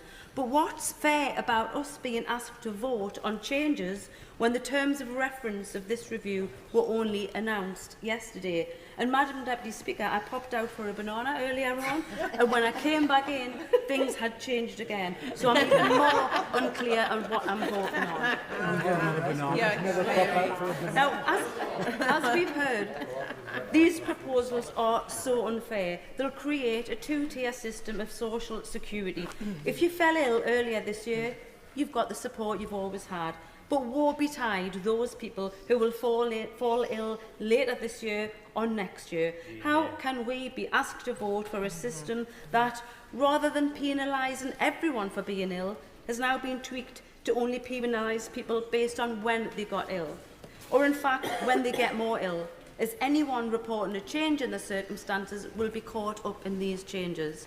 And every organisation that I've spoken to, including at my recent expert roundtable event in Durham, agrees that the changes to PIP will have a bigger impact on the North East than almost any other region in the country. This isn't a level playing field. The scale of ill health in the North is 50% higher than it is in the South. The North East has a higher rate of people living with a disability than any other region. And the Ageing in the North report, recently published by the Northern Health Science Alliance and Health Equity North, suggests that in the South, people leaving the job market later on in life overwhelmingly retire. In the North, they leave due to ill health. So the impact that these changes will have on individuals, communities and the economy in the North East are huge, regardless of any recent concessions. And again, we're being asked to vote on proposals before any meaningful consultation with disability charities and organisations have taken place, and without a regional impact assessment being carried out. And let's remember, PIP is an in-work benefit. For many, it provides them with support they need to actually stay and work. If they're caught up in the changes or claim after they've been introduced, it will be much harder for them to stay and work. Now, if we vote for this bill, we'll be knowingly leaving vulnerable people without the support they need to live dignified, independent lives free from poverty, when we should be supporting and championing the rights of disabled people, their carers and their families. And as a parent of my daughter Maria, who lived her life with a severe disability, I empathise with all those who are unlikely to undertake meaningful or secure employment because of the disability, and experience the dignity that so many people in work do experience. But surely, just because someone cannot contribute economically to society, they still deserve dignity. They still deserve to be treated with respect and to feel a value in society, no matter how they are able to contribute. And I joined the Labour Party 30 years ago to be on the side of the poor and the weak. This bill penalises those with the weakest shoulders. That's not what I was elected for, and that's not what this Labour government was elected for. So I plead with colleagues again, pause this process, start again, and do it the right way, and do it the Labour way. Lawrence Turner. Thank you, Madam Deputy Speaker. I'm very grateful to be called in this debate. I think every member of this House will agree that welfare needs reform. I think about the constituent who was told in a PIP assessment, who was asked, how long have they been autistic? I think about other stories which are close to here, which I cannot repeat because they are not my stories alone to tell. The words come easily, the path to reform is harder.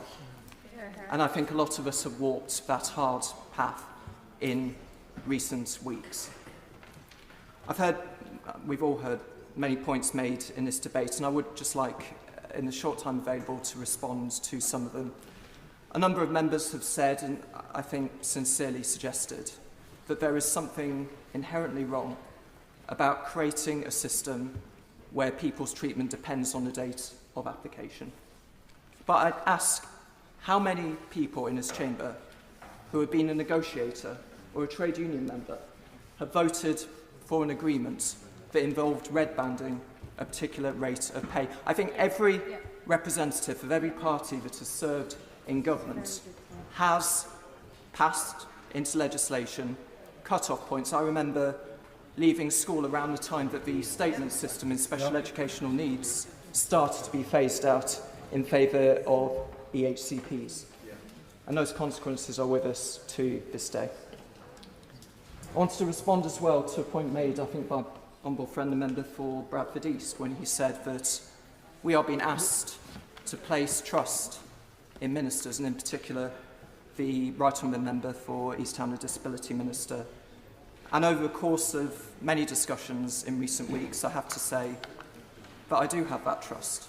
And I know that many members on this side do have that personal trust, and to know that that review is now going to be co-produced with disabled people and disabled people's organisation is a real and material change. Madam Deputy Speaker, in this current age of snap judgments, when we are expected to respond immediately to every manner of change, and when politics in public is rewarded more highly than the politics carried out in private, the party system, perhaps, is not in a good state of repute. But I know that many members, and I'm one of them, have wrestled with their individual concerns and that desire to have collective discipline without which there is no party and there is no programme and nothing would ever get done. These are good and honourable principles to have. They must be moderated by willingness to listen, and however it came about, people have listened today. The changes that have been made, ministers will know and officials will know, have been the subject of many long and at times difficult conversations. But to have a bill in front of us now which removes that problem which was critical to many of us of a change beginning next November before that review was completed has been addressed.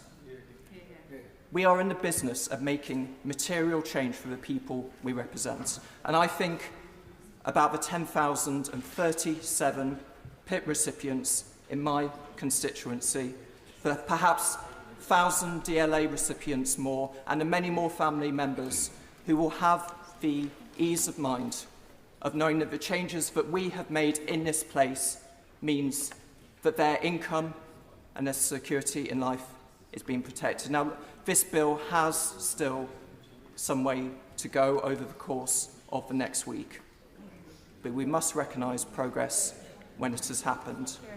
I want to thank everyone in my constituency who has contacted me and taken the time to meet in all those discussions with officials, with ministers. I don't wish to deny another member a chance to speak. All those representations were helpful. They did make a difference. I am so grateful to everyone who shared their story, and I will be voting for this bill tonight. Well, we have run out of time, and I call the Shadow Minister, Helen Whately. Thank you, Madam Deputy Speaker. This has been an extraordinary afternoon in this chamber. Listening to this debate, surely all of us have been moved by the stories we've heard of honourable members' own experiences, the experience of their families and loved ones and of their constituents, of how the welfare system has served its vital purpose of providing a safety net in times of desperate need, particularly for people whose disabilities or ill health have made it impossible for them to make ends meet on their own. It is clear, Madam Deputy Speaker, that there is a broad consensus across the House that the welfare system needs reform. There has also been a consensus that what we were debating today was a bad bill. It was a rushed and chaotic compromise that would harm disabled people, create a two-tier benefit system and barely make a dent in the overall welfare bill. How could anyone justify voting for something that would not make a single disabled person's life better? It's clear that many members couldn't. And I say it was a bad bill because while we've been here debating it, the bill has more or less disintegrated. Less than 2 hours ago, the Social Security Minister told us in an unprecedented intervention that Clause 5 of the bill is to be removed at the committee stage. That takes out all the changes to personal independence payments and with it almost the entirety of the remaining savings in the bill. Describing this as chaos now feels like an understatement. Here we have a government with a super majority voted in on a manifesto for change, a welfare system which everyone agrees needs reform, and public finances which simply must be brought under control. But the government is now serving up a bill with next to nothing in it. They had already U-turned once. It seems they can't even deliver a U-turn. The Prime Minister told the country that he was distracted at NATO. He flew back home on Thursday to sort the problem out. This is what sorting it out looks like. Once again, his calamitous negotiations are letting the country down. Last week, we offered him help in the national interest. We set out 3 tests that he would need to meet for our support on welfare legislation. The first was that the welfare bill must come down. All of us know people whose lives would not be possible without the help that our welfare system provides. Each and every one of us in this chamber wants a welfare system which is there for those who need it. But the fact is that if the welfare bill spirals out of control, it puts that support in jeopardy. But this bill now makes no meaningful changes to a system that we all agree isn't working. It will now save, I reckon, less than £1 billion from a sickness benefits bill rising to nearly £100 billion by the end of the decade. This is a total dereliction of duty by a government that claims to want welfare reform and fiscal discipline. Secondly, we said we would support plans that get people into work, but this bill won't help a single person into work. Ministers said, trust us, employment support is coming. But why would anyone trust this government on jobs when 100,000 were lost in May alone? And none of us have actually seen the government's plan to get more disabled people into work. Apart from new red tape and making it more expensive to hire people, I don't think there is one. And thirdly, we said we must not have more tax rises in the autumn. Given that the Chancellor had already committed to this, it should have been the simplest of those three conditions to agree to. But now this desperate climb down blows an even bigger hole into her budget. She is pushing us into a doom loop of higher taxes, fewer jobs, more welfare and higher taxes. At this rate, the time is coming when our constituents won't even have a welfare system to call on in times of trouble. Madam Deputy Speaker, what is there left for us to vote for or against this evening? All of us in this House know that welfare needs reform. All of us in the House want to see more people helped into work, and all of us in this House, or surely most of us at least, recognise that the country must live within its means. The remnants of this bill will manifestly achieve none of this. In fact, the only purpose it will now serve is to etch forever into the statute book the moment when this government totally lost control. I call the Minister, Minister Stevenson. Thank you, Madam Deputy Speaker. We've had a passionate and eventful debate. We have heard, Madam Deputy Speaker, the concerns, and the government will amend the bill, as my right honourable friend and I have set out. But the system we've inherited does not work. Uniquely in the G7, our employment rate is still less than before the pandemic. Every other G7 country has got back to where it was before or better, but we haven't.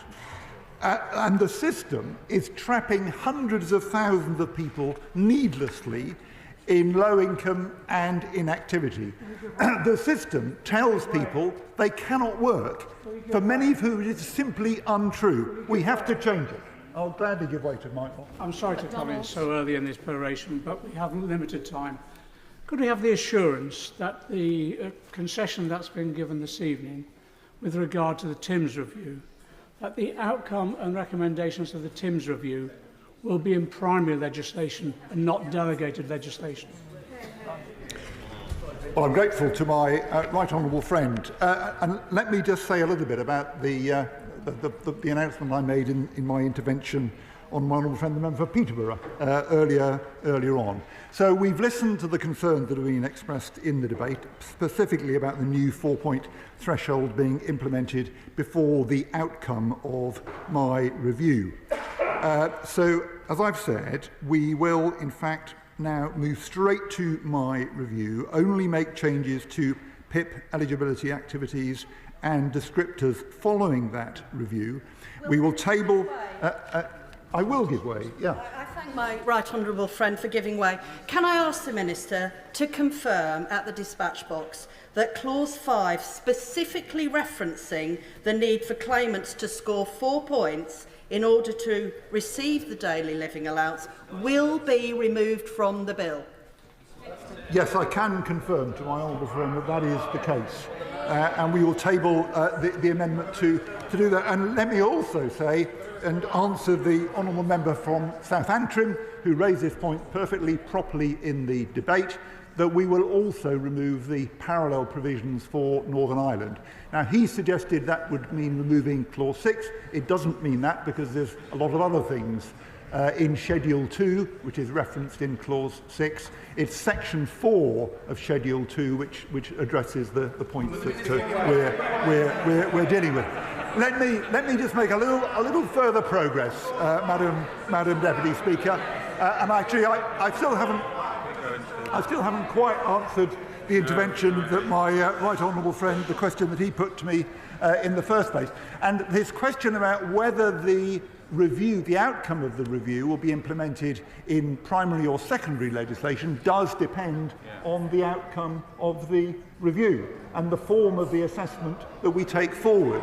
And we'll come back to that. We will come back to that when we've concluded the review. Let me make a little bit of headway before I intervene again. But, Madam Deputy Speaker, under the last Labour government, in the 12 years up to 2010, the disability employment gap fell steadily. In 2010, as soon as the Tories and the Lib Dems took over and scrapped the New Deal, it stopped falling and has barely shifted since. What this bill opens up is the chance once again for proper support into work for people out of work on health and disability grounds. We will provide that again, recognising that with, for example, far more mental health problems amongst young people, the needs post-pandemic will be different from the past. I listened with great interest to the powerful speech that my honourable friend, the member for Stockbridge and Penistone, made, calling for a target for the disability employment gap. I think she makes a strong argument, and that's the kind of approach that we need to develop as we bring forward our plans for employment support. So the bill opens that, I won't give away at the moment, the bill opens that possibility up. It deals with work disincentives inserted by the previous government into universal credit. The current system forces people to aspire to be classified as sick in order to qualify for a higher payment, and once so classified, it abandons them. We've got to change it. I'll give way to the honourable gentleman. I'm very grateful to the Minister for giving way, and the House knows that he is not only an honourable man, but he has spent the largest proportion of his parliamentary career looking at these issues. He must surely understand, however, that the confusion which has been expressed in this place is now being felt and expressed in the country at large. I have never seen a bill butchered and filleted by their own sponsoring ministers in such a cack-handed way. Nobody can understand the purpose of this bill now. In the interests of fairness, simplicity and natural justice, is it not best to withdraw it, redraft it and start again? No, Madam Deputy Speaker. And let me tell him one of the things that the bill does. Part of the problem is it is very hard to bring up a family on the standard allowance of universal credit. The Tories reduced the headline rate of benefit to the lowest real terms rate for 40 years. Families have to rely on food banks. People aim to be classified as sick for the extra benefit. The system should not force people into that position. It needs to be fixed, and the bill makes very important changes in that direction. Let me give way to the honourable.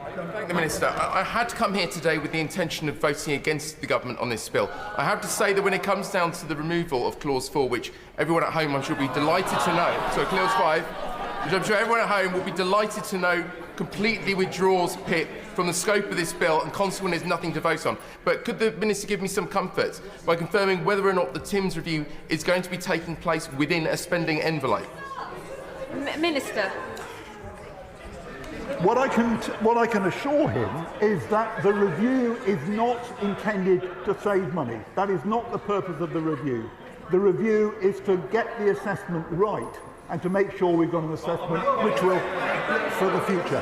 I need to make a little more progress, because as a number of members have highlighted in the debate, my honourable friend the member for Clwyd North, my honourable friend the member for Southampton Itchin, a key step in this bill is the first ever permanent real terms increase in the standard allowance of universal credit. Actually, it's the first permanent real terms increase in the headline rate of benefit for decades. And the Tory party, of course, is against it. They froze benefits time and again. They created these work disincentives and mass dependence on food banks, which this government is determined now to address. And we are, of course, concerned as well that the future cost increases of personal independence payment should be sustainable. And let me just look back on the record of that. PIP cost the then government in the year before the pandemic, 2019-20, at today's prices, £12 billion. Last year, it cost £22 billion. And we want the system to be sustainable for the future, and that is extremely important because many people with large costs arising from ill health or disability do depend on PIP. They need to be confident that the support will be there in the future as well. I'll give way to him. The Minister for giving way. He's doing an admirable job of defending the farcical today. Can I ask him, last week there were £5 billion worth of savings. Today there were £2.5 billion worth of savings, and then he came to the dispatch box and did 3 more U-turns. How much today, when he stands at that dispatch box, will these new measures save the taxpayer? Minister. We'll set out those figures in the usual way. But let me, on personal independence payment, let me make this point. The last government wanted to change personal independence payment from cash to vouchers. They wanted to take independence out of personal independence payment. We oppose them. It's been suggested that the benefit should be frozen, but the costs which the benefit is contributing to are continuing to rise along with all the other costs. So we oppose that as well. Some argue for means testing, but disability imposes costs irrespective of income. We reject all of those. Let me just make a comment about the concern that has been expressed, which doesn't arise now, given what I've announced, but about a two-tier system. And actually, a two-tier system is completely normal in social security. PIP replaced DLA in 2013, but 500,000 adults are still on DLA today. That doesn't cause problems. Parallel running is normal, and actually is often the fairest way to make a major change. I'll give way to Mike. Very good. I'm very grateful to my right honourable friend, and I think members on this side of the House really do appreciate the concessions that he has already made. But when he's talking about whether this will be put in primary legislation, he must understand that members on this House will not be able to amend it if it is not in primary legislation. And that is a key concern when we don't know the outcome of the review. Minister. My honourable friend, my answer to him is the one that I gave earlier. We will need to await the outcome of the review, the assessment which is developed in the review, and to determine whether it will be implemented in primary or secondary legislation. So I want to make some further headway, Madam Deputy Speaker. My honourable friend, the member for York Central, in her opening speech, drew attention to the fact that she and I had known each other for a long time, and that's absolutely correct. And she urged us to listen to the voices of our constituents. So in February, someone I hadn't met before came to my constituency surgery. He explained to me that he lost his arm, aged 6, in a road accident. And as a result, leaving school at 16, he could not find a job. He tried really hard. He couldn't find an employer that would take him. Until, in the year 2000, somebody told him about the New Deal for disabled people. And they did find him a job. He then worked for 23 years without a break, a whole series of different jobs. He brought up his children, he paid his taxes, until in October 2023, he was in an unsatisfactory 0-hours job, and he left it. And to his dismay, he hasn't been able to find a job since. He came to me as his local MP to ask where to get help again, like he had from the New Deal. But unfortunately, it was all scrapped by the Tories and the Lib Dems after 2010. we are determined now to provide proper support again. And my right honourable friend yesterday announced further early funding for that support. No, I'm not. I won't be giving way again. The Tories were never really interested in the disability employment gap. They had a brief flirtation in the 2015 general election campaign when David Cameron suddenly announced a target to halve the gap. Unfortunately, as soon as that general election had been safely won, that target was immediately scrapped, and they reverted to type. So, Madam Deputy Speaker, we do care about disability employment. That is what we are making changes to address, and in this bill, we're making the changes to deliver. Order. The original question was that the bill be now read a second time, since when an amendment has been proposed, as on the order paper.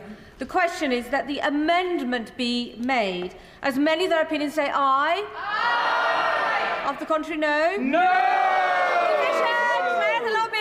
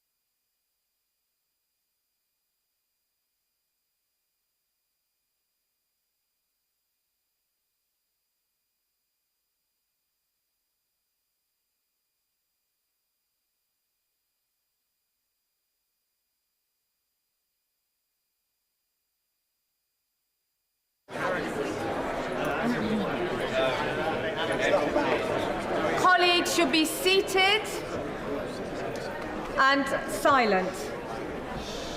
The question is, as on the order paper, as many that opinion say aye. Aye. Of the contrary, no. No. The tellers for the ayes are Clive Lewis and Andy MacDonald, and the tellers for the no are Keir Mather and Kate Dearden.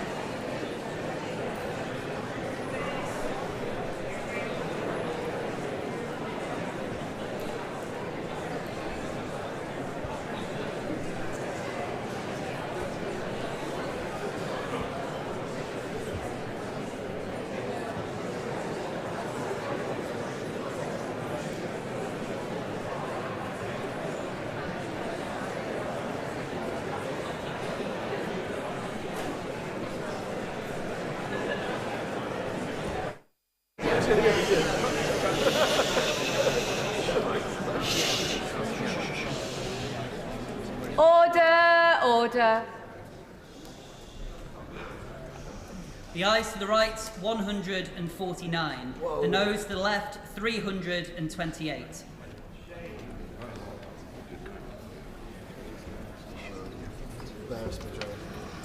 The ayes to the right, 149. The noes to the left, 328. The noes have it. The noes have it. Unlock.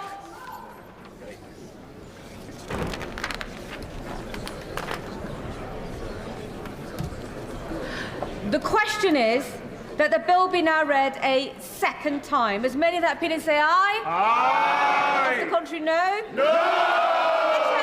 Clear the lobby.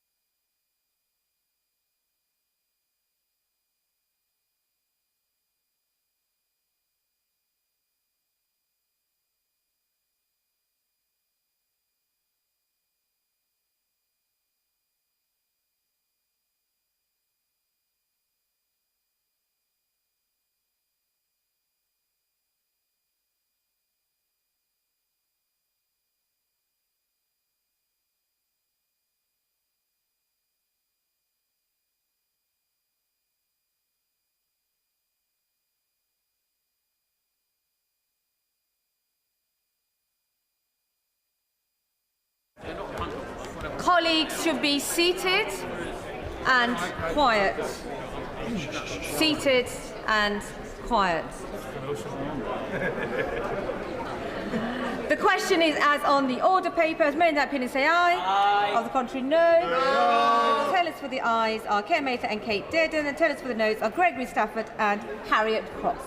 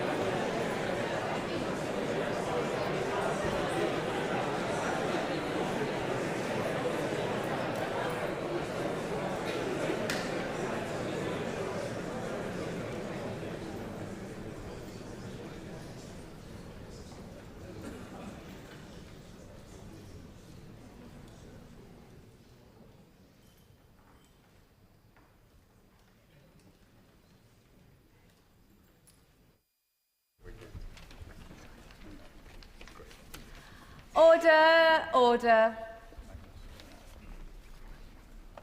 The ayes to the right, 335. The noes to the left, 260.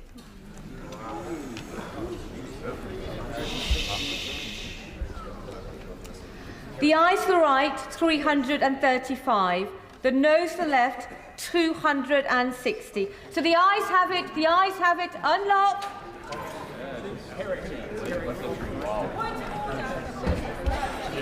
Point of order, Ms Wade. Is it really relevant to business right now? Point of order, Helen Waitley.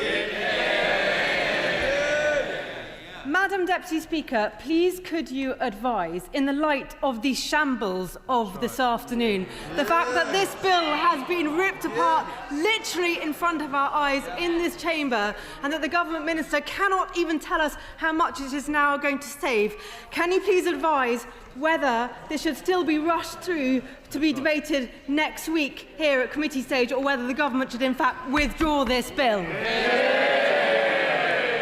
The honourable member has put her point on the record, and the honourable member has been a minister in the past, so she will know the scheduling of business is a matter for government and not for the chair. Programme motion to be moved formally. Formally. The question is as on the order paper. Is many that opinion say aye? Aye. Of the contrary, no. Embarrassing. The ayes have it. The ayes have it. I don't need chuntering on the sidelines. Money resolution to be moved formally. Formally. The question is as on the order papers. Many of that opinion say aye. Aye. Of the contrary, no. The ayes have it. The ayes have it. I now go on to motion number 5 on prisons. Minister to move. I beg to move. The question is as on the order papers. Many of that opinion say aye. Aye. Of the contrary, no. No. The division is deferred until tomorrow. Motion number 6 on electricity. Minister to move. I beg to move. The question is as on the order papers. Many of the opinion say aye. Aye. Of the contrary, no. The ayes have it. The ayes have it. I now go on to presentation of public petitions. Petition Liam Byrne.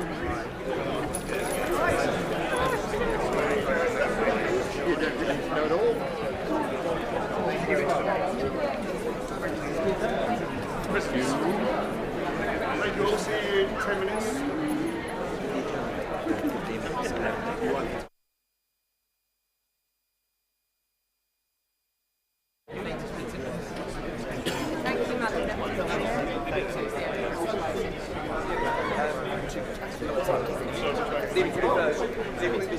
Can the colleagues leave the chamber in an orderly fashion and quietly? See you later.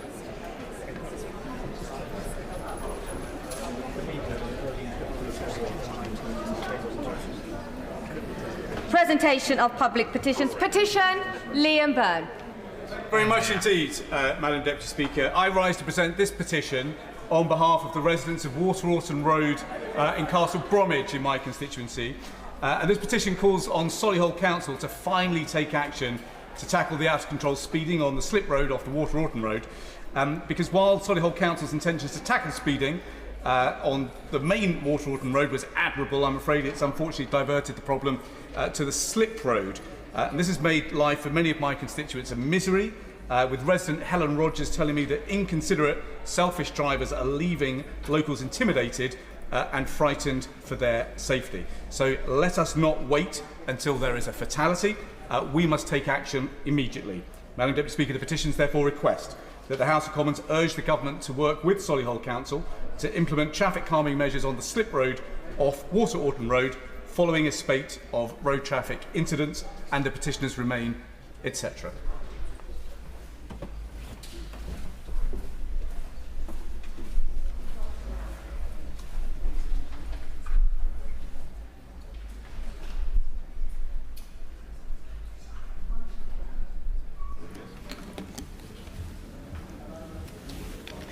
Petition traffic calming measures on the slip road off Waterorton Road.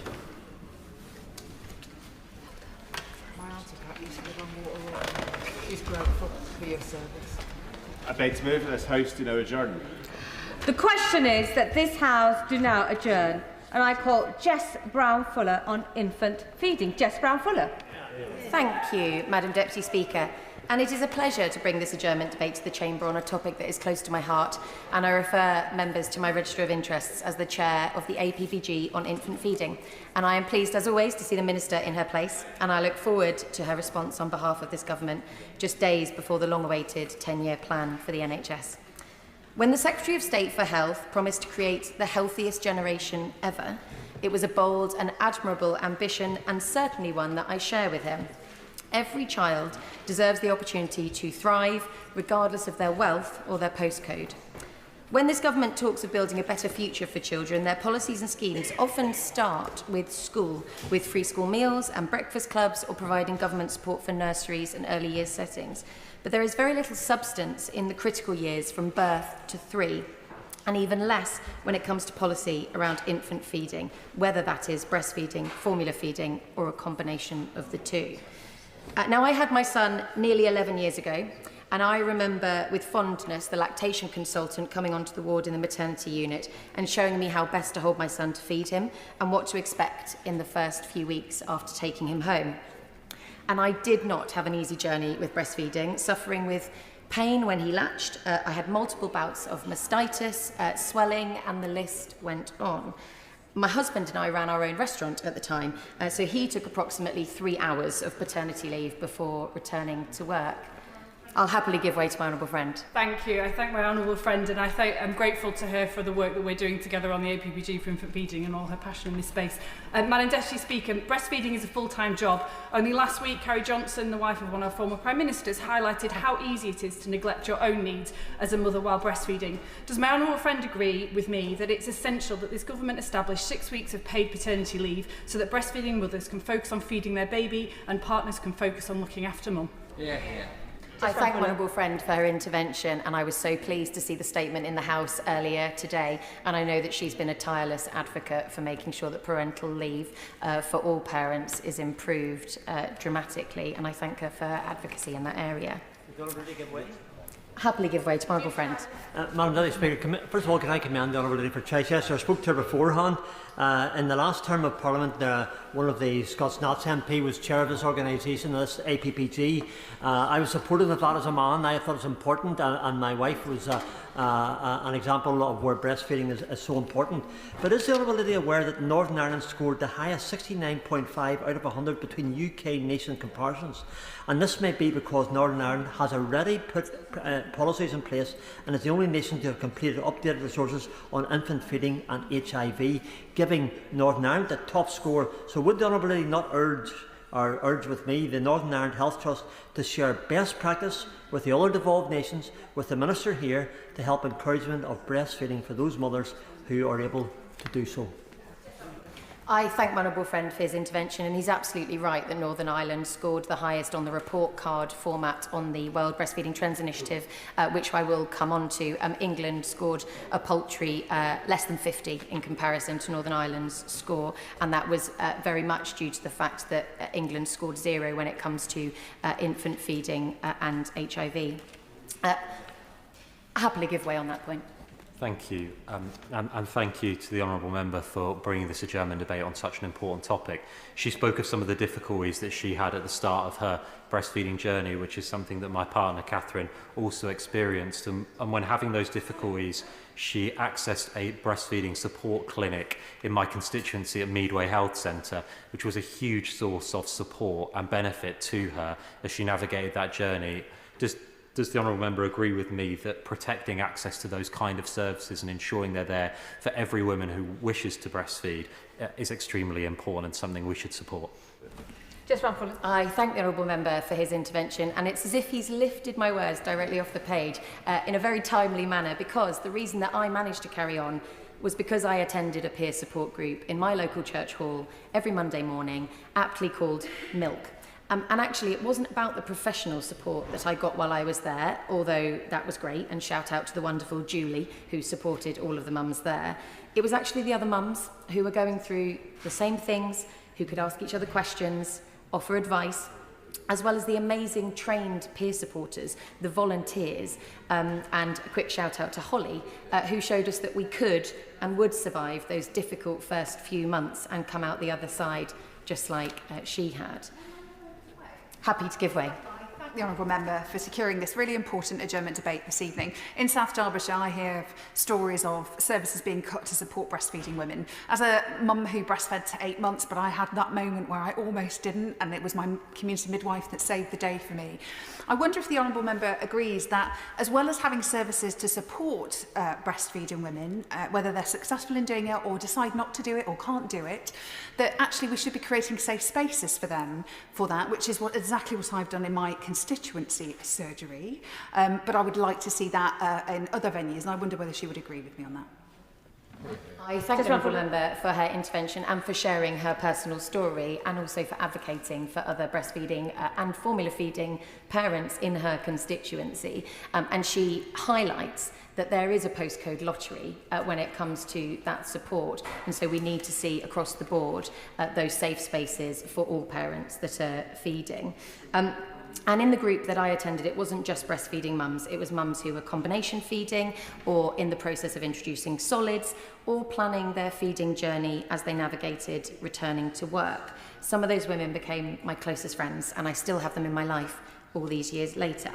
Will she give way on that point? Happily give way on that point. Thank you. And I thank the honourable member for bringing this important issue to the chamber. My wife and I are expecting our first in the coming weeks. So as you can expect, this is an important subject that I'm quickly upskilling on. So in my constituency, I have a very similar group, so Exmouth Bosom Buddies, who are doing a really fantastic job, which we know that relieves pressure on the NHS. So what more do you think can be done to allow these groups to really grow, thrive and flourish so they can continue doing their vital work?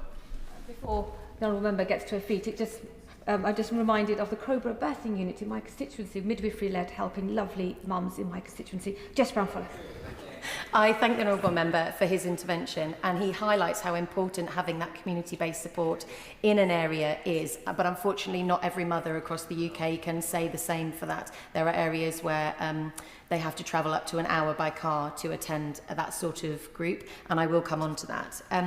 Because when I had my daughter, 5 years after my son, the support that I had relied on had all but vanished.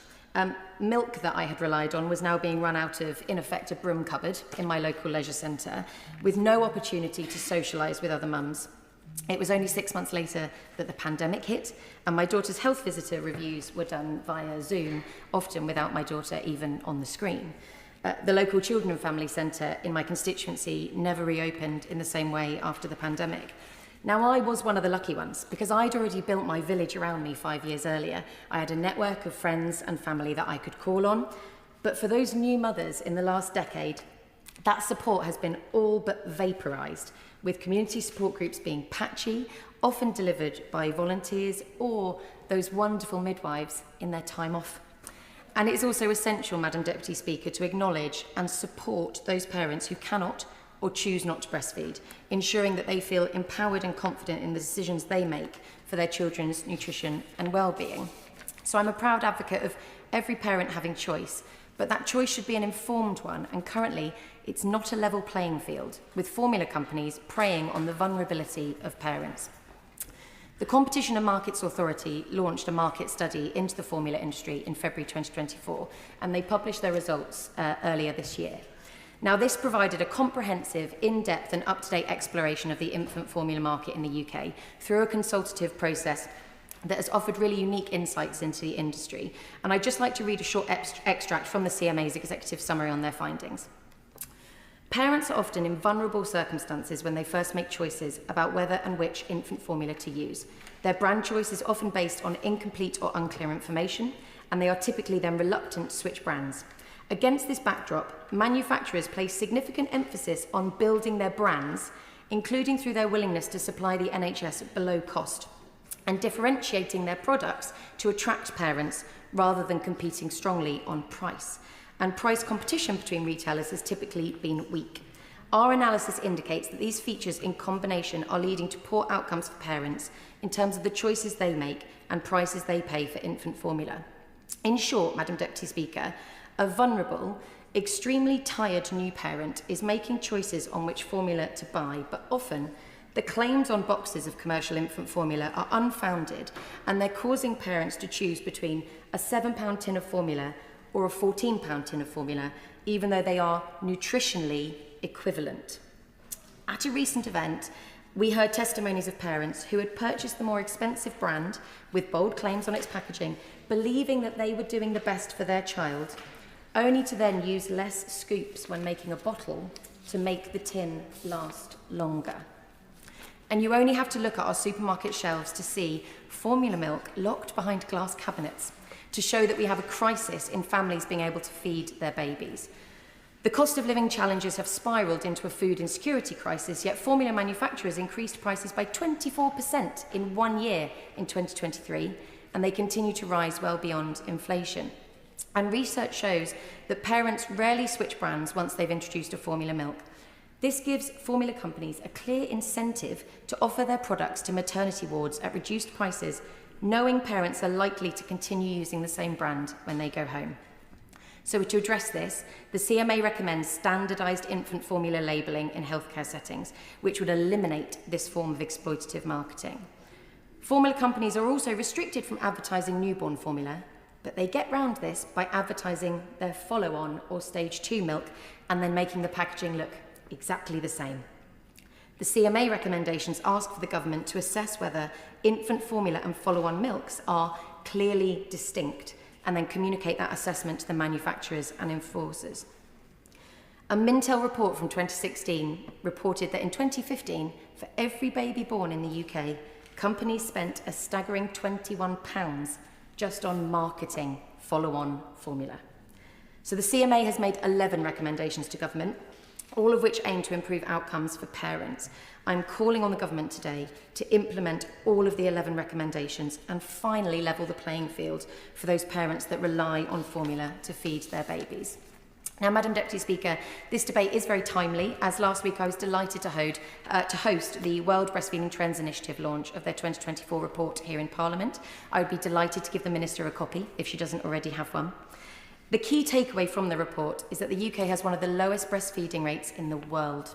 The report not only highlights the gaps in policy, but it also creates a report card system for each of the 4 nations. And I just want to highlight a few things that were mentioned within that report. Importantly, data, though its collection is uneven across the 4 nations, shows that the majority of mothers do set out to breastfeed.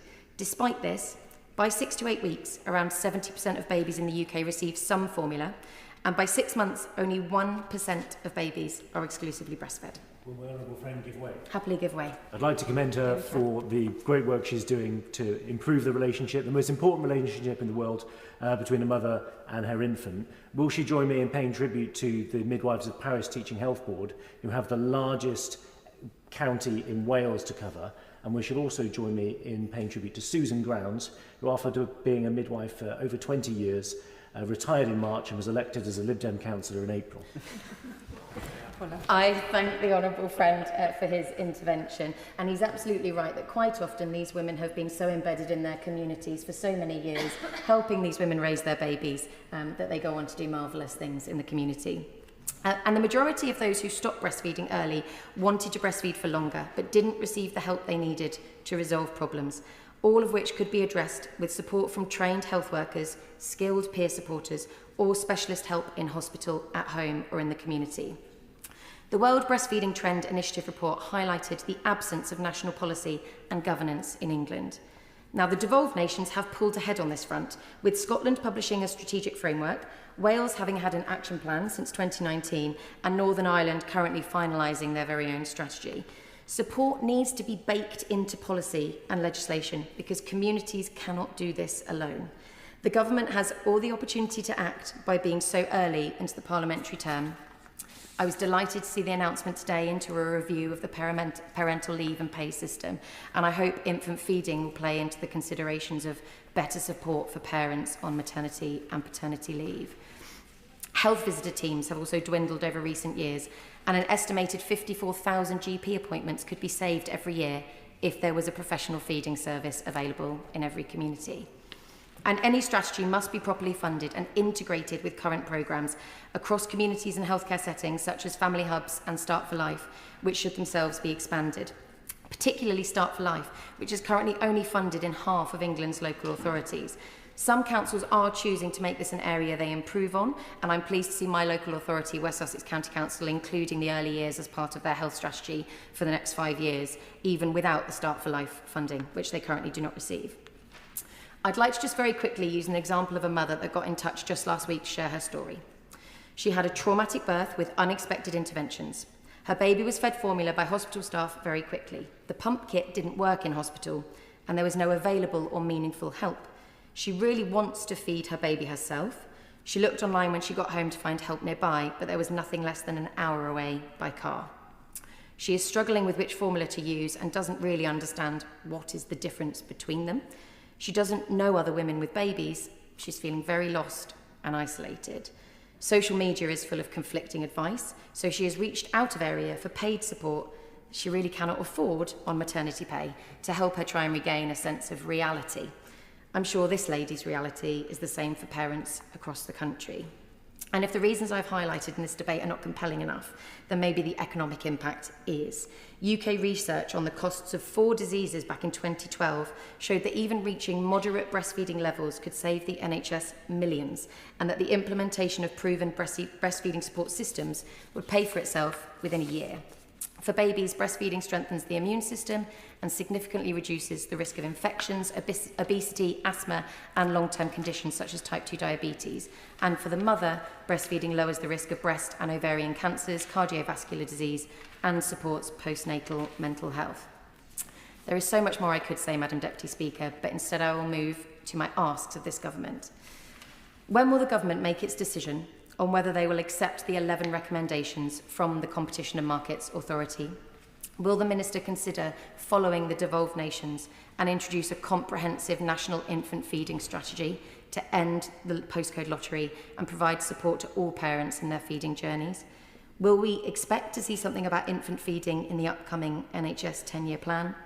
And finally, there is very little about breastfeeding in most health professional training, but primary care has successfully integrated assisted roles into primary care services such as pharmacists and social prescribers. Could the same model be extended to lactation consultants? I'd like to finish by saying thank you to all of those tireless activists and campaigners who have been fighting for all women to have support, guidance and trusted information when they begin motherhood. I won't risk trying to name them all, as I will no doubt miss some. But a special thank you to the World Breastfeeding Trends Initiative Steering Group, to First Steps Nutrition Trust, and also to the previous Honourable Member for Glasgow Central, who chaired the APPG before the general election. Thank you. I call the Minister, Minister Ashley Dalton. Thank you, Madam Deputy Speaker, and I'd like to congratulate the Honourable Member for securing this debate. Through her leadership of the All-Party Parliamentary Group on Infant Feeding, she is working to ensure families across the country get the right support. And I'd like to thank all members that have contributed today, the member for Ribble Valley, Strangford, contributions from the member for Altrincham Sale, South Derbyshire, Exmouth and Exeter East, Brecon, Radwa and Cumtawi.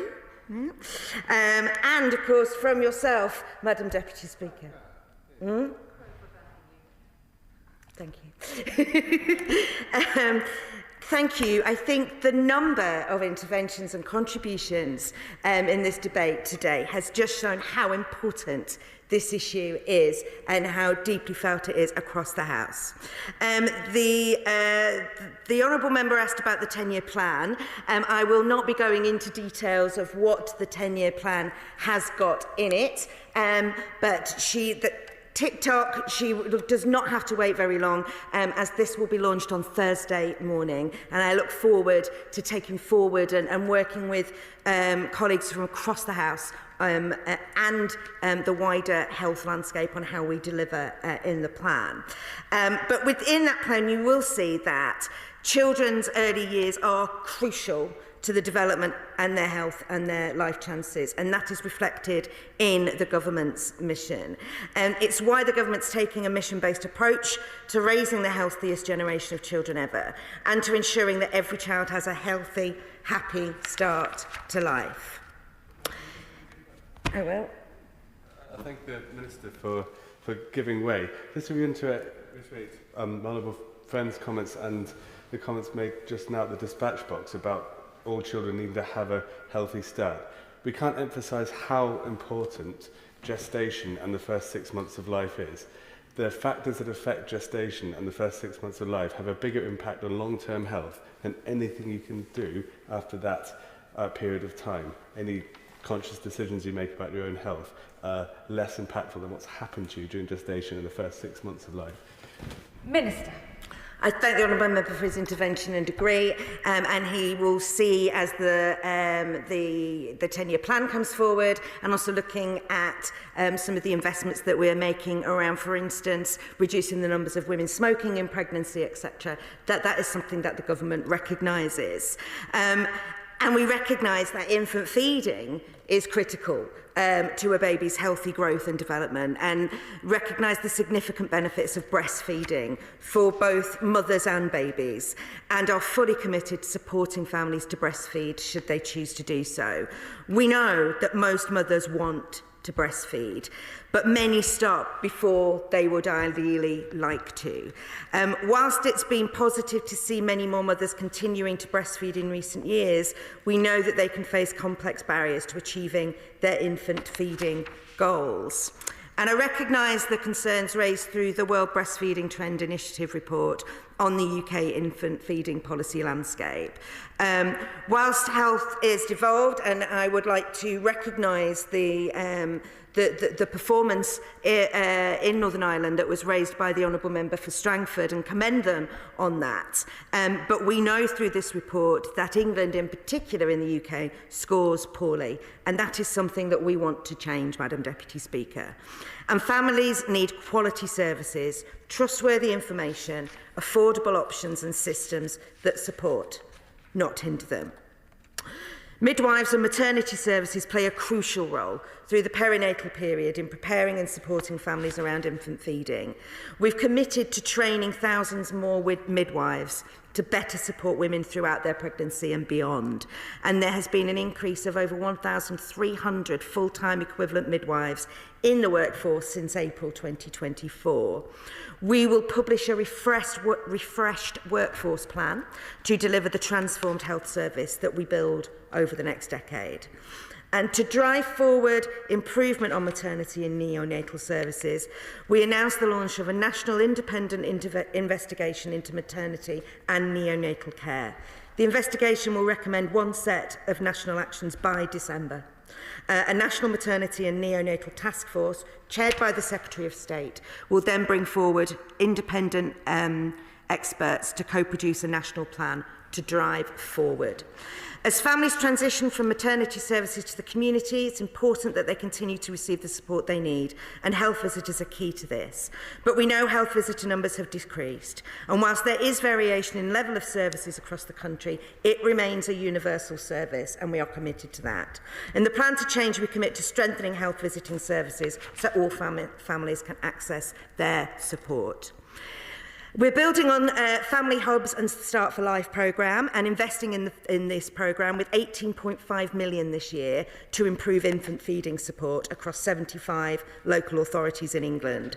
Start for Life services are helping parents to access support where they need it and in a location that suits them, whether that's their home, their family hub, in a hospital setting, or through some of the many voluntary sector organisations that have been referred to today.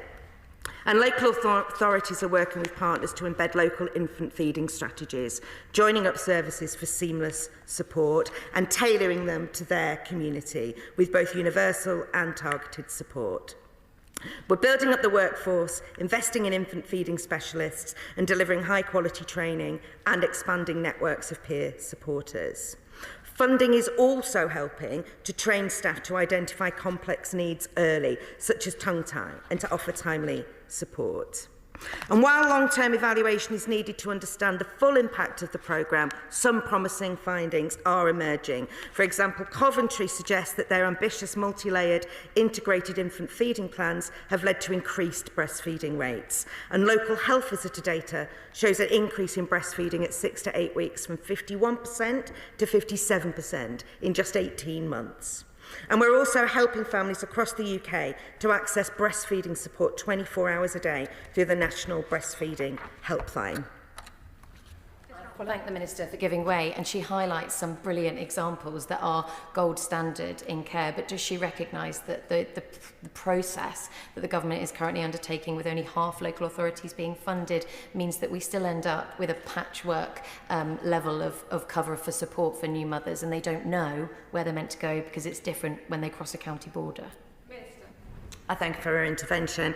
And through the Family Hub service and the support for Start for Life, that is very much targeted. However, through the Universal Health Visiting Offer, through the National Breastfeeding Helpline, we do aim to be able to offer all women breastfeeding the support that they need to do so.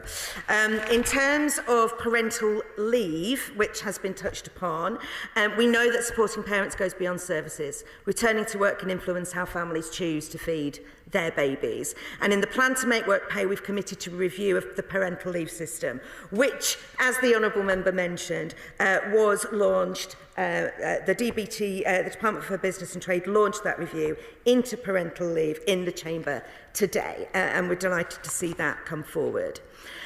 She did touch upon formula feeding, and I've spoken a lot about breastfeeding, but we absolutely recognise that families cannot, or choose, when they can't or they choose not to breastfeed, it's vital they get formula that's safe, nutritionally complete and affordable.